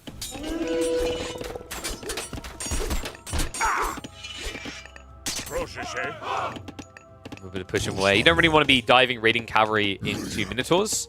What we could end up seeing here, though, are the hero cavalry, right? Instead, it's going to be the tech up first. So age up advantage actually not there anymore for Uruk. He at least is able to defend, but I don't feel like he got that much out of this position. It's a lot of map control to be giving over, and for all you know, Illuminati could be looking for a second base. It's why Achilles is so important on the backside here, to scout for that info. It's going to get contested by the villagers. Skipan? An interesting choice coming out from Illuminati. Yeah? What? I mean, at least got him low, right? But I thought he's at least going to send troops to try and dent this. Seems to have done enough to scare him away. And now, well, now it's Illuminati's turn to attack. Houses. I love how they said attack revealer. Houses are not going to go off in time. Chimera are here, though. More Minotaurs coming. Needs to hold those choke points. This is a smart defense by Uruk. The saturation damage from Manticores is high. Remember, they attack in an AoE. They spread out their shots. So against this big clump of melee units, it's surprisingly effective. Looks like we are going to get a Ford keep coming out now. So Hill Fort being dropped. Remember, this allows you to produce units as well. We could be seeing Huskarls come because it is max Toxotes. Well, it's Toxotes. So Huskarls, they get bonus damage against these range units. And yes, that horse just done a somersault, okay? He's going to be at the Olympics in 2028. Yo. Looks like the two raiding calves should be able to finish off Achilles. So good strike there. It means he doesn't have to worry about home. Wouldn't be surprised if we start considering a second TC. It doesn't feel that necessary, though. You know your opponent's on one base. So by going 2 TC, you kind of give him an opening here.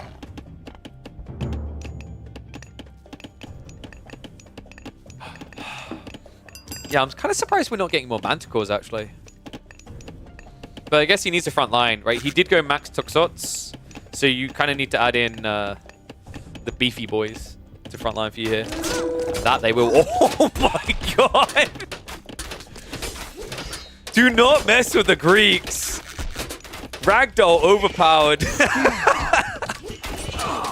Nice chase down here as well. The funniest part is the raiding cavalry is meant to counter the Toxotes, but when you can't reach them, that doesn't hold true.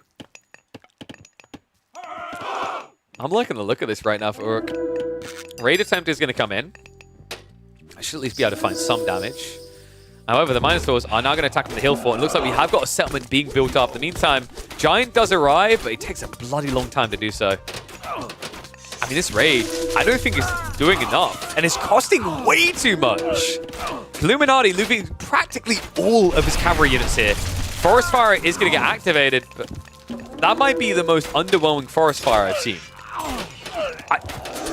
I think... Wait.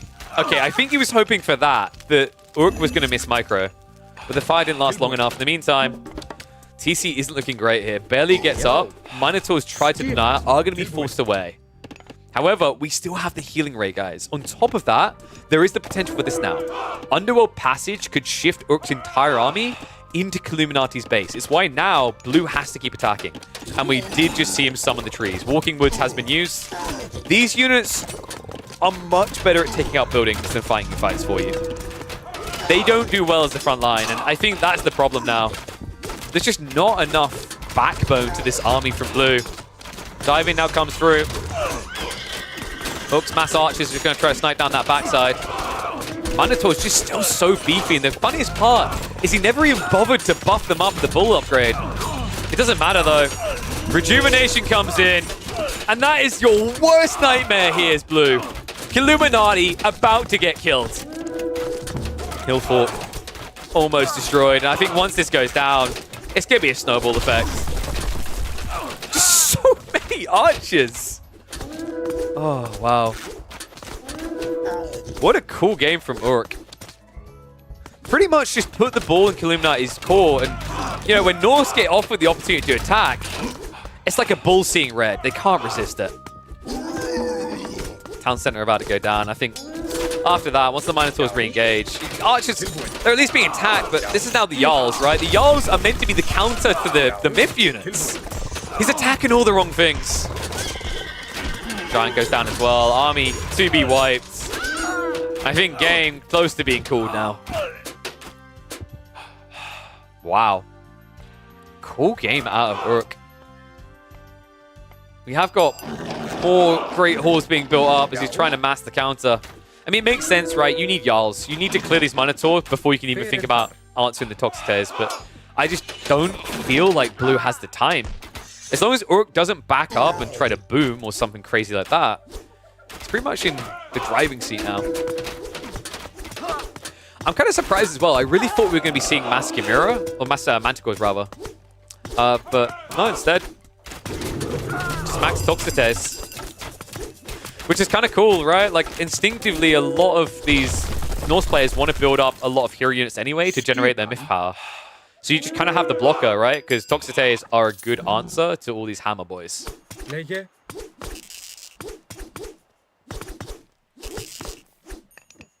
looks like he's scanning. Sending a few troops out. He just wants to know where the gathering's going on so he can shut down the economy. But at this rate, it might not even matter. I feel like the bigger issue that we're now encountering is Illuminati doesn't really have much production to work with. It's about to have less. Looks like we have got a raid, but there's a few reinforcing units there to start mopping that up. Damn. It's interesting as well, because I thought that Norse would just be rolling on the ladders today. Greek looking pretty solid, though. Have we seen Greek lose yet? To Norse once, right? But we've seen some really powerful players around these Minotaurs. We're seeing it again.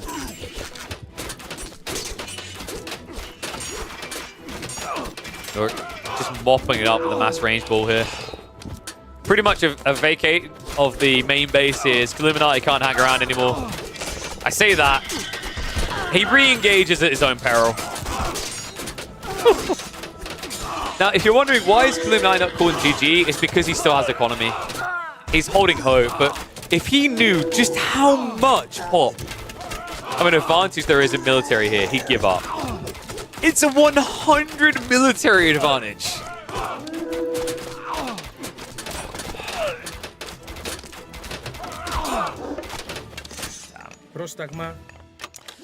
You know, I thought we'd check out 1 or 2 games of Myth and maybe tap out, but maybe we're gonna have to find a day or 2 in the week to make Myth the go-to content. Balance it between some 4 and some Myth, because this is fun. The pacing as well, for all the stuff that's happened in this game, I want to remind you guys, this is a 16-minute game. Right, by comparison, a full boom in AoE 4, it takes 20 or so, but GG comes out. Urk, an absolute chad no matter which age of game you put him in.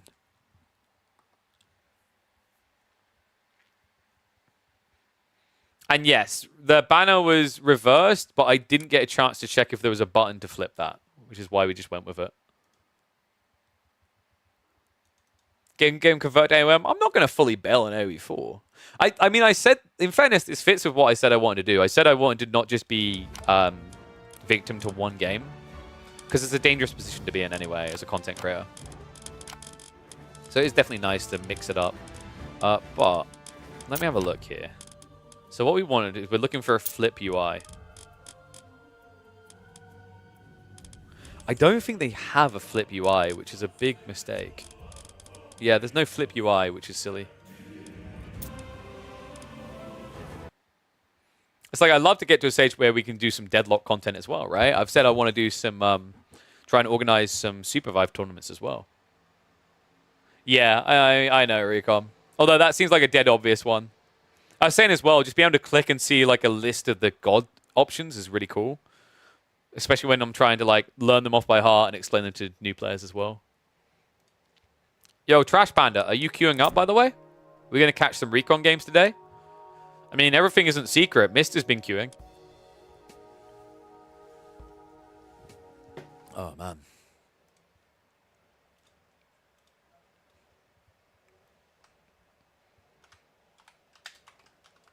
I think we call that one, no matter the game, one thing remains true in Age of Empires / Myth. Ranged OP? There we go.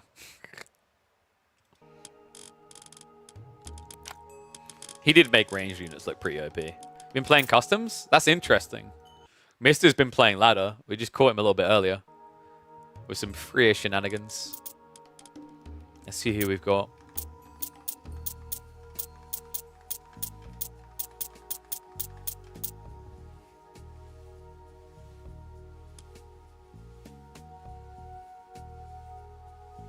See, you'd think people care about rhyming Rash Modan, but there was a time where I made lots of things rhyme on my videos and no one cared. I've had so many times I'm like, oh, that's really smart, and no one cares. Oh, Pegasus and Hussip are going at it again. That could be a good one. Let's see if there's anyone else so we can have some variety.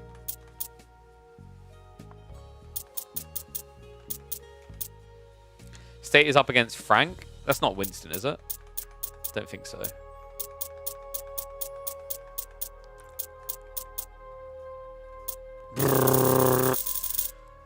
Oh, dude, that sounds like money dropping, doesn't it? As a Dota 2 player, that reminds me of someone clearing a stack that I've made. Oh, so nice. All right, maybe we do the yeah, let's go for Pegasus versus Hussip. Oh, no, that's the wrong one. Leave. Damn it. All right, give me a sec.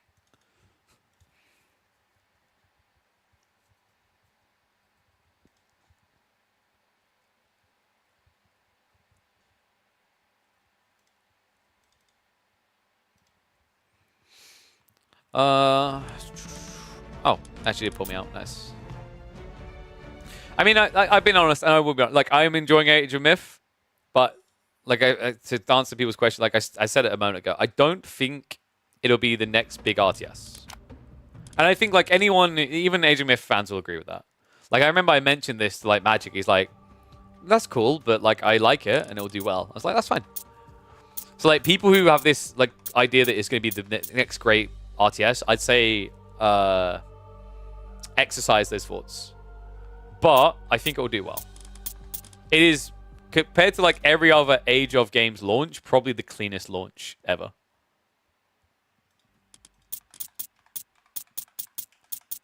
So snack a lot. All right, mate. All right, there we go. Yeah, it'll be popular niche. Like I think I said this before. Like I stand by things like Battle Aces probably has a better chance of making RTSs mainstream again than this. You get where I'm coming from? Because like you need something new and a little bit different and more accessible. And like while these games are really fun, to the average person, Age of Mythology is not an accessible game, right? It's a very, very complex game.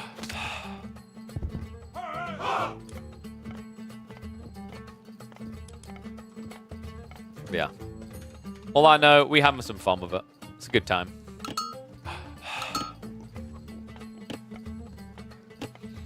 I'm wrong. Recon, son, sit down. You take my coaching on 4. You like honestly, if you think this game's gonna be bigger than Deadlock, I will take any bet you offer up. Man, you're right. This music's giving me the vibes, though. It's a rematch. Pegasus up against Hussip. Last time, Hussip was on the Atlanteans, on Ornos. This time, he switches it up. It's going to be some Loki gameplay going up against Pegasus once again on the Zeus faction. And it is going to be a rematch. I think they were in Watering Holes last time. So kind of curious to see how this one's going to play out. I'm imagining this time Pegasus won't be as aggressive as typically I feel like Loki is on the more aggro end of Norse options here. I'm kind of curious, actually. Has there been any runaway factions so far? And actually, no, I stand by my statement. So I was having a debate with Recon. I said, like, I think Age of Myth is going to do phenomenally well. I don't think it's going to be the next big RTS. And the reason I say that is because I think the next big RTS needs to simplify some things. Simple to access, hard to master is the mantra of any good design. That's why I keep using Battle Ace as an example. They need to add some complexity, but like players who've never played an RTS before, this is cool and they might consider trying it, but it's also still very scary. Going up against players who've been playing for 10 years or whatever and needing to learn all the mechanics. I like it because I'm a psychopath. I come from Dota 2. Dota 2 is literally the most complicated esport game in the world. So like everything to me is like, yeah, I don't mind this. But I understand for like a lot of new players, this is still wacky. What I love about Myth is it makes a lot of things look fun though. It's at least fast in a lot of cases, so you don't feel like you wasted as much time, but also just simple things like the ragdolling physics, I absolutely adore in this game.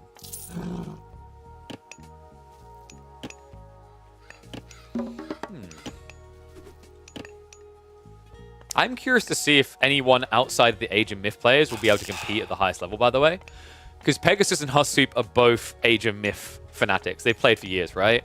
So I'm curious to see if not just AoE 4 people, AoE 2 people can come in. I'm also looking to see if maybe some people outside that can come in. Because I remember when Age of 4 launched, you had Sio, who was one of the best Hearthstone players. You had Nevix, who was one of the best Overwatch players, all competing. So yeah, I'm kind of excited to see what the Red Bull Warlord qualifier holds. Let's quickly pause for a second there, as I think we've got a little bit of lag. Yeah, the spectating tool is still not perfect. And we are good to go. Apologies for that, folks.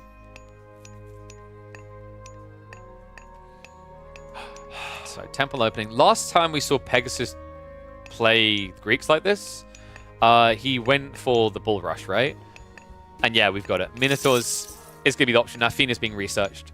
So the whole idea is he gets to temple very early on, starts to worship, starts to stockpile, and then he's usually looking for a timing where he's able to just escalate very quickly up to 4 Minotaurs. Can be pretty effective here, but in fairness, you know, I'd say this Civ handles that a bit better than Atlanteans.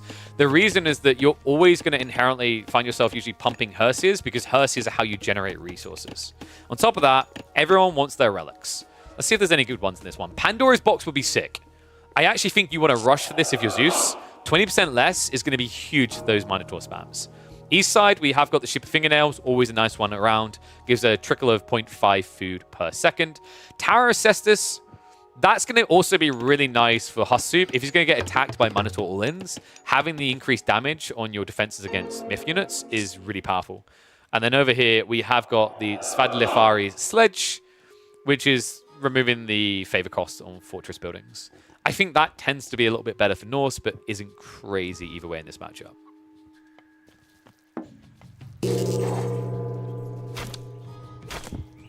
Till point.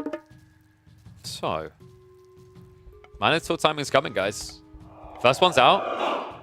We have got Jason on the way, so this should be a snatch and a pullback straight away. I'm a little bit surprised, actually, that Hussoop didn't try to rush out with the Hearses, because remember, these are the hero units for the Norse. They can pick up relics too. In fact, did he pick up any relics? Well, he went up the Einherry choice, which I really like here. You just want to try to buff up your army. You're going to need it in the main fight as well. Remember the Einherry, the thing that they have an Inspire type ability. You just heard the horn there. There you go. Boost the speed and attack of nearby units.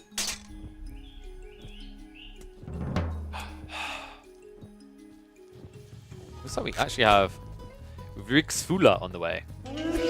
Speed at which your buildings train units. This is just for hero spam, right? I think he's just trying to brute force with raw hero spam. Not a good fight for Jason either. And by the way, he never picked up Pandora's box. And if you don't pick it up, how will you ever know what's inside it, son? Yeah, I feel like that was maybe a mishap there. Maybe he just doesn't want to go Minotaurs, so it doesn't matter anymore. Which would make sense. He's Sin Mass Hearses, so instead, we've now got Toxitates coming. Yo. Toxitate's a pretty damn solid answer to this as well. So we're going to need to see a switch up. You're usually looking at what? I guess you could go Cav here. Instead, he's going to go for the Axemen. Axemen are really good against the melee units. Not so much against range, right? Or am I misrecalling that? It's infantry, so I'm pretty sure Toxitate don't count, right? I'm pretty sure I'm correct on that. Although it will be good against the Hoplite.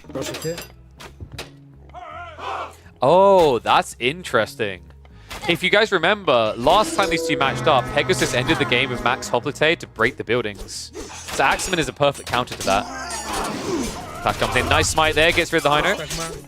We'll be able to hold his position here for the moment, but needs some reinforcements instead. They're coming from the other side. Hussut with the backstab. Radiant Cavalry in on the Toxotes.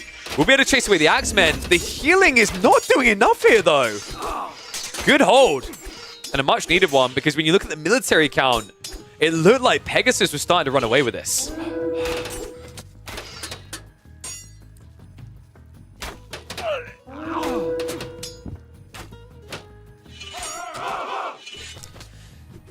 So, I'm going to check after this. I think I went over it already. I used to always say Hoplites, but then I started saying Hoplite, because I heard it said that way in a few different games in the recent years. So I'm just going to double check, because I'm wondering if both are viable. Hoplite does sound kind of cooler.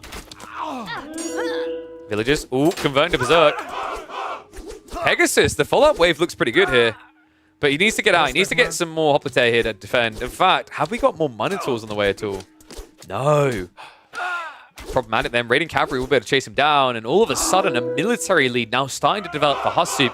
Did come at a cost, though. Notice the eco situation. He had to convert into the Raiders, into the Berserkers, rather, to try and hold on. But it looks like... Was that a slowdown on... Yeah. There aren't that many more Hoplite coming right now. So retreat continues. There are 8 together now. Need to be careful, though. Up against these throwing Axemen, you can die very fast. I don't like this fight at all. This is rough. Stands his ground, and he's going to get slain. Hussut with the surround. He knew it, right? There's no running away from Radiant Cavalry here. They have the movement speed advantage. Instead, he has to hold in the area, and it loses him the entire army in this game. What a crazy game. What a difference as well. Last time around, we just saw Pegasus brutalizing Hussut from start to finish. This time around, it's his turn to be the bully.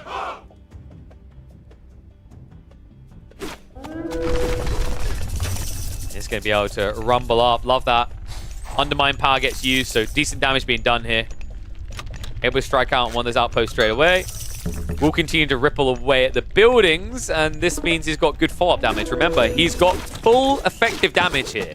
The Raiders, the Axemen, the Berserkers rather, and the throwing Axemen, because the Axemen, they actually deal in blunt-type damage, right? Or hack damage, rather. So they're going to be able to do pretty well against these buildings that only have 30% resistance. This is looking ugly right now. Pegasus, I mean, it's one challenge to reboom an army when you have the buildings. Entirely different one without. And I'm wondering, does Hussut try to end now, or do we maybe see him begin to tech? He's not stockpiling anything too much. We have got Great Halls coming, so it looks like he's just going to ramp up pressure.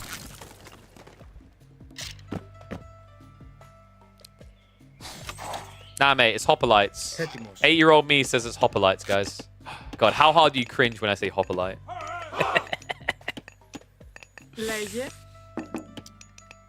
How does Pegasus get out of this? Maybe mass ranged? Like, he's got the Toxotes coming. I think you just need to kind of hold in your base. Play the classic, mass Minotaur, mass Toxotes, and just don't come out.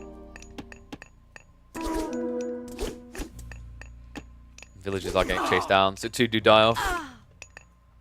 So able to at least get home, but this is annoying now. Like, you're going to basically be running around your own base. Because if you look at the gathering, like, he's gathering on the east and west side, right? So Radiant Cavalry can just kind of circle like a shark. And I think behind that, you just go H3 now. Looks like Hussut is starting to save for it. I'm wondering if Pegasus is wise to it, though. You know, it kind of has to be obvious at this stage. You've lost such a big fight, and your opponent isn't sending it into your base. So you want to balance rebuilding your army, but I think you also want to be conscious of the potential for this to go H3. Instead, we're going to be going aggressive here. Movement comes in. Pegasus about to get the Bull Minotaur upgrade. Decent increase, right? Almost an extra 100 HP. We better knock him away. Not many hearses here. It's good timing. However, I think there are more hearses waiting around to come and fight. Remember, that's the hero unit. That's what you need to deal with the Minotaurs. Well, will be a good reset. And all of a sudden, Hussut Pickup's on the way. Njord. So we're going to be moving into what? Cavalry? Even more. You can build hero cavalry, by the way. So, like, being cavalry-based here doesn't just lead to you choking in this game. You will have an answer still. In fact, you can see over here. Boom.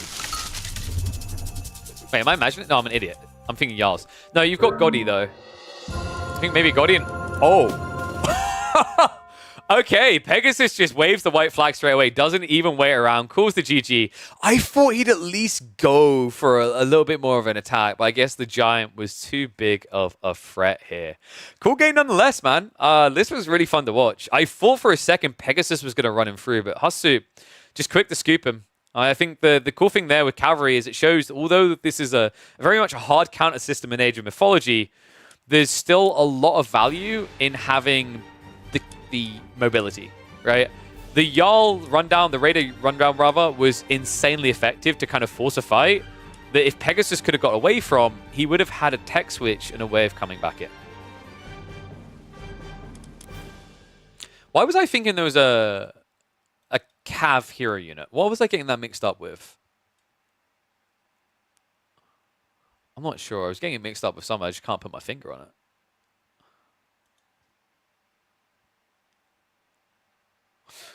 I don't think there's any Civ that like has a comparative one like that, right? I mean, you can obviously convert if you're playing like Atlanteans. My brain's just making up things to bait me. Jeanne d'Arc? No, dude, that's the wrong game. No, I'm saying in Age of Myth, there is something, I just can't remember what it was. I've brain farted it. Alright guys, so let's see who else is live.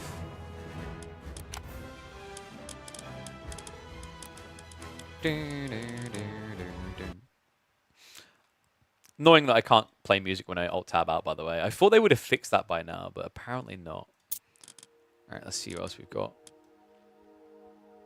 What was the size of this game? What, download? About 32 gig. Well, download is 10, and then installed it'll be 32. Excuse me.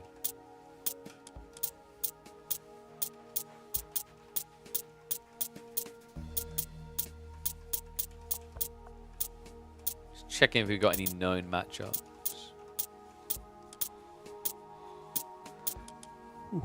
Yeah, Pegasus and Husky just finished. That's a big yawn. In fact, you know what? Give me a sec, guys. I'm quickly going to grab another Red Bull. So be right back.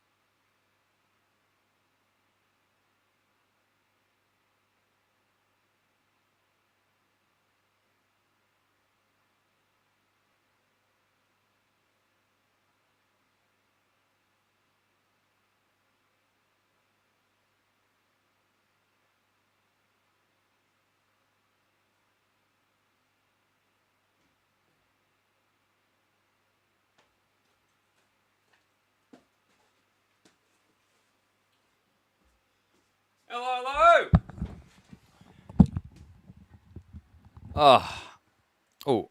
So who won Uruk versus Illuminati? Uruk did. You can check that back in the VODs. That was a sick game.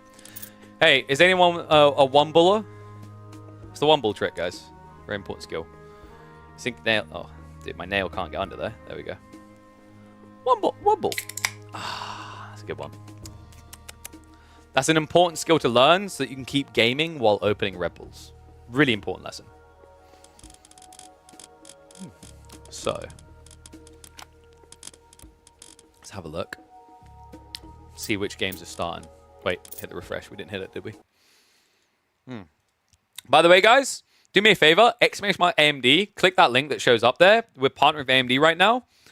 And they basically want to see how many people are engaging with the brand to decide whether they want to up again and sponsor us again. Which is cool because it means we can start putting some of the money I get from sponsor deals into show matches for AoE 4. And I imagine we can put it into Age of Myth as well, considering, like, you know, it's a nice time because prize pools aren't large, so players aren't stupidly expensive, which is always music to my ears. We've got 2% milk. All right.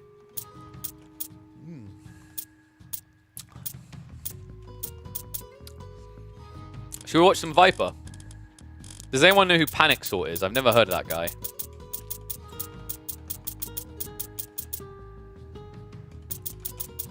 Got Maito versus Chemo. Let's do some Viper. Let's do some Snaky Boy. He's playing Atlanteans now, right? Yeah.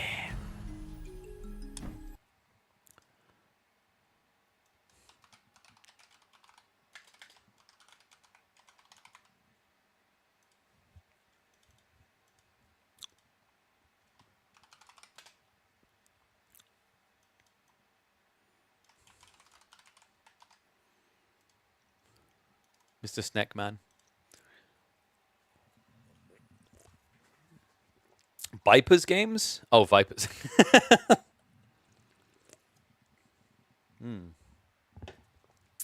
Should we get ready to go?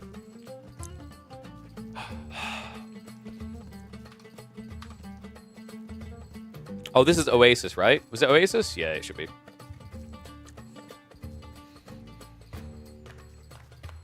He's back, and he's on a brand new Civ. It's the Snake Man, the one and only Gamer Legion's Viper, going up against Panic Sort on the Egyptians. And the vibes, the music, man, I love this game. I think the music alone is just, it pops. Guys, I had early access. I played through the campaign, and for a week afterwards, I was uttering the background music from the campaign. I had to be careful as well to not reveal that that was what was happening. But yeah, really cool one here. Viper, I think this is like his second or third game of Atlanteans. He's been playing a bunch of different civs. He just finished his Norse run, so he's learning a new one here. And it's going to be fun to see. Apologies for the UIs. Just to remind you guys, Viper, although he's on the left on the map, he's actually on the right on the UI. There isn't a way to flip that right now. I'm hoping they add that in soon. But this is cool. I haven't seen any Guy so far. Guy is a more defensive version of the Atlanteans. She plays a little bit later in the game and likes to play a lot around this forest because, of course, her forests are glorious. This is the first ability you get. The Guy Forest basically allows you to spawn a bunch of trees that you can gather from faster. Pretty useful on a map like this, I think, because although there is a lot of wood in the center, if you lose control, map control, you don't have vast quantities in reserve, right? So I think Oasis is in a weird way kind of an aggressive map in that regards. You only have 2 lanes to commit to because you can't run through the center, and the wood tends to be out of range of protection in a lot of games. So other side of this, what have we got our hands on? I'm trying to remember which god portrait that was. I should know. It's Iris, right? Pretty sure it's Iris. Trying to remember if she's a major god. I'm pretty sure she was. My brain has just already instinctively remembered most of the gods, but I somehow farted my brain on this one. For those watching for the first time, really interesting thing that Egypt has.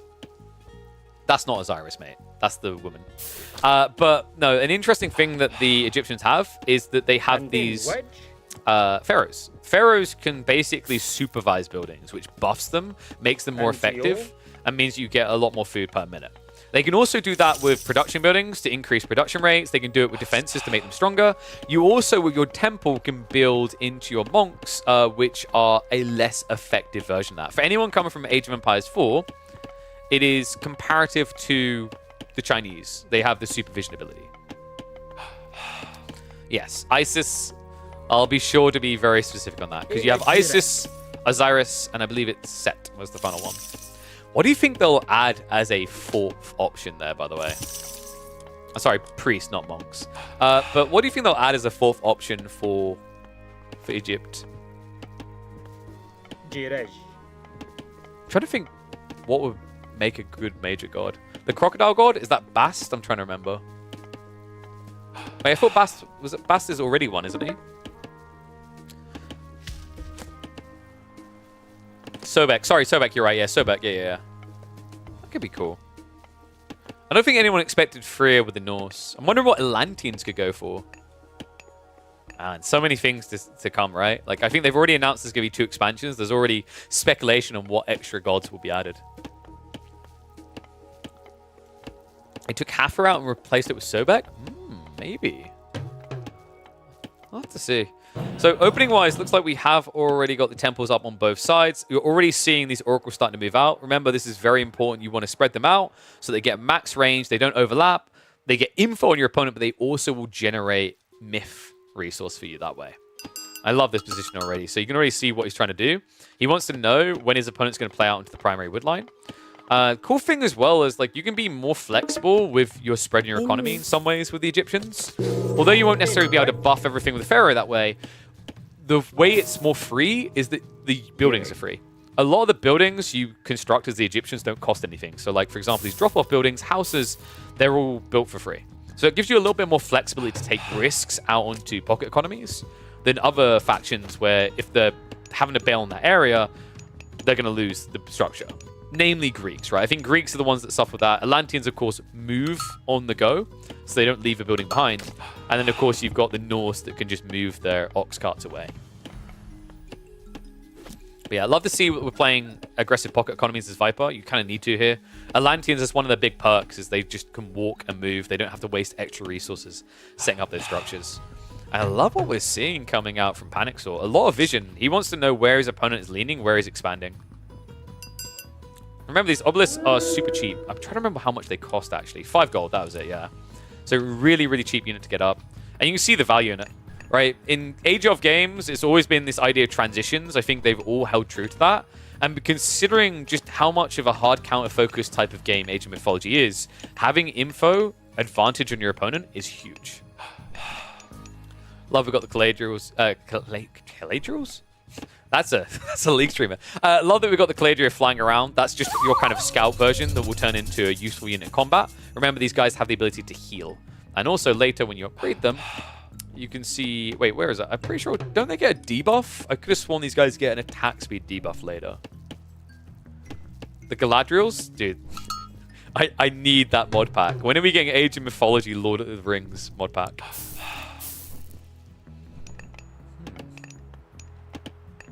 Looks like we already got the forest being committed. Where did he put that? I imagine, yeah, at home.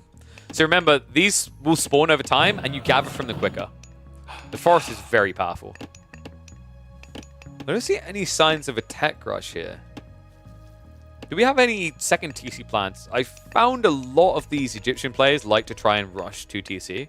I don't know if that was just a meta at the time and that switched off. But I've always viewed the Egyptians as more of an eco-boomy type faction than any of the others in the game. Almost like, in some ways to me, it kind of feels like Egypt is more of a Zergy civ, if that makes sense. Like they build an eco advantage and then they flood lower quality units to a certain degree. They have advantageous units in terms of quality. Like when you go into the later phase and you build up in these right here, the Migdal strongholds, you can pump out very powerful units like elephants and camel riders, right? But in the early phases at least, like it feels like a lot of your Rax units, they have to play the hard counter types and they're more of a throwaway type.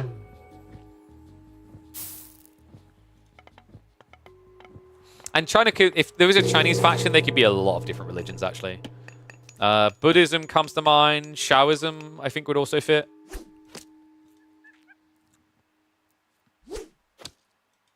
Is it Shaoism? Shamanism. Shaoism? My brain. Shaoism, that's a new one. Taoism, that's what I was getting mixed up. Yeah, Taoism. Then you've got, for the northern territories, you would have... shamanism.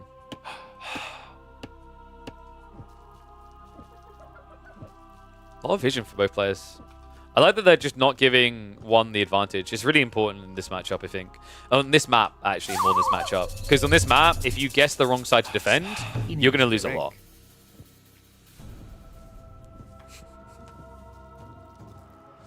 So Viper, up in age 3. And tech's coming slow on the other side, right? Yeah. Wait, no, sorry. Viper's not. I'm getting confused now as well because the other way around. Egypt went for the tech boom up, and we do now have the Migdal stronghold. So here we go. It's immediately into the War Elephants. I love this. War Elephants are just a very strong, beefy unit. They don't have a clean, direct counter immediately from the Atlanteans, right? What could we be leaning into here? Because they're already going Mamillos. Mamillos are going to do really bad up against elephants. First one's already shuffling over. These guys have pretty good base damage. They can 5-hit a villager. They are very slow, though, and it looks like he knows about it. He's going to shift away with the Oracle. Catabelts counter the elephants. He hasn't set up the counter Raxes, though, right? I guess that has to now be on the way. I wondered if this was going to be a frequent thing. I feel like most people want to go military Raxes when they play as Atlanteans. The counter Raxes is kind of an afterthought. Second TC going up. Has he got that nice lush? Yeah, this is kind of awkward, right? If you don't all in the building, then this is one of the unique things with Gaia is, oh no, you hurt me. Mummy's going to kiss my boo-boo better now. In wedge.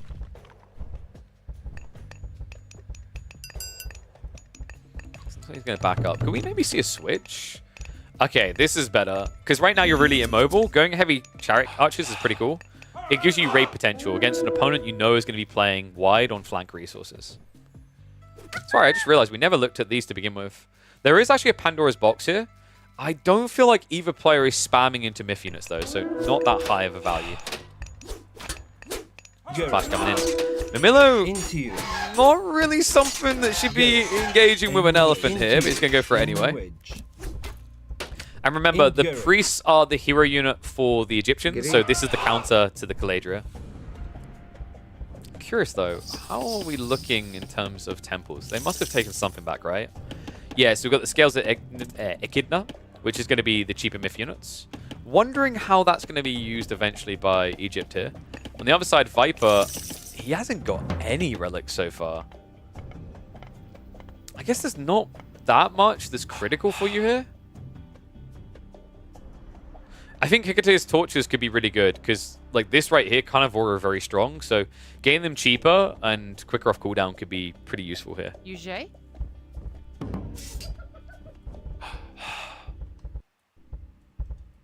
Elephant archers are coming. As in elephants and the archers. But the chariot archers, I feel like you want to peel them off and hunt. Not just dent it. So we'd have channels coming. Oh, that's cool. So for those coming from AoE4, this is like Yan for Mongols. It's going to give him a movement speed aura on the defense. Elephants are going to move in though. Caladria, it's going to be pushed back, and this is enough to break this. Remember, elephants, they get 3x on the damage up against structures. Carnivore is going to be dropped, but the priest can easily deal with that. The Carnivore is not going to be quick enough to take out the priest or the elephants here. Town center goes down. Nice fight there. The chariot archers definitely would benefit from moving away. And now, because the Gaia Lush is going to start disappearing, that movement speed should make it a bit harder to chase this down. However, elephants being so slow means you might as well throw them away and try to fight back. After this fight, though, there's a really big problem coming for Panic Saw. They went 2TC. They don't have a big army behind this. And they're still spamming elephants. You don't have that kite ability. I think the best thing actually right now would be if the Pharaoh comes across to the Migdal, because I think you might see a dive attempt coming out from Viper here. Oh yeah, the priests are pretty sick for the people talking about them. There's also, there's some tech that lets you get increased range. I think it requires a specific god. I don't think we have that one, but if I remember correctly, it was +2 range to them. Oh, sorry, there you go. Nebti. Gives you the extra damage. Not really that important right now because your opponent is just playing mass infantry. Considering what you're up against here, I'd say what would make the most sense is actually just to go into mass axemen. Axemen are really good against infantry. You don't want to be building elephants anymore because you can see the catapults here. 4x damage up against elephants and any other type of cav. And that's kind of, I think that is one of the weaknesses of Egypt here when you play too hard into the Migdals. Everything that comes out of the Migdal is a cav.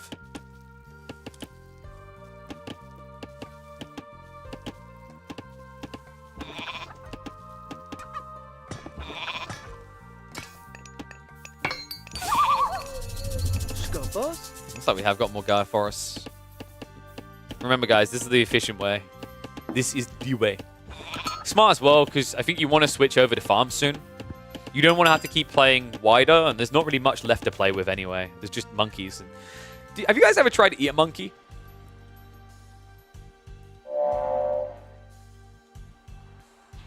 I tried once, but like my tummy felt weird. I was like, ooh, ah, ah, ah.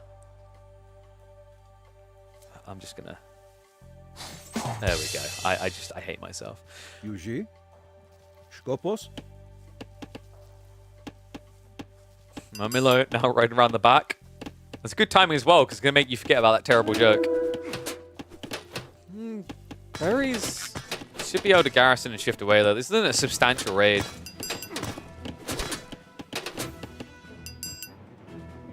TC has at least come back up. I mean, I'm liking the look of Viper's economy a lot better right now.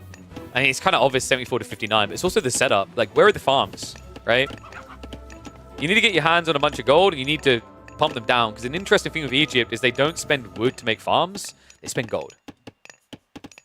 Meanwhile, on the other side here, oh, check that. Very expensive, 150 wood, but that's for good reason. Remember, Atlantean villages are doubly effective. That's why they cost double the pot. I'm starting to wonder, like, what is the game plan here? I guess he just wants to go for a full raid. We've got a lot of chariot archers coming in, but if this gets snooped on early on, you could easily just wall off the side, right? Like, wall one side and then defend on the other. And interestingly enough, we actually have a bunch of Cairo Ballista coming in. Yeah, these are the ones that are good against infantry, right? He also does have the Behemoth to try and siege down the buildings. Remember, this gets an absurd buff to its damage against buildings. Does 18 crush already, and then multiply that by 5. 90 damage per strike. Did you guys know I do math? Sometimes I wonder. Sphinx are in. Sphinx are kind of awkward, right? Like, you're noticing that Viper's backing up, because if he gives that initial hit, Sphinx does maximum damage. When the Tornado's on cooldown, it's a bit of a better time to attack. But right now, looks like it's spread a little bit too thin here. Military force is looking bigger, and Panic Sort is looking to take advantage of that.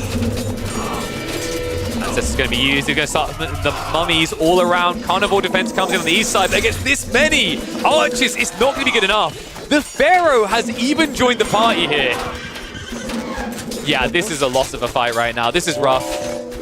Sphinx is at least going to get taken out, but the backbone of the army looks healthy right now, and the raid attempt just didn't come to fruition here. In fact, I think that might have even been a select all army coming out from Viper. Ay. Now Panic Sort in a very cozy position here. I mean, he has at least got the catapults to contest with. That's going to be a problem. However, I think with a bit of kite potential, this could be a lot cleaner. Instead, Panic Sort starts making monkey noises himself as he hits the 8 key. That unit's meant to counter him, but you wouldn't think it with what you just watched. Remember, it's not even the chariot archers. They don't get a bonus damage up against those units. They're just base damage. Base damage seems to be good enough here. Heavy Terma, not able to get to that backline at all. And the villagers also now in trouble on the front line. And this is starting to snowball, folks. The eco situation can get grim fast here. Chariot archers are raiders. 1.5 movement speed allows them to zoom. In wedge. Sorry. Into you. I'm thinking rate of fire. I don't know what the exact... 5. I'm an idiot. I'm looking at the wrong thing on the UI. I was about to say it's double elephants. When I looked across, I was like, wait, what? Into you. I don't know, man. I think Viper got a little bit too cozy in this game. When he needed to be focusing on defending, he was thinking about attacking. Now we see the outcome of it. Arcus is being built up isn't great. You need Quintadiuses, and you need them in fast. Chariot Archer mass is pretty big. It's just going to be a stand ground here. It looks like quite the throwaway from Panic Sort. More elephants are on the way, however. But it's come at a cost. There's a lot of Chariot Archers going down. I think Panic Sort got a little bit too cozy here. At least got a second wave coming in. They're going to strike to the backside, so farms are being idled out. Also, it's going to be a re-rally over to the south. We have got a Migdal stronghold on the front line as well. Gold being gathered up. And a tricky game now for Viper. Definitely a good fight there. I think Panic Sort threw it away a bit. But he's starting to kind of starve the map. And you're seeing Viper now leaning heavier and heavier to the north side. He needs gold access.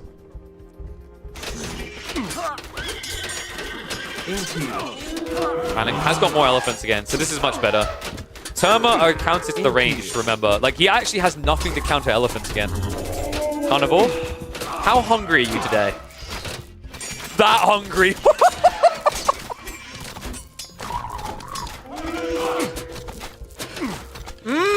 Me likey. Oh. I mean, it appeared magically. It might as well do a magician's trick and make an elephant disappear.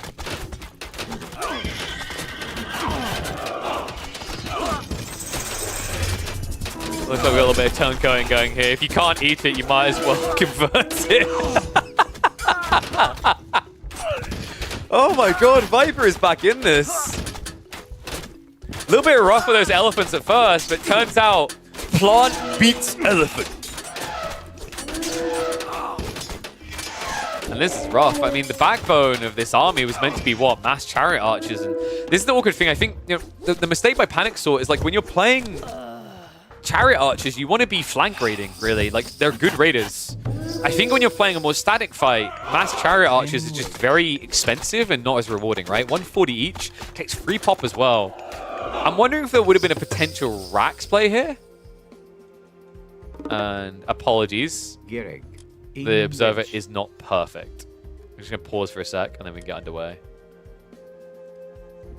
Alright, away we go. Like, yeah, maybe you could have went... I want to say you just go Raxes here and then you play into Slingers. Something good against range. But, like, think about the cost of this, right? 85 resources instead of 140. And then you just kind of build more elephants. Maybe you just add in Spearman as well to protect against Cav threat. I don't know. It's funny because I said I think Raxes feels really trash compared to Migdal. But when you're getting hard countered on the Migdal Stronghold, you kind of got to mix it up a bit. I mean, we haven't even seen...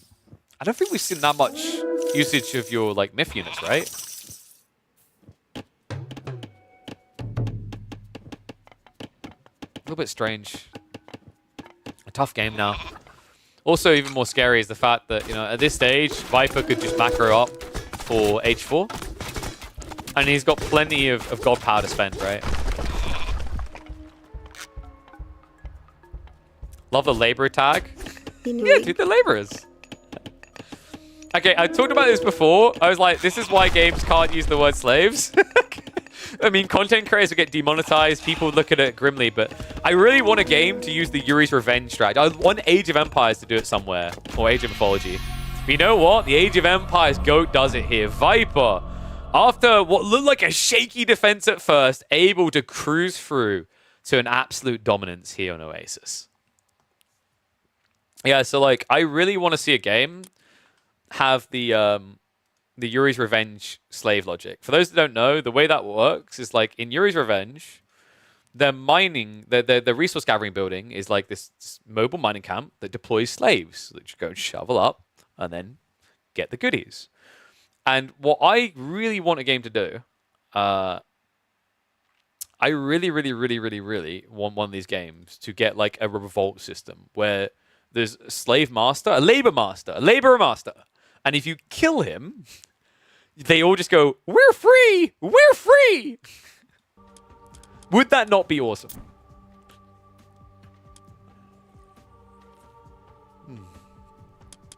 I definitely did not steal that line from Red Alert 2. What's that? Imitation is the highest form of flattery or some crap like that? Red Alert 2 is a goated game, man. Like, Red Alert 2 is easily up there with Age of Mythology, full stop. It's that good. No, thank you. I saw the compliments earlier. I appreciate you guys. Glad you're enjoying the content.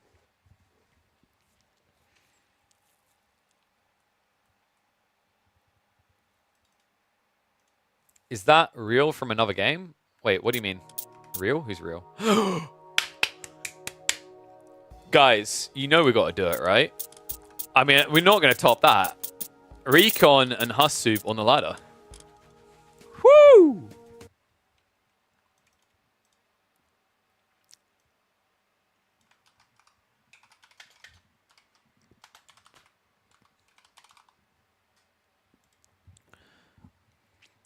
Yes, Leaf. So the Laborer Master thing is a thing. In Red Alert 2, Yuri's Revenge, the resource gathering building is this like mobile mining camp. It deploys and little laborers come out and they start shoveling the ore in. And if you blow up the building, they rebel. And it's brilliant. They go and attack the enemy with shovels. It's one of my favorite little aesthetics ever in RTSs. Graphics, animation, sounds from AoE 2. That's weird. When was the last time that someone in AoE 2 said prostagma? Imoli.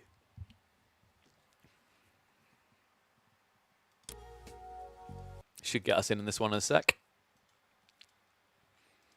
And yeah, someone asked earlier about the AMD thing. How do you help? Click the link. That's how you help. If you buy something, even better. But the main thing they want is eyeballs on the brand, PC Specialist, and the AMD line. If you want to leave a tip and support, how do we best do that? Bits, I don't... So, correct me if I'm wrong, I feel like you guys don't get much in return out of bits. Subbing, I definitely recommend because that allows you guys to be able to not have to worry about ads. It also gets you some of the best emotes you're going to find on the planet. Full stop. Whoop, whoop. But the other way is we have set up Patreon. There's a way you can donate. There's just a straight up dono link through Streamlabs that you guys can use. But we have got Patreon if you guys like just want to not have to worry about coming in each time and want to like frequently support. The other one, we have got Coffee. Coffee is specifically for tournament funds. So I really need to probably emphasize that. But the money, anyone who donates on Coffee, I'm going to be saving that aside and stockpiling that for like tournament funds and show match funds. So those are the ways. I think we're ready to go. Whoop, whoop. Slaves is a resource for Dark Elves in Total War Warhammer. Yeah, I don't know why so many games are afraid of it. Like no one was harsh on Total War Warhammer for having like slaves to Dark Elves. They were harsh on Total War Warhammer 3 for sucking, but it wasn't because they had slaves. Alright, should we get ready for another? Oh, should we do predictions, guys? I need to get some more mods. Let's do predictions. Yeah, you little gambling addicts.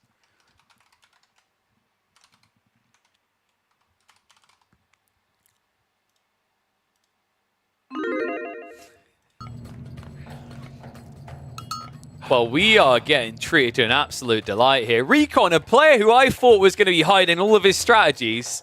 We teased him a little bit earlier. We said that Mister had come onto the ladder. Where are you? Well, here he is. Up against his teammate, Hussoup, on the other side. This is an absolute tippity top ranked game between the two. And it is going to be Hussoup using the Norse here as Loki. Meanwhile, it looks like we've got some Poseidon action coming out from Recon. Yeah, I love that we're seeing so much Poseidon outside of like water maps. I thought most people would want to practice it there.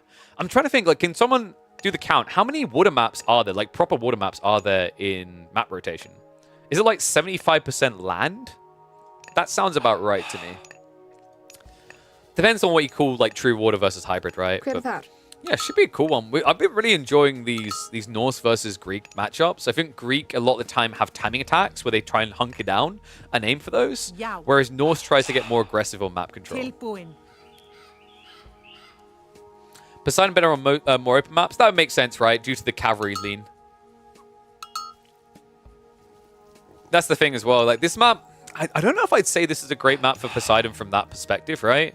Like you've got all these choke points that unless you want to build transport ships, you're not getting across. So if you think about it, raiding to the enemy economy, you can just be funneled here and here. Obviously, you have to get that stage. The first few minutes is not really going to happen. But once you're there, these shenanigans, by the way, the interruption on the piggies. But yeah, once you're there and you've kind of choked these down, cav raids feel like they're a little bit underwhelming.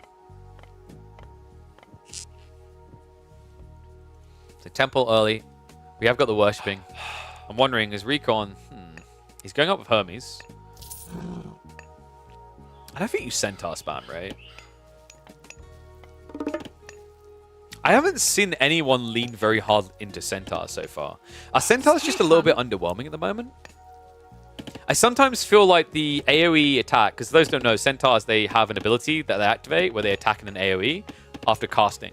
But that delay almost just feels like it's way too long.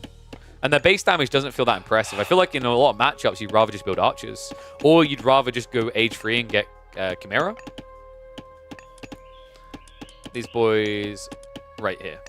Oh, sorry, not Chimera, Manticores. Which, oh, he doesn't have access to in this game, right? But with other factions, like when they have Manticore or Toxotere is a good option, I feel like it's better to lean there. And damn, someone remind me in this game, we need to find out if Hoplite is a way that it's said. I'm pretty sure it is. Yeah, we've been having a debate in the last game. They're like, is it really pronounced Hoplite? I'm like, I'm pretty sure it is. Hoplite or Hoplite is both correct. Centaur's old special attack was better? I'd agree. Wasn't the old one the one that the hero has now? Where you just like charge up an arrow? I'm trying to remember. It's been a while. I'm so used to seeing them just cast the overhead arrow now. Let's see if we can do some damage. In theory, if you could find an enemy eco line, it's good saturated damage. And like right now, your opponent doesn't have any heal. But that's not going to stay the case for long, right? Heimdall's on the way. Well, actually, no, it is going to stay the way. That's interesting. Hasip is going into Heimdall instead of going for the healing fountain option. I wasn't expecting that. So Einherjar will be the choice. Yeah. And there's the damage we were talking about, right? It just takes so long to start even happening. It almost feels like it requires negligence from your opponent to utilize well in the early game. And if you're scaling, I feel like there's just better things to scale than Centaurs. This is just going to continue to be annoying. Recharge is fairly quick, right? So I think you'll have it to cast now. Yeah, there you go. Like, at least shoot it deeper, right? Like, it's so dumb watching. But it's at least forcing reactions and getting free information. Alanta is on the way, and Alanta, by the way, is bonkers. She's so quick. Look at this movement speed, 5.8. She's quicker than Cav. And oh, that was a miss wall. Double hero unit now here. And Hari is going to activate the horn. That is going to give the extra movement speed and attack speed. Has to shift away, though. And keep in mind with the mobility here, Atlanta is going to be able to chase this down. I mean, that was just smartly played. He can pull away from this afterwards, remember. Theseus has got the relic, and it looks like it is the blue crystal shard. That's an important one. Wood and gold gathering. Something that both players can use well. And we're going to start remembering to check these relics at the beginning, right? We've got Eye of Horus as well. Eye of Horus is nice later in the game. I just haven't really noticed many of these games going late enough that it substantially makes a difference. In the hyper late, when you're pop capped fully, yes, it's good. But I've rarely seen it get to that point. Looks like we have now got the hit pieces arriving, so pretty standard out of Poseidon so far. Theseus is going to hang around for a long time. That archer shot does look good, by the way. The saturation damage at least helps a bit. I don't know, though. I'm a little bit surprised. I feel like Recon was pushing this a bit hard. He had an out. He has at least maintained that relic, and with Atlanta, it's going to be hard to stop him running away. Okay, so what is the feeling about Atlanta, guys? I'm kind of curious from anyone who's like high level and has been playing a lot. My feeling is Atlanta seems a bit too good. She seems really strong. And oh my god, Recon is actually just going to try to cheese him out with water play here. Tyreem's now on the way. This is crafty from Recon. And if you think about like where a lot of this aggro is happening, it is all the way along the coast. So now if he shifts back that way, he has a decent leverage point. One issue though is like your opponent can lean west side away from this. So I don't think this is like a, oh my god, GG, you're done type play, right? It's nice, but not crazy. Does at least long-term block out some of the food as well and protects his own home.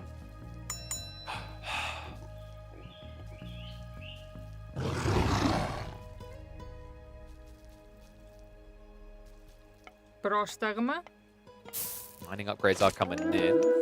So Hasip is just trying to eco it up a little bit. Aggro is going to continue. That's just going to kind of drag him into fighting, right? This is so cheesy. Oh, this is brilliant.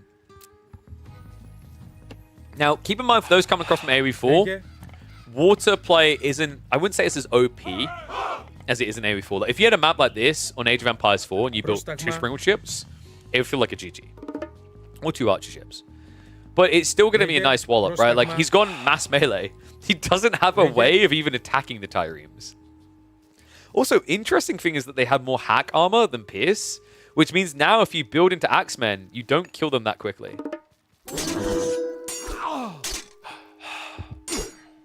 I do think Recon is getting overzealous here, though. It's almost like he's trying to force that bait. Πρόσταγμα. to try and make the play worthwhile. Are we finally just going to walk home?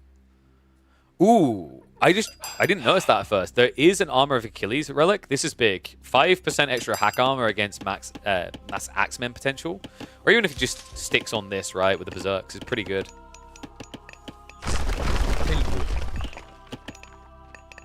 Actually, I'm pretty sure they're hack damage, right? Yeah.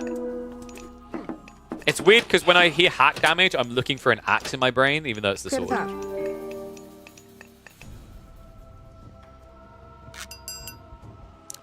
Oh, looks like we've got rotations coming around. So I think what Recon is leaning into is the idea that Hossup is eventually going to have to choose to spread east and west. And when he does, now because he's got the boats, he can just transport across and hit the backside. For the time being, though, Hossup isn't too overextended, right? And I think Recon, the choice to like take those early engagements where he traded poorly, cost him a military edge in that regard. Doesn't really have the numbers to spread wide right now. So we are actually going to get a troll being birthed out of nowhere, as you do. Yep, just the normal stuff, guys. Just low-key shenanigans here. By the way, can we just agree that that catch-up mechanic on formations is kind of OP? Was this always there in Age of Myth? Because I feel like it's a thing that I always highlight as being broken in AoE 4, and it just looked really broken there.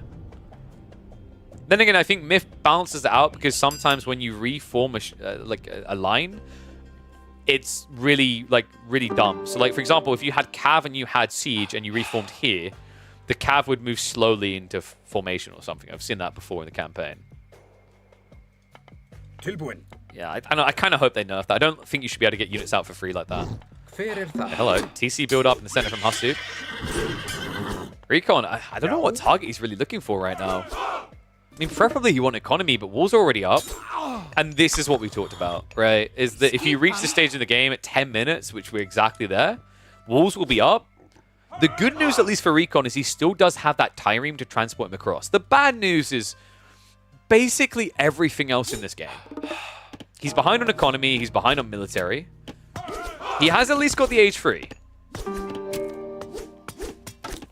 He's got a lot of pressure coming his way. Now, the Nemean line is pretty strong, right? I don't think this got nerfed either. Last time I saw this thing, it kind of looked busted. So the Nemean line is able to stun everything in an AoE with his roar. So if you get the timing right, you just get to wail down on an entire army for free. We do now have a switch up coming in, so it looks like it's going to be a shift over. By the way, have you guys noticed this? When they need to fix the UI, it shows zebras. But yeah, we've got the Hyperfist coming.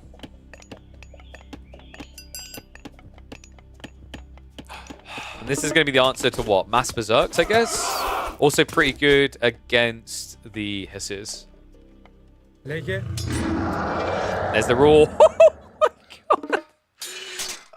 Formation shuffles is at least going to save his bacon from getting cooked there. Hossup able to back up here. You see what I mean with that ability, though. Back over not one. The curse comes out.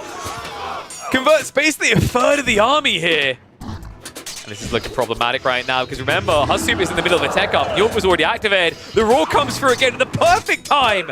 Recon takes out the army. And now he can take out the TC. One lion. One lion is all he needed there to really turn that about. The curse as well.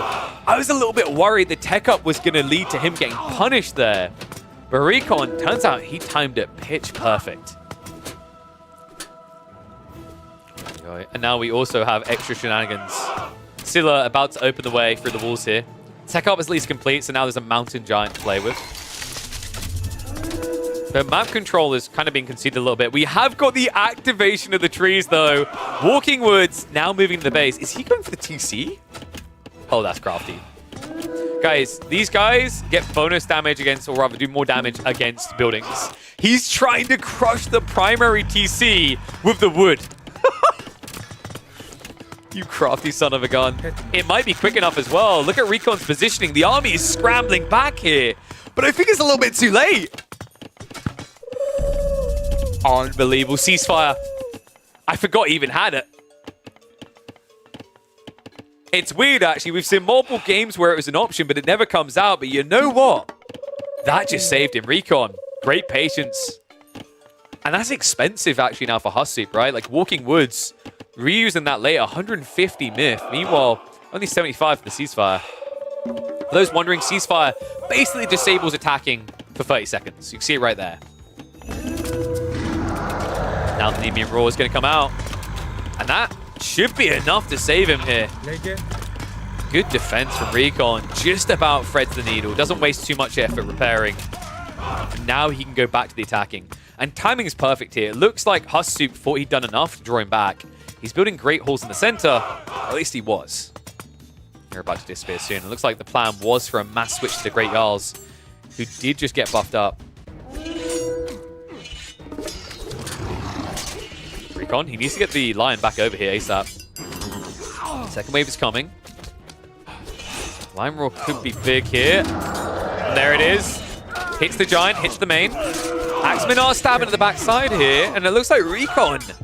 This is awkward. He needs to try and split the fight in a desirable way, but Hussup just able to park himself in the center here, and now he can cut off the smaller group. Villagers are on the front line in this area. Should be able to chase this down, though. The issue you've got here is that you built into the hyperspit. I always struggle with this. I call them hyperpists, but I know it's hyperspit. It is hyperpist, right? Can someone validate me? Have I all these years said it wrong or right? It's the S in the middle. Λέγε έτοιμος. Πρόσταγμα, λέγε. I don't know, man. I think Hussup's got this in the bag, though. All the techs are on the way as well, so Army's going to keep on surging. Recon now behind by 10 eco. Hyperpiss. Hyperpiss is close enough. I'm British. We get to butcher everything. The main army's reforming. Recon is not drastically far behind, right? It was like maybe static. No, he's a mile behind, guys. Nemean line aside, he is a mile behind. He at least gets a freebie on the south side here, but now the backstab's coming in and he no longer has the roar when he benefit from it most. Half the troops are going to cut off the retreat. Line starting to be targeted. In fact, this stage, I think he'd really benefit from just using these guys, the Goddies, to take out that line. Instead, he's just going to spawn another one. That's right. Don't ask me who's given birth to trolls. Probably someone who exists on Reddit. Able to stop him retreating in his tracks. This looks done. He keeps being forced to retreat, and that always just benefits the Great Jarls. Great Jarls that, remember, kind of a jack-of-all-trader type unit. Really good against the myth units if they ever existed. They won't for much longer. Nemean line lets out its final bellow before it's going to be taken down. And Hussup looking like he's going to get a solid victory here. Recon, I think the problem is he got a little bit too crafty in that early game and got kind of caught with his hand in the cookie jar in the transition. Although the Lion carried him in those early fights, the moment Hussup caught up, he never slowed down.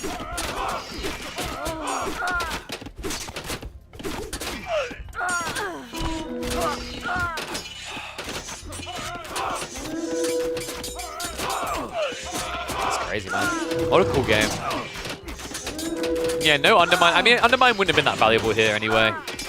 So I think at this point, Recon's just processing it. You know how Recon is. Our Trekkie Trash Panda doesn't like to give up, but when Hussup is adding more buildings to the back of your base, you know where this one's going. He might just tech up now, to be honest with you. I mean, you're militarily hard, like high enough on the lead that you could just go H4. He has got free TC as well. Just everything is a ticked box at this stage. I think Recon knows it as well. Like, when your opponent leaves your base like that, after what he just done to you, after bending you over a barrel, there's really only one reason. He's so far ahead that he just doesn't see you as a threat. Look at that immediate queue up. We thought it might be a tech up. It's not. He's prepping for the all-in. The backstab, he's still building more. Oh, I love Hussup, man. Mass longhouses in the back corner of the enemy base.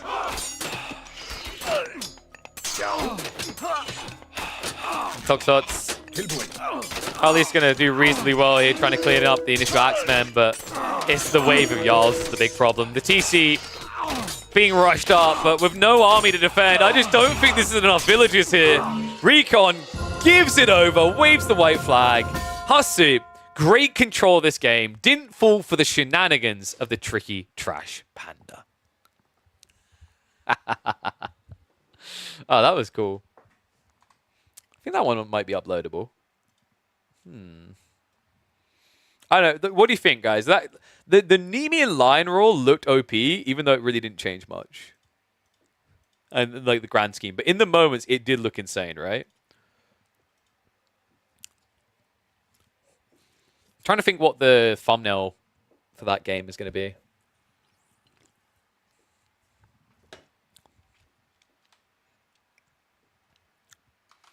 There's no fishing. Wait, it might be the Tyreems, right?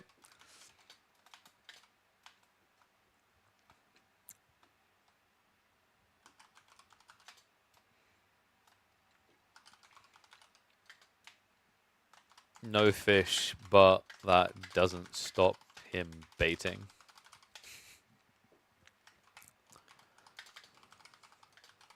I think like the boat play at the beginning was kind of cute for like a point to draw people in. What do you guys think? The Nemean Lime Roar or what Recon was trying to do with the Tyreems?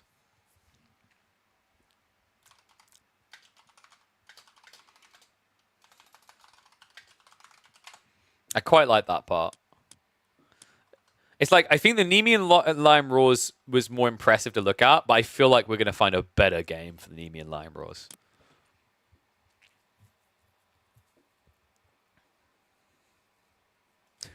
Soup always saves his gold powers for his next game. True. You got to hold on. You never know. You might need them.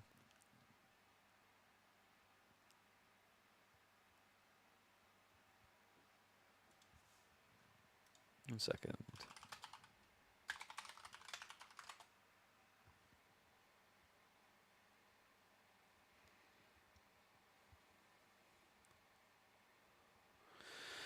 One second, just checking something.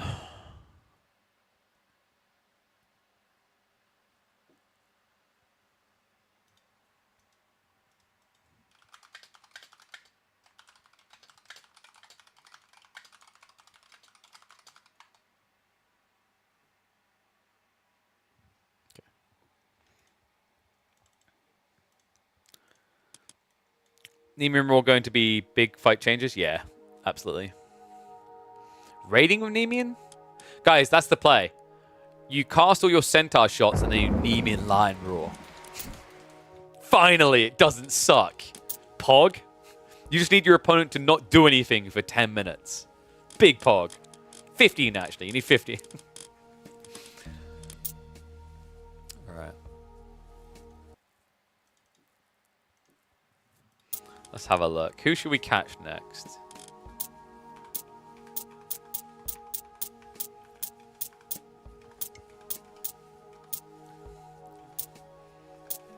Is Asposian anyone? Should I know that guy? Curse Aphrodite? Yeah, Curse and Lions can be pretty good, sure. Yeah, I can see that. What you want to do is Roar, Curse, and then Body Block now. Redo's name in a game. Who's that?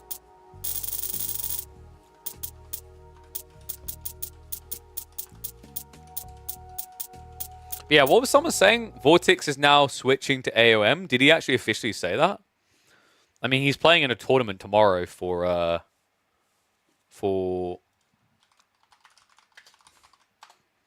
Stormgate, so I kind of doubt that.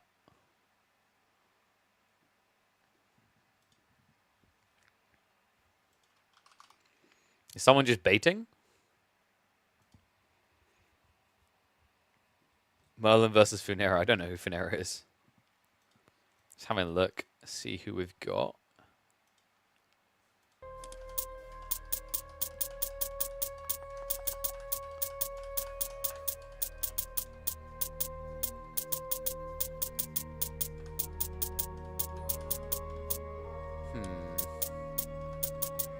Let me check if Asposian is someone I should know from somewhere.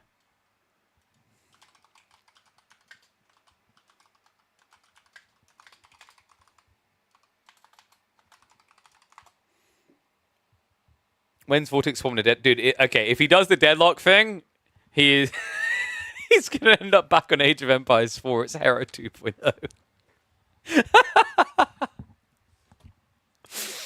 I would laugh so much if that actually happened. I'm sorry. That would be the most hilarious thing to me. I mean, he's just vibing, having a good time though. Good for him, man. I think a lot of people, and I had a lot of faith in, like a lot of people had faith in Stormgate, but it is a worrisome position that game is in. No one, I think, is delusional about it now. I wanted to succeed. I want more games to succeed. I think there's a lot of potential, but it's got a long road now. It's not a quick recovery. All right, let's refresh and see what our options are. Sorry. Who's Zapata BR? Is that actually a person? Is that someone I should know? I'm just trying to find like the highest quality, like closest matching matchups, right?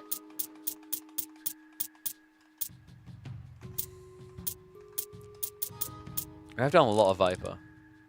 There's double Loki as well. Do you guys want double Loki on Giza?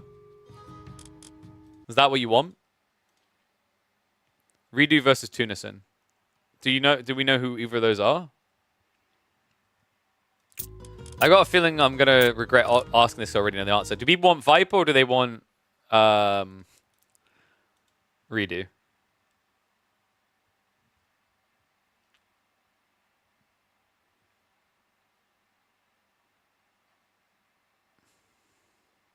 Hyperspists. Is that it? Okay. All right. Thank you, Alaskan Wampa. You want Mr. Wait. Whoa. Okay. I'm sorry. Ghost Lake. No, he's right. Mr. versus Super is one we definitely know. We'll see if we can catch another Viper one next. So I don't know if Viper's up against a high-ranking person.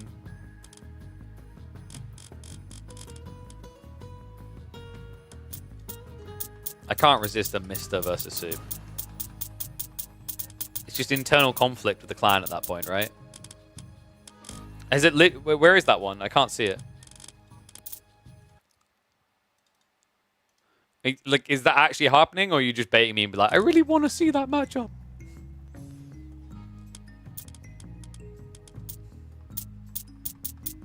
There it is. Good call, Lake. Thank you, thank you.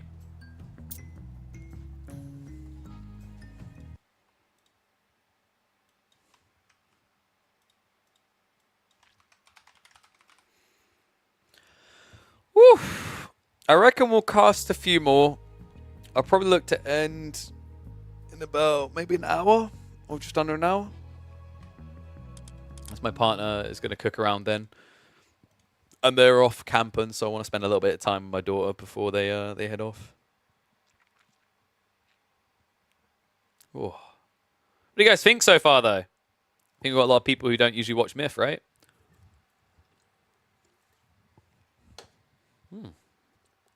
Just checking emails I've got to catch up on later. Good lordy. So much crap to catch up on, actually. The new Sonic the Hedgehog trailer just dropped. I'm going to have to watch that later. Is anyone else hyped for Sonic 3? Dude, I love those movies. They're so freaking good. And you know the actors are having a good time when Jim Carrey comes out of retirement because he wants to do Eggman again. Right?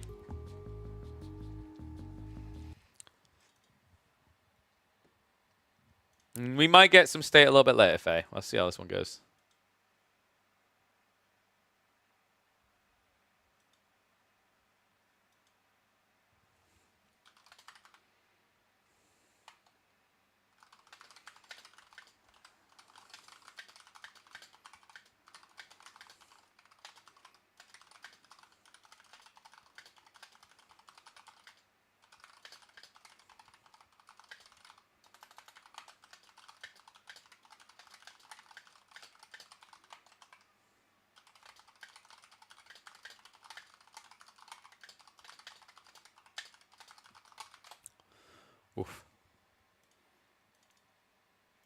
Sorry, just had an influence of complaining about not being interested in doing other like integrations because the last one was a boring game. I'm like, dude, if the game's boring, they're paying you like $3 X CCV per hour.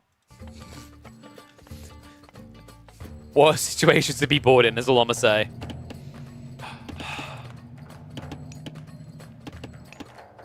The JSS clan's at it again. The Mister in the blue here, playing as Poseidon, going up against Hasup as the Norse, as Odin. One and all, welcome back to the Age of Mythology action. We're back again. I forget the name of this map, but we keep coming here. I feel like we've been here a few times, actually. Gonna be an interesting one, actually. So more Poseidon play on, I'd say, a map that has more lanes to try and rapidly run down with the cavalries. Wait, this is the one we played last time, right? Yeah, so last time it was Recon versus Hasup, and that game, I think Recon got a little bit shenanigan-y, right, on watering holes. I'm curious to see what Mister's approach is going to be. This time, I think last time, was it not? It was Poseidon last time, right? Yeah, so double Poseidon. Love this is already baiting in the elephant and using the TC to fire it down, so a big chunk of food is going to be coming into his economy. You'd think this elephant would have a problem with this all, but the stone just looks so pretty. I can't believe that actually works. That poor elephant. 750 food, now up for grabs though, so nice start for Mister. Hasup on the other side. I wonder how he's going to open this. We've seen a lot of players on, not just Loki, but actually on Odin as well, play very aggressive, almost with like proxy bases, I want to say. But I think this is going to be a bit more of a chill beginning. Let's check the relics though, it's always a big deal if the spawns are generous to you. Mother's Bow is going to be there, so the extra range could be pretty cool, maybe for like Axeman spam. I don't think you're going to see archers too quickly from Poseidon. The sledge, I think sledge is kind of okay. I think definitely I'd say that the Norse use it more because they tend to build more of their strongholds than you'll see out of the Greeks. Odin's spear could be intriguing. If you feel like you need to react to Cav, I feel like actually this should be a blocker because you don't want to give your opponent an easy counter, so Mister would definitely benefit from removing this from the map quickly so he doesn't get extra damage against him in counterplay. And then I think, what else we got here? Ring of the Nibelung. Pretty nice overall. Like, I actually think Mister has a pretty good spawn for relics.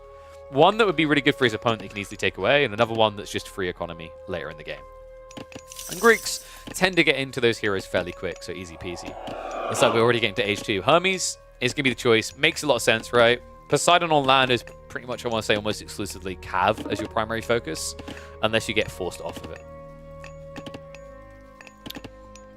I believe that gives him access to... Is it a surrender as well? I'm trying to remember. No, it's not surrender. Yeah, there we go. Surrender. I don't know what I call it surrender. Diplomacy or ceasefire. I'm going to call all the wrong things first. So ceasefire is pretty handy. We saw how useful it was later in the game, in the Recon Hasup game, when he came in with this backstab play. And first relic is going to be grabbed. It is going to be that trickle of gold. So 30 gold per minute. Not too bad of a grab this early in the game. It's not like Theseus doesn't have any other value but grabbing relics. It'll be pretty handy down the line. Tech is on the way. On the other side, it is going to be the Heimdall choice. So Einherjar on the menu. That does mean there isn't going to be any healing fountain, though. Oh, wait. Sorry, I'm an idiot. That's Loki, isn't it? Yeah. So Odin, I think Loki's the only one that gets the healing fountain, right? So I think Odin games, we've always been seeing Heimdall so far, bar maybe one. And this guy is pretty useful for the initial fights, right? The Einherjar is very slow to move, but remember, his horn, which he honks when he's ready for a fight, I don't know what you thought I was going to say, allows him to give the movement speed and attack speed over. But yeah, early Centaur play just to be annoying. We talked about this in the previous game. This Centaur play is kind of underwhelming in mass. But the initial one can at least be a little bit annoying. The idea is that with your casted ability, where you saturate an area with arrows, you can force your opponent to move his economy. And I don't know. One is going to get activated just to try and chase him away here. Hesse will not be quick enough to catch up to that Centaur. And I believe behind this, it is going to be stable play. So Hippias is now on the way for Mister. Reaction's going to be what? Probably more hearses? No, we're switching straight into raiding cavalry. So he's just looking to mirror, right? This is going to turn into a cav on cav type game. Center though. Wait, did he just... Yep, Atlanta with the moves. We talked about the idea of just taking away the counter cavalry infantry buff. And he does that with this relic. In fact, right now, it looks like Mister is just dominating in the relic department. He's taking all the high-value ones, right? The one that would be good for his opponent, and also the ranged advantage if he ever wants to switch down into archers further down the line.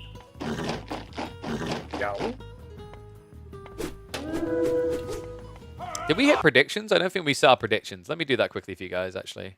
I'm going to make it short. I'm going to give you guys a minute, but I've got gambling addicts. What can I say? Second TC on the way, though. So Mister just trying to get an eco advantage.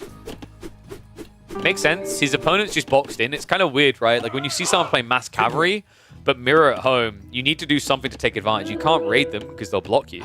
So naturally, it just makes a lot more sense to switch eco. You do need to be a little bit careful because if they catch you doing that, they can punish. But that's where this is a really strong choice, right? Ceasefire gives you that flexibility to block them if they can't raid you now. Atlanta is so good. I'm always baffled at just how good she is. It's the movement speed more than anything else. 5.8. She is quicker than your actual cavalry units. Actually, no, it's what, 0.1 slower? Still, this girl, she don't skip like this. Looks like the main effect is coming into effect. Just to remind people from like other games like Age of Empires 4, there's a main hit. When you get hit by these units, and units in general, you lose some of your movement speed. It's meant to stop kiting from being as like strong, or rather, if you get caught, it's meant to punish you a bit more. They're coming in. Give me a commitment. Looks like Mr. Rub is just trying to out-micro, and he's going to be able to do so. Hippias with the extra health and damage proving to be the victors here despite the outnumbering. Nice hit there. So Hussup has to back up. Has got the second wave coming, so notice that Mister is not going to contest that too long. Remember, he's got the second TC, so right now he doesn't really want to commit to an all-in fight. He just wants to try and keep his opponent far enough away that he can bloat behind this. I've also got the Raxes added in, so Hoplite switch up should be on the menu. In fact, the first have already arrived, and that's a bit worrisome, actually. Hussup hasn't transitioned yet. He's got longhouses in the center coming, though, so he will have the production rate to fight this offensively.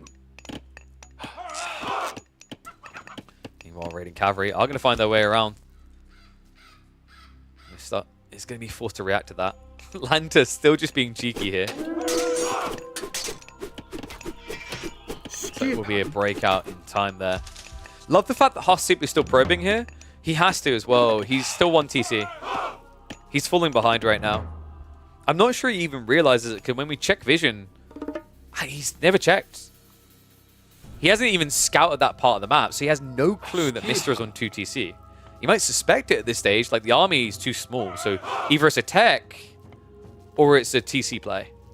And funnily enough, it kind of looks like it might be both coming out from him, because Aphrodite's just got queued up. Mister with a 2 TC fast age-free build. It's not something I would have expected. And this is sick, right? The Nemean Lions are super effective here. Think about what happens now. If you hard commit as Hussup, the Nemean Lion will stun your entire army. And then Hoplite can just get in position to stab you down ASAP. This is really crafty. Looks like we've got an even bigger commitment coming in. So transition into Berserk is now on the way. Hussup is going to move in to punish this tech. And wait, that's a big mistake there. Oh my god, he's making Aphrodite in this one. He's quick enough. Ceasefire's going to save him though. Sarcastic golf clap. He pressed the button. But no, seriously, this is so important. And this is why Ceasefire is so good for more greedy plays for Poseidon, right? It just allows you to go 2CC. It allows you to tech up. In a game where he should have been ultimately punished, he gets away with the age free. Wow. And Hussup realizes, and immediately the convert. An absolute catastrophe now. Hussup. Nemean Lions on the way. Mister, able to stun him up. Not the best of attacks here, but should be good enough. And Hussup is now in a bit of trouble. He needs to get more troops over here ASAP. Team in line should have another roar coming off cooldown soon. There's not much of an army to help with it, but there's not enough of an army to beat down the Lion either. He's eating. Woo! Hey! He's gonna have to shift him away. I think you just want to maybe try to garrison the other side. But you got to ask the question, has Hussup got enough punch behind this now to close it out? Food has at least been blocked on the south side, but there's still potential access to the north. And we do now have Hyper-Fists coming in. A solid defense against these mass berserks. Nemean line survives. And look at that bar now. Tell me he hasn't just turned it all around. I wouldn't believe you. Hyper-Fist frontline is big enough now. The Lion survives on 60 HP. And now Hussup is in a world of pain. He's 1 TC. He's an age behind. He's not stockpiled to move up. He's in a death swirl of non-stop berserkers that are each fight faring worse and worse.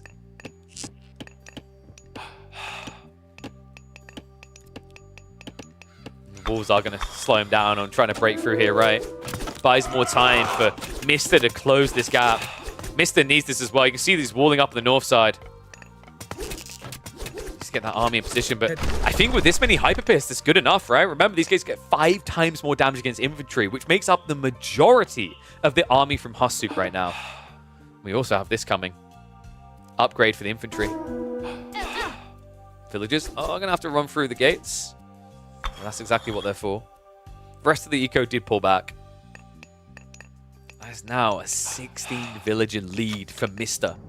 Hussup has got a bigger army, but you have to question the quality of that army. Axemen can perform quite well here. I think it's his biggest redeeming quality for him right now, actually. I'm wondering, what's the plan now coming out from Mr.? It's just fully investing in the infantry, isn't it? Yeah. Heavy infantry upgrades on the way. So, well, he went, I think, from, was it 5 to 6.6? If I remember correctly, this takes you up to, is it 7.8 damage? Not to mention the extra HP on these guys. 105 right now. About to go up to about 120. Yeah, 119. 7.8. Yeah. This is hard now. Hussup did at least buy time to get the upgrade. Njord is on the way. So let's give you the Mountain Giant opening. And I believe that's the trees, right? That gives him the trees. So if he can draw attention elsewhere, he could just summon trees on the backside and cause some nuisance. In the meantime, we have got Fortress drop. So Mr. pretty cozy now. I don't think this is a big enough army to break this position either. He has to realize it, surely. I don't think he sees what we see, though, right? He doesn't know about what's waiting behind this. He baits him in range, and the Fortress revealed. Luckily, he did have the Horn buff still to back out quickly. Nemean line. What's he up to? Wait, is he going to raid the economy? I think he is. Mr. confident his army is big enough to attack this, but here we go. Summoning the trees. It's going to be an attack on the town center. Meantime, Nemean line knows exactly where to go. He's going to find the villagers and munch down, chow down big time here. Town center starting to be assaulted. Nemean line looming. Doesn't quite see it yet, though. The distraction is in. The attack comes through, but the Hyper-Fists are engaging. I don't think this is enough. I don't think he's even going to get the TC at this pacing. Trees are being ignored. Keeps on the edge, and it forces the commitment. God Power comes out. He has to commit it. So Undermine will get rid of the town center, but the value has already been found. Military advantage has switched hands here. Mr. now ahead. The Lion, able to strike in and pass, is going to be able to hit the economy soon. In the meantime, the main army is now able to push back. Damn, this is rough. The eco lead is really starting to show here. Nemean line, here we go. Honey!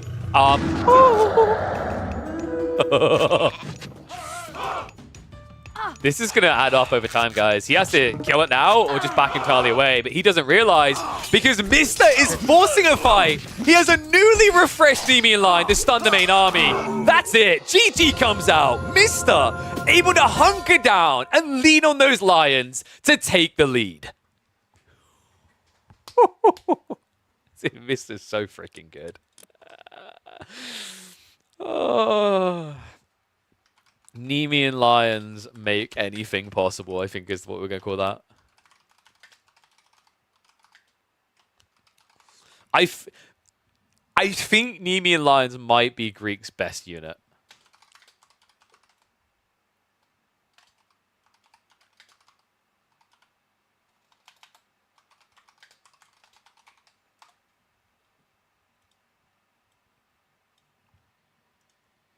Damn, man. What a play. What do I put on the thumbnail of that? I don't know.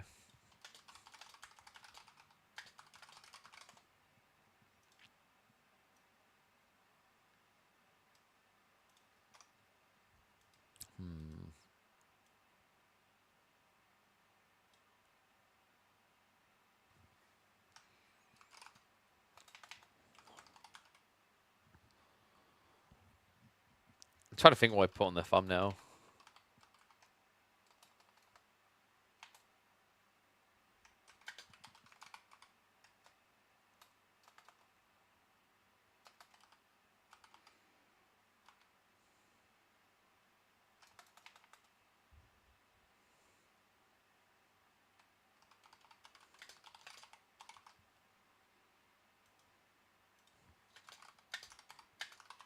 Yeah, I think I might not even need text on that one. Sorry, I just had to type that out. Woo! Mr. What a Chad Lord, though. Damn. So, I reckon we've got time for one or two more. I'm having fun with this, though. Oh, the lines are sick.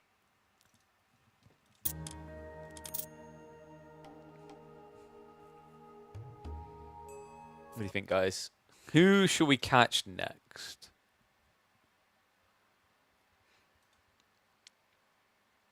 Whom might we see? Has Vipero got an interesting opponent yet? The golden question.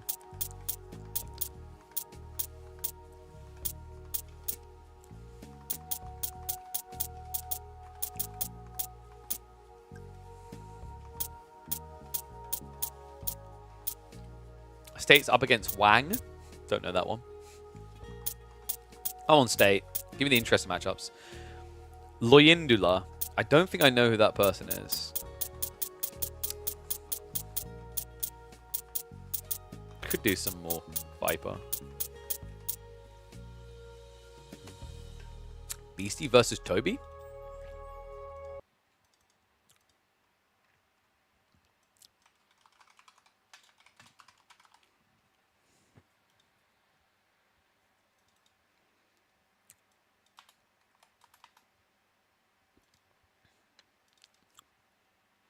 What we got? Isis versus Poseidon, right? Oh, let's pay out on those predictions. Yeah, look at those Mr. Believers.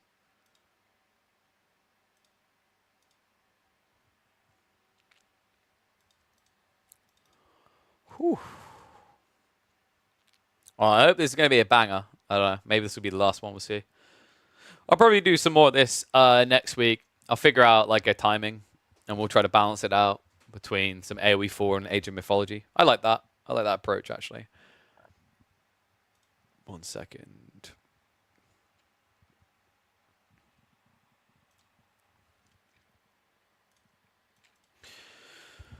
Oh, it's kind of tempting me to play, actually. I don't know. I'm enjoying watching, though. You know why I love being a caster so much, guys? When you cast, you always win. Don't matter who wins, you're always a winner. Feels good, man. Yeah, I reckon we'll probably do this one and then round out, because we'll probably be close to 6 hours a day, which is a good solid time to lean off. Love the pace on these games, though. It's so cool.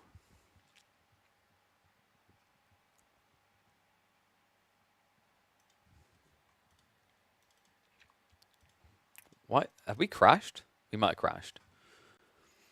This is taking a wee little bit too long. All right. 1 sec, guys. Myth crashed. Let me just reload it. Whoopsie.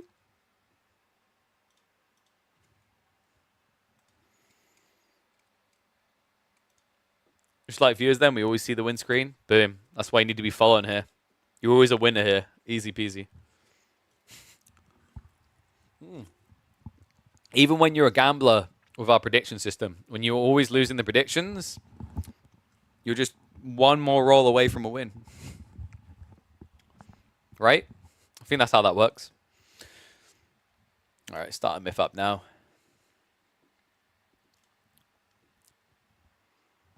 Scamber! How dare you, sir? Scoundrel.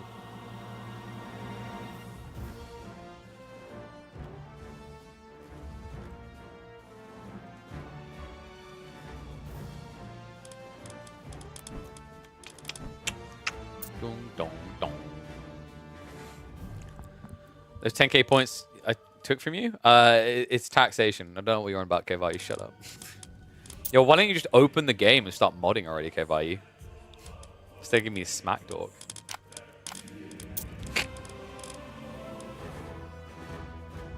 One game I watch you lose, get better, Recon. Stop being trash, Trash Panda. I mean, you tried to tease it with like a Tyrene play, dude. That one's going up on YouTube. It's just like, wait, come here.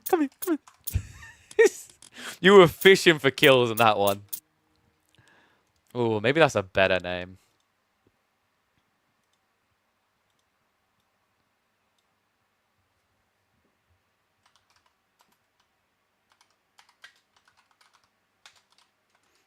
No fish, but he's fishing for kills. Is that better?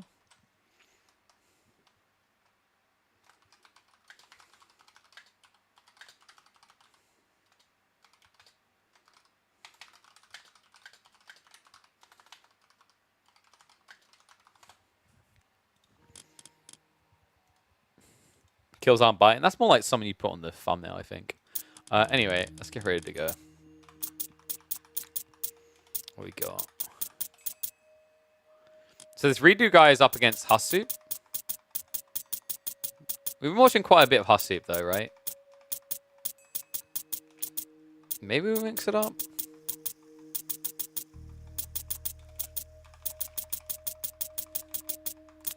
If Beastie's game is still going, it'll be the biggest Beastie maneuver ever. So we can maybe do Hussup. Or we could wait a sec to see if Beastie's about to have a Q-pop, maybe?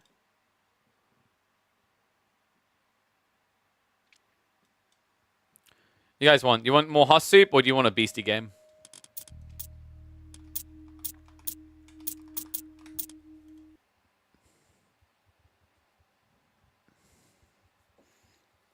I haven't learned on no taxation without representation. Why are you pointing at us, dude? Look at China. Play some ladder later on. Yeah. We're looking now though, mate. I'm probably gonna go off to eat after this one. We have been live for like 6 hours. I'll do one more refresh. If I don't see a familiar face on the newest ones, we will do Hussups. I'll probably have to plot a schedule on days where we do Myth and days where we do 4, I guess. Balance it out. Don't know who Dragonfire is. I guess we'll do... Ooh, have we done... I don't think we've done Blue Lagoon yet, right? No.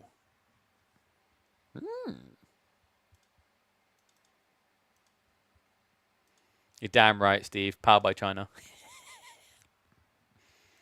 Let's go.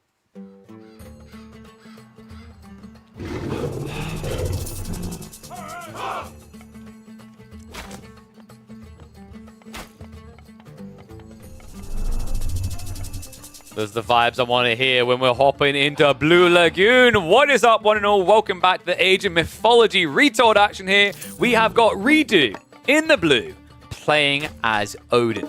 Up against him is going to be none other than Hussup, this time on the Egyptians playing as Sect.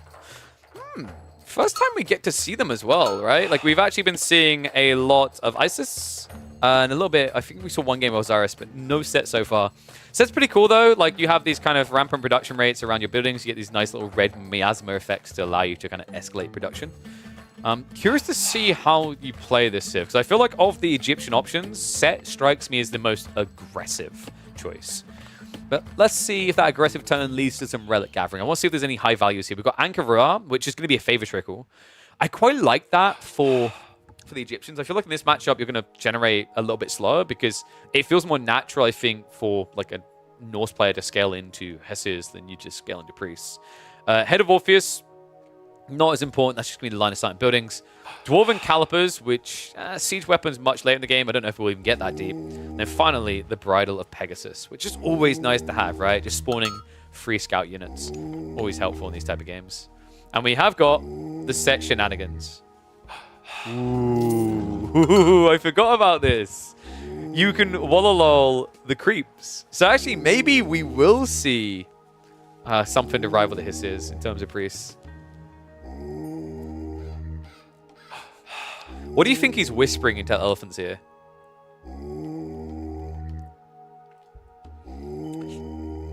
Dumbo was a lie. I'll make you a real protagonist. I don't know if we should do that to them. They're gonna eat you anyway. We should eat them first.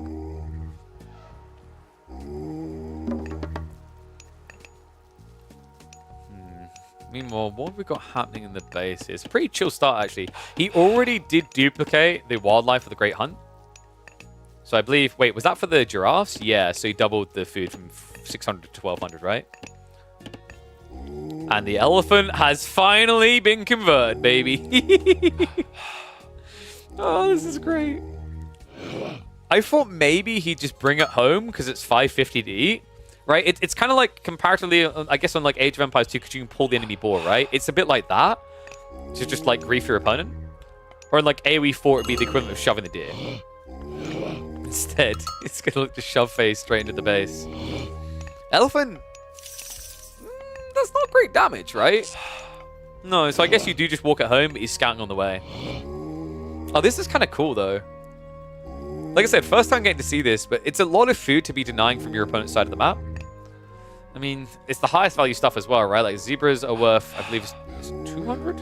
Pretty sure, no, sorry, 250? I think gazelles are worth less, but the elephant is the biggest deal of all. What we got happening at home? I think we're cooking up ages, aren't we? So Freya is going to be on the way for Odin, so it looks like we're going to be getting to the Valkyrie.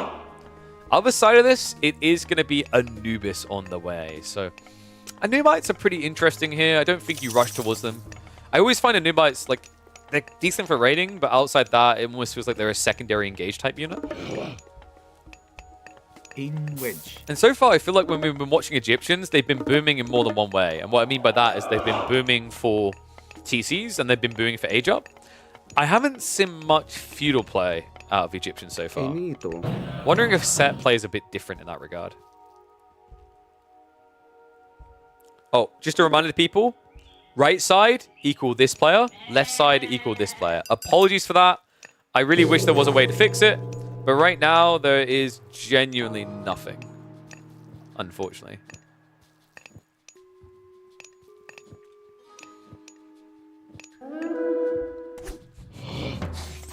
So we've got great holes on the way in the center. Oh, that's a nice freebie right there. Berserker comes in. Anubite is going to be able to react to this, but not quick enough. Priest is going to go down. Oh, the traffic jams. Can the elephants and deer do enough? Wait. Wait. He got him. Oh my god, he's actually stuck. He legit can't get away from this. You should be able to kill the elephant quick enough, though. Yeah, so Valkyrie will eventually die. Over here, the serpents have been summoned, though. So nice blocker to the attempt to put a Great Hole in the center. 2 Hisses go down, and you're just keeping the Valkyrie away. That's sick. So no heal potential. Instead, now the Hyena set is on the way. It looks like the Great Hall is going to get denied, so a very aggressive tone from the Egyptians. Elephant is going to look to shift away here. Unfortunately, the Valkyrie has more melee range than people did in Modern Warfare 2 with Commando. Nobody's at least be able to mop that up, though. Kind of unfortunate and wasteful here. A lot of food now just sitting there beginning to decay, but worthwhile everywhere else in this game right now. Ridu does seem to be technically ahead. I mean, he's got a slight military issue here. Economically, he's okay.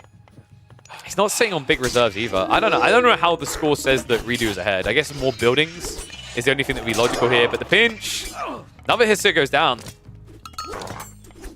This is, to put it politely, not good. I wondered if we were going to see a Nubites this early, but honestly, it's paying off. And I love this. He has Priest on the way. Remember, he can heal these guys up. Just kiss those boo-boos better. Love the fact we've also got Axemen coming in. A good, solid answer to the Hersius. Might even be able to get the kill. Is it me, or does Redo just look like he needs a redo in this game? He's kind of scrambling to get together a defense, but it's difficult at this stage. Especially with the Serpents. The Serpents are always here, right?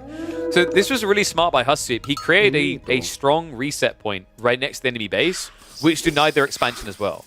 So whenever he feels pressured, he can just come here and hide. And that looks like Raiden Cavalry might at least see this move out. Are you kidding me? He got the tiniest of glimpses, but I don't think he noticed. So pocket economies are right now working out for Husseep. Redo does have a new wave together, and that looks like enough to force him away. You can't be delusional about Husseep's army, because he's apparently playing a bit more greedy here. It's quite weak, right? It's a lot of Gaia units, not strong units. It's like we have got some switches on the way, though. He's going to be moving the Spearman soon. Sometime he's going to be bought by the Rhinoceroses. In fact, enough to take down both the hearses. I don't know. I feel like Redo had a good position there and then tried to force it. And now it looks a bit ugly. And Nubites are going to dive in. Not ideal for the Raiden Cavalry to have to attack them. He's going to try to target down the low one, but actually loses aggro! He's only killing Gaia right now. This is brutal. He's not really killing the true pure units. And the counter to his mass cavalry strat is now on the way. Double Spearman production coming in. This is slipping a little bit. The upside, at least for Redo, is although it feels like he's kind of taking scrappy fights and not coming out well for it, he's at least protecting his economy, right? That's not getting hit. That's the plus side. That's the positive. It feels like he's keeping an eye out for these transitions, right? Whether his opponent moves on to the risky back resources or goes for a second TC. So Redo is doing the right thing in that regard. He's looking for that timing attack when his opponent does something greedy. But credit to him so far, Hasu, resisting the temptation. It's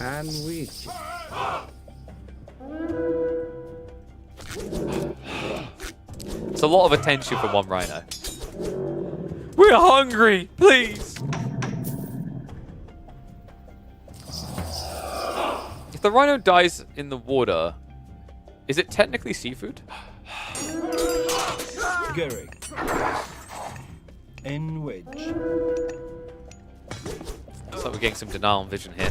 However, it did get the info. He knows he's gathering down here. And this is the more delicate phase of the game, right? Where both of them are starting to spread their economy. It can become a bit of a liability.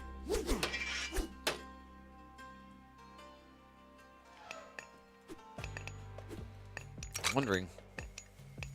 I thought we might have a switch up for a set there, but no. Hasu staying honest to the age. Fast coming in. Hasu, we've been here before. These fights look deceptive, like he's about to lose them, but all of a sudden a breakthrough there. The Valkyrie front line not working as well as it was intended. The Axemen now in a bit of trouble. Anubites are going to jump to the backside. Able to start taking out that soft underbelly. And second wave now coming in. This is Defender's advantage. Realistically, this is a fight that Redo should be winning. Anubites are starting to fall here. So it should be enough for the Norse to hold on. But they're going to have to hold on a little bit closer to home, right? Yeah.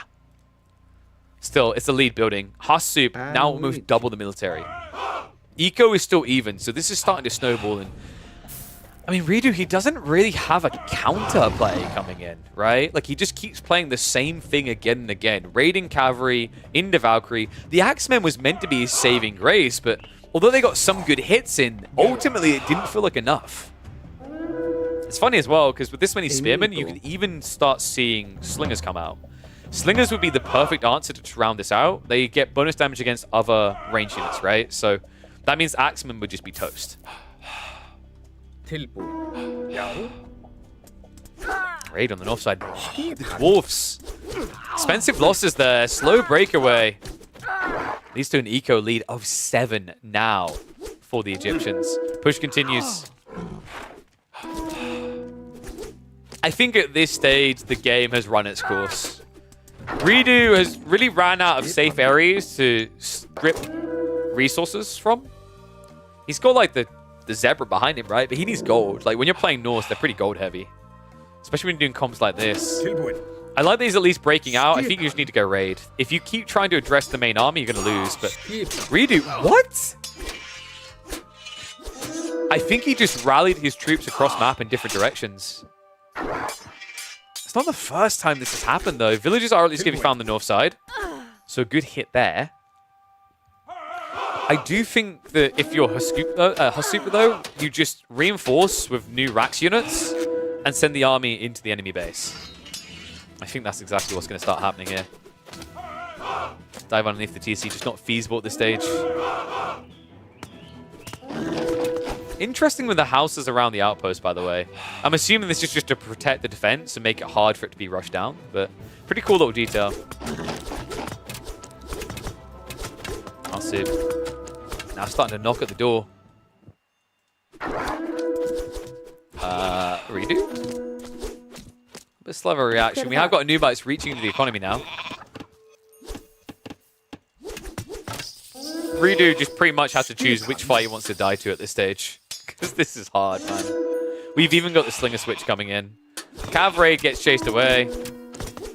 And now the Spinman can move in for the maximum dent here. House is being taken down. I mean, Redo, you'd think he wouldn't need them. He actually does. He might not have a big economy. He might not have a big military. He also doesn't have many houses. He's pop-locked. Já. I've got a few Spearmen up here, but the only thing that's really missing is just peeling half these Spearmen and always chasing. So I think this is good enough. Damn. You're not sure who Redo is, but clearly not quite... I don't know, maybe I'm wrong. Maybe not on Hearthstone's level. Definitely doesn't look like it in this game. I heard he has a fairly high ranking, though. He's a decent player. Maybe it's just the matchup. I don't know. Is this meant to be quite set favored? Either way, it looks like an outright win for set. Hasib forces the GG. Really cool to see the Egyptians play Age 2. Damn. Yeah, that was really sick. I feel like we've been seeing a lot of games where Egyptians just kind of rush the next stage. So it's really cool to see them playing this age. Yeah, that was sick. The play onto like the elephants was really smart.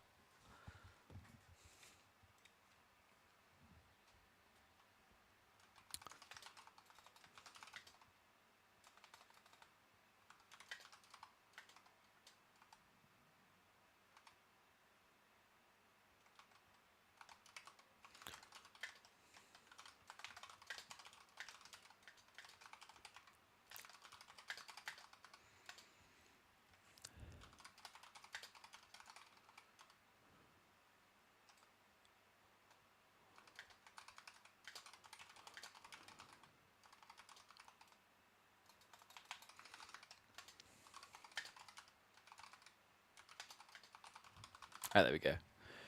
Come to the dark side, we have peanuts. You would have had me if you said grapes. Oh, you meant the elephant. Thought you wanted me. Are people switching from AoE4 to AoM? I wouldn't say switching. It's possible to enjoy more than one game. It's actually healthy to enjoy more than one game. I enjoy myself some Myth. I enjoy myself some 4. It's going to be that classic, why not both?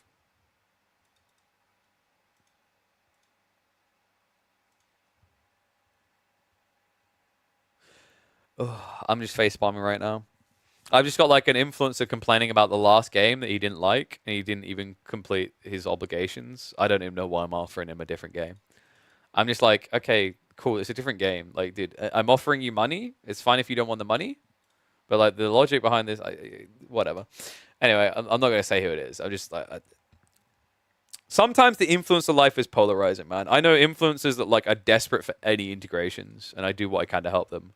And if he's in a position where he doesn't need it, good for him. But like, I don't know. Don't know where I'm going with that one. All right, guys.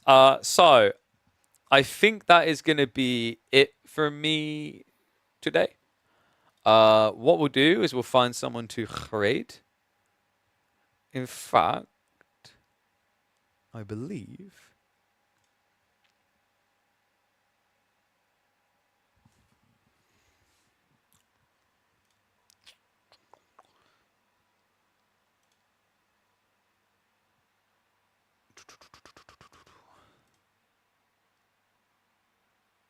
Is he playing campaign?